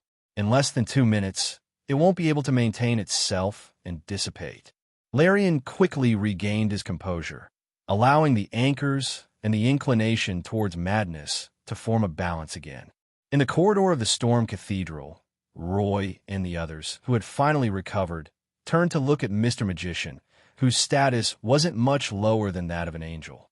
Pasha hesitated for a moment and said fearfully, He seems to have escaped. This way, there was no way to obtain information on 0-02's location. If they really relied on a carpet search, there would definitely not be enough time. Furthermore, no one present knew what the terrifying sealed artifact looked like. The description that was similar to a book was too broad. We can only think of other solutions, Klein replied with the corners of his mouth curled up. Do you have any suggestions? He had been waiting for Larian to return and negotiate with him, but he realized that the Grand Patriarch would rather wait in the spirit world for the historical projection of the curtain to disappear. And although he could also enter the spirit world, he was unable to break through the strange barrier produced by 0-02's replacement rule. As he spoke, Klein seriously considered other solutions as he allowed a small number of worms of spirit to control his body. He conversed with the Beyonders beside him in an attempt to find inspiration from their discussion. We should take the initiative to create a contradiction similar to the one on Biles, allowing ourselves to be in a relatively safe state. Only then can we begin our search. Phil brought up the idea he had previously. Pasha shook her head. But if we use this contradiction to do something, 0-02 will definitely add new rules to resolve the corresponding problem. But at the very least, it can buy us more time, Phil emphasized. That can indeed be done, Roy agreed and added. But our focus should be on finding 0-02. Perhaps we can create some contradictions that can make it reveal its location. As for what kind of contradictions could achieve such an effect, and how to create them, he had no idea at the moment. A contradictory situation. Add a new rule to resolve it. Klein smiled as he listened quietly by the side. Thoughts clashed intensely in his mind, producing sparks. At this moment, the surface of the magic mirror in his hand suffused an aqueous glow as silver words appeared. Pasha, do you want to know what the new contents of the notice board are? This mirror is asking me directly. Why is it asking me directly? Pasha was taken aback for a moment before she hurriedly nodded and replied, Yes. The aqueous glow in the silver mirror fluctuated as it quickly restored the current state of the notice board. Obviously, there were two more new rules. The various cathedrals will close in advance in accordance with a curfew. All hotels will only accept guests who have registered their identity. Phil panicked. Where do we go now? He could no longer think of how he, Roy, and Pasha could escape punishment. Roy and Pasha exchanged looks as all sorts of thoughts surfaced in their minds, but none of them worked. At this moment, Klein, who had been silent all this while, smiled and cast his gaze at Biles. Where's your house in Belton? In a rental apartment at 18 Red Maple Street. However, that apartment has already collapsed from the bombardment, Biles answered in puzzlement. Klein smiled. You can make a wish to restore your residence to its original state. Is that possible? Although the magical magician opposite him had healed Phil's severed hand with unbelievable abilities, Biles still felt that restoring a collapsed house to its original state was more difficult than that. After all, the military doctor Roy mentioned, Weber, could do it as well.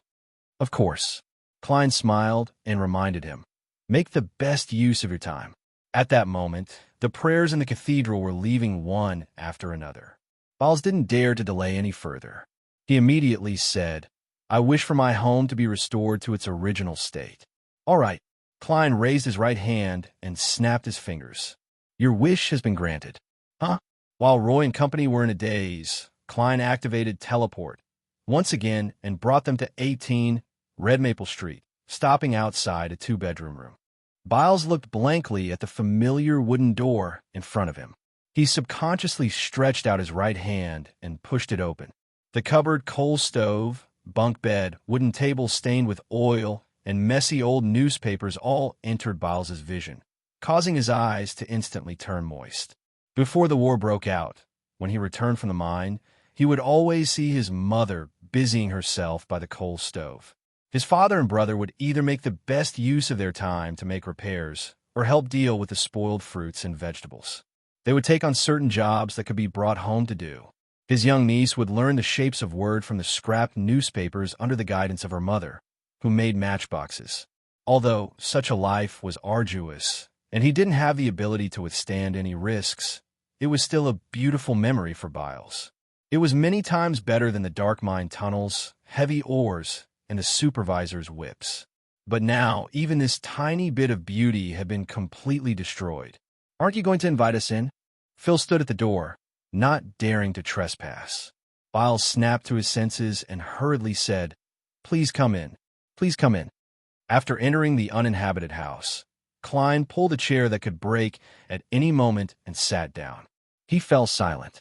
Roy, Pasha, and company didn't dare to disturb the gentleman as they waited quietly by the side. After 20 to 30 seconds, Klein suddenly looked around and said with a smile, "I have an idea that needs to be verified. I have an idea that needs to be verified. Who wants to cooperate with me?" "Me," Roy replied without hesitation. Klein said with a smile, "Don't answer my questions truthfully later. I'm looking for loopholes in the rules that 0-02 has issued." Roy nodded. "No problem." Klein then took out the magic mirror and said to Roy, "That's right. Ask it a question." Roy thought for a while. "Where can I go to find my next potion?" On the surface of the silver mirror, a scene appeared. It was the chief shepherd of the Church of the God of Combat, Larian, who was waiting in the spirit world. Roy's expression instantly stiffened. Then he heard Mr. Magician say, "It's your turn to answer its question. Remember, don't give the correct answer." Roy quickly reined in his thoughts and looked at the mirror again. He saw that the scene in the mirror had turned into Mr. Magician himself, and there were a few lines of words written in blood. "Who did you give your first time to?" Roy instantly recalled the past as his face flushed red. Then he answered according to Mr. Magician's instructions. "Not sure." "Liar." The blood-colored words on the surface of the silver mirror instantly condensed into a terrifying word. "Ha!" A bolt of lightning that was not strong appeared out of thin air and struck Roy. Roy twitched and screamed. His body was charred black and his hair stood up, but his life was not really in danger. Biles, Pasha, and Phil jumped in fright, unsure of what had happened. At this moment, Klein looked around and the corners of his mouth curled up a little. "Look, Mirror wasn't punished for intentionally hurting people. There's a real opportunity here." Chapter 13:21. A real opportunity. Pasha, Biles, and Phil were delighted when they heard that. It was as though they had finally seen the light after groping their way through the dark night for a long time. "What kind of opportunity?" Roy blurted out after recovering from his numbness. Klein wasn't anxious at all. "Haven't you noticed? The announcements didn't specify who the law enforcers were." As a former keyboard warrior, Klein had always prided himself on knowing a little of everything. Furthermore, he had interacted with many lawyers in his life and had an Earl of the Fallen Marionette. He had a basic understanding of laws and rules. That's right. The announcement only mentioned a new consul and didn't specify who would be the enforcer. "We encountered the invisible judge before." Pasha and the others more or less showed thoughtful expressions. Upon seeing this, Klein reached out and stroked the surface of the magic mirror as if he was stroking an animal.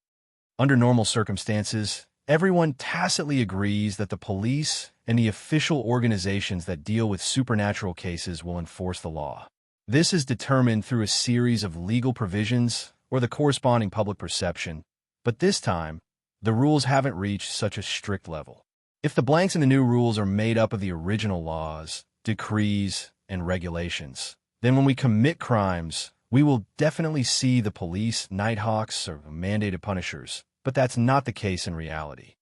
In other words, the corresponding main body of law enforcement is indeed vague.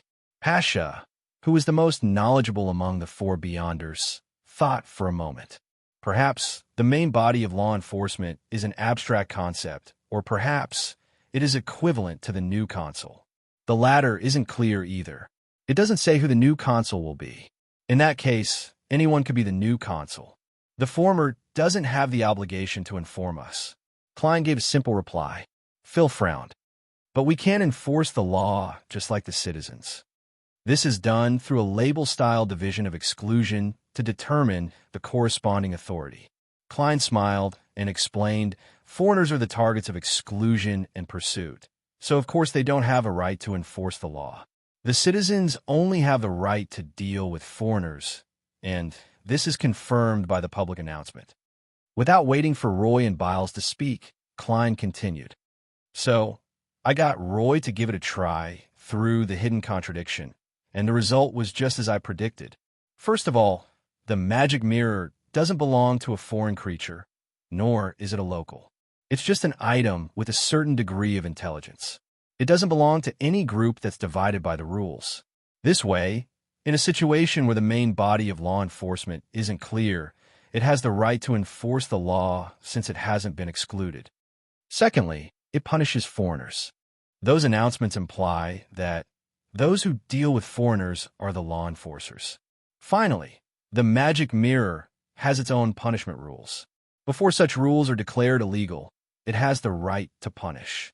Based on the above 3 points, I believe that 0-02 is now caught in multiple contradictions. Following this, it will definitely issue new laws to clarify the law enforcers and mend the loopholes in this area. Once the law enforcers are clarified, they will reveal a lot of information. This will help us lock onto our targets.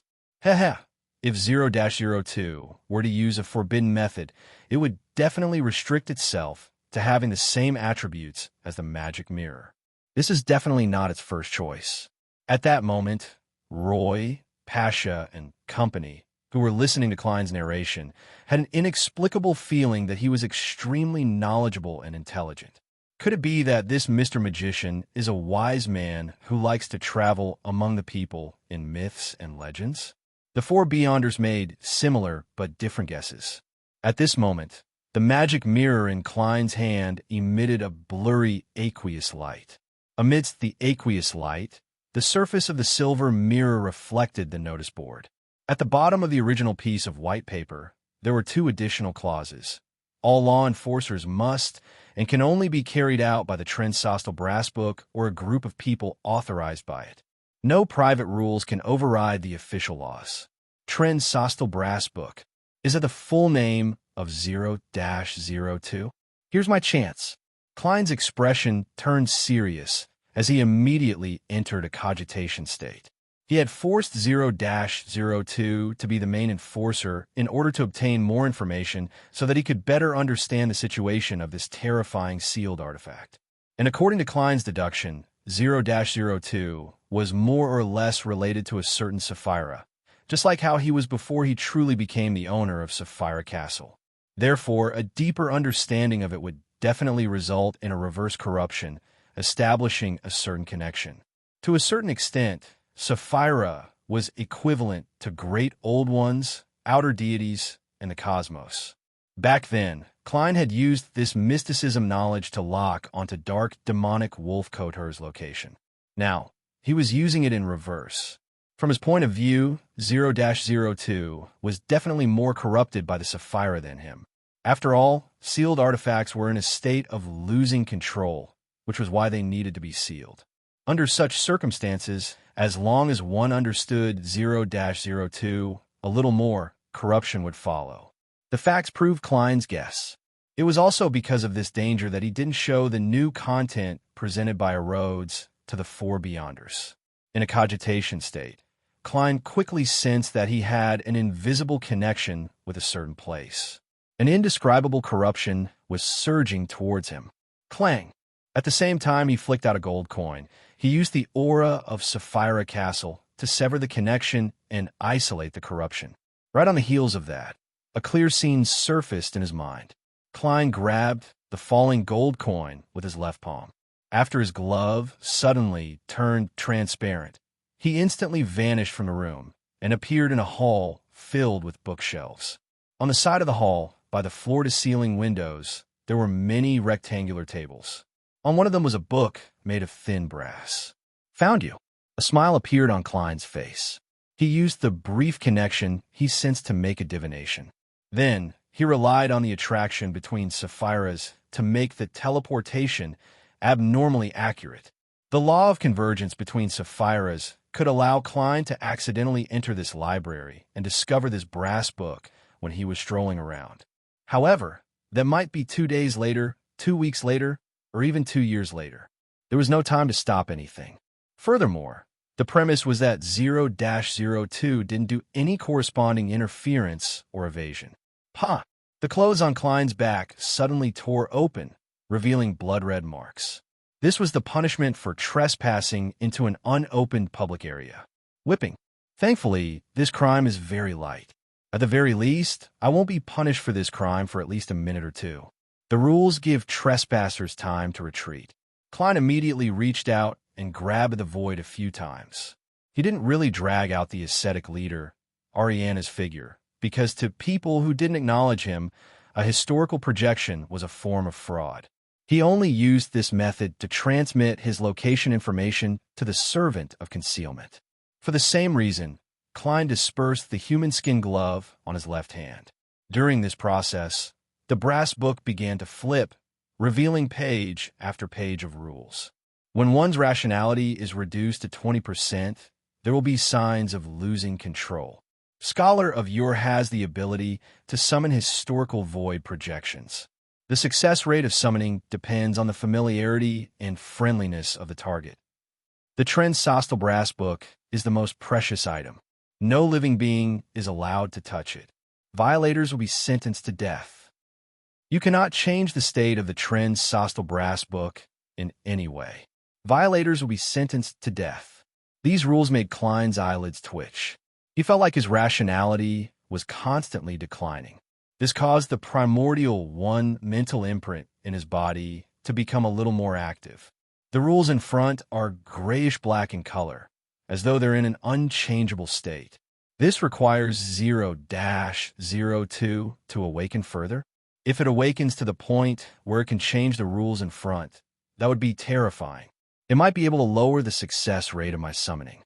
As long as a Beyonder's rationality is slightly lowered, they will show signs of losing control. We've fixed the problem of this version's seer being too powerful, as expected of 0-02. It didn't insult this serial number. The words at the back are silver in color. Does this mean that this part of the rules can be modified or added to? I can't touch it, and I can't change its state. In other words, I can't take it away, nor can I directly conceal this sealed artifact. Perhaps I can use the Staff of the Stars or the Box of the Great Old Ones to directly transfer this library to the cosmos, allowing 0-02 to face those outer deities. But if the outer deities were to grasp this sealed artifact, the problem might be bigger than it is now. Klein hesitated for a moment and didn't risk being punished by summoning his Grade 0 sealed artifact. In the next second, he heard a paw sound next to his ear. Ariana, who was wearing a simple linen robe and a tree bark belt, quickly outlined her figure beside him. An invisible whip had lashed out at her, leaving obvious bloody marks. The first problem has been resolved. Now, we need to consider the second problem. That is, how to seal this fellow, Klein said as he seized the time. It wouldn't be long before he would suffer the second punishment of having his hand severed. Ariana shook her head. The corresponding information has been destroyed. We can only resolve it through trial and error. This is a little dangerous. We don't know, but someone definitely knows. Klein's heart stirred as his spirit body suddenly left his body and entered the spirit world. Through the invisible barrier created by 0-02, he said to the Church of the God of Combat's chief shepherd, Larian, who was waiting for the curtain to disappear. Maybe we can make a deal. You want a way to seal 0-02? Larian turned around and chuckled. Do you think I'll agree? Actually, I'm puzzled. Why must you sacrifice yourself for the fallen god of war? If you join the Church of Evernight, you can still be an angel and receive blessings. You can also live for a very, very long time. Klein didn't directly respond as he said. Larian's expression sank. A mythical creature like you who doesn't have a devout faith won't be able to understand me. As an evil god, isn't it normal for me to not have a devout faith? Klein couldn't help but mutter in his heart. That was his humanity. Chapter 13:22. Seeing that Klein was momentarily at a loss for words, the chief shepherd of the Church of the God of Combat, Larian's expression turned even more solemn. Besides, the fall of a deity is only temporary. He will eventually return and awaken from my body. Klein frowned slightly when he heard that. He didn't know if the angel opposite him had too many of his anchors wavering, causing his mental state to turn abnormal. It wouldn't take long for him to lose control, or if he had been too deeply influenced by the god of combat. In a sense, he had become his backup plan. Ignoring the sequence 0 true deities, even kings of angels and a number of angels often died, but didn't die. You should know very well that it'll be the apocalypse in another decade or so. I believe the speed at which the god of combat recovers definitely won't be that fast. Klein attempted to use cruel reality to wake him. Larian snorted. You will never be able to imagine the might of a deity. He didn't give Klein a chance to continue persuading him, as he revealed a smile. In short, I won't make a deal with you. Pray to Evernight. Pray to the deity you believe in to seal 0-02 and save you. And I'll be able to leave this place in another 30 to 40 seconds at most. Klein looked up at the curtain that hung down from infinity. Without another word, he made his spirit body return to the library where the transcostal brass book was. Have you thought of any solutions? He asked without any delay. Ariana shook her head slightly and asked, What did Larian say? What did Larian say? He wants us to pray to a deity and get a deity to seal 0-02. As Klein spoke, he suddenly froze. Larian's words didn't seem to be problematic, but he had inadvertently revealed a very important piece of information. He believed that a deity could seal 0-02, no matter who it was. Then, what did a deity use to seal it? Forcefully suppress it through a sequence 0, or did he use the power that could destroy the world? Following that, Klein had one question after another. At this moment, the transcostal brass book flipped to a blank page, causing silver words to appear one after another. The language it used was the language on the first blasphemy slate. It seemed to be the source of all the languages still in use. In the blink of an eye, the silver words formed a new text. The Belton City Library is where the transcostal brass book is stored. It's a place that must be closely guarded. Any creature that enters without the permission of the transcostal brass book will be severely punished. This is increasing the severity of the punishment. Next, I might be sentenced to death directly. Klein's pupils dilated slightly, and he quickly speculated the most likely development. However, he did not panic at all. Instead, he smiled and said to himself piously, My wish is for the Belton City Library to be reduced in size so that my current location and Madame Ariana's current location will be the dividing line. Just as he said that, he raised his hand and snapped his fingers, fulfilling his wish. As the snapping sound echoed, the lawn corresponding to the Belton City Library disappeared. The building shrank and the walls retreated. Soon, it was only a tenth of its original size. Klein and Ariana had unknowingly arrived outside the floor-to-ceiling window. Through the open window, they stared at the transcostal brass book on the rectangular table. The distance between them and the target didn't change at all. It was still very close, but it was no longer within the range of severe punishment. It was just that they had violated the curfew for the first time, and they had been whipped by the invisible enforcers once again. After accumulating one wish after another to repair buildings, Klein was already able to create quite a miracle in this aspect. He didn't make any more wishes as he continued thinking, analyzing the hidden meaning behind the words of the Church of the God of Combat's chief shepherd. No, it shouldn't be forcefully suppressed by my level. Otherwise, my spiritual intuition would have long told me the answer, allowing me to trigger the aura of Sapphira Castle and complete the seal. From a mysticism perspective, this is understandable. This is because 0-02 is clearly related to a certain Sapphira. It's very difficult to forcefully suppress it with the level of a sequence 0, relying on the power of the gods themselves. This might be possible, but it was most likely not the real method, because Larian himself had a method that did not rely on gods to complete the seal. What's so special about sequence 0 deities? And what methods could angels use to indirectly achieve this uniqueness? The most special thing I can think of about a sequence 0 deity is that they contain a uniqueness.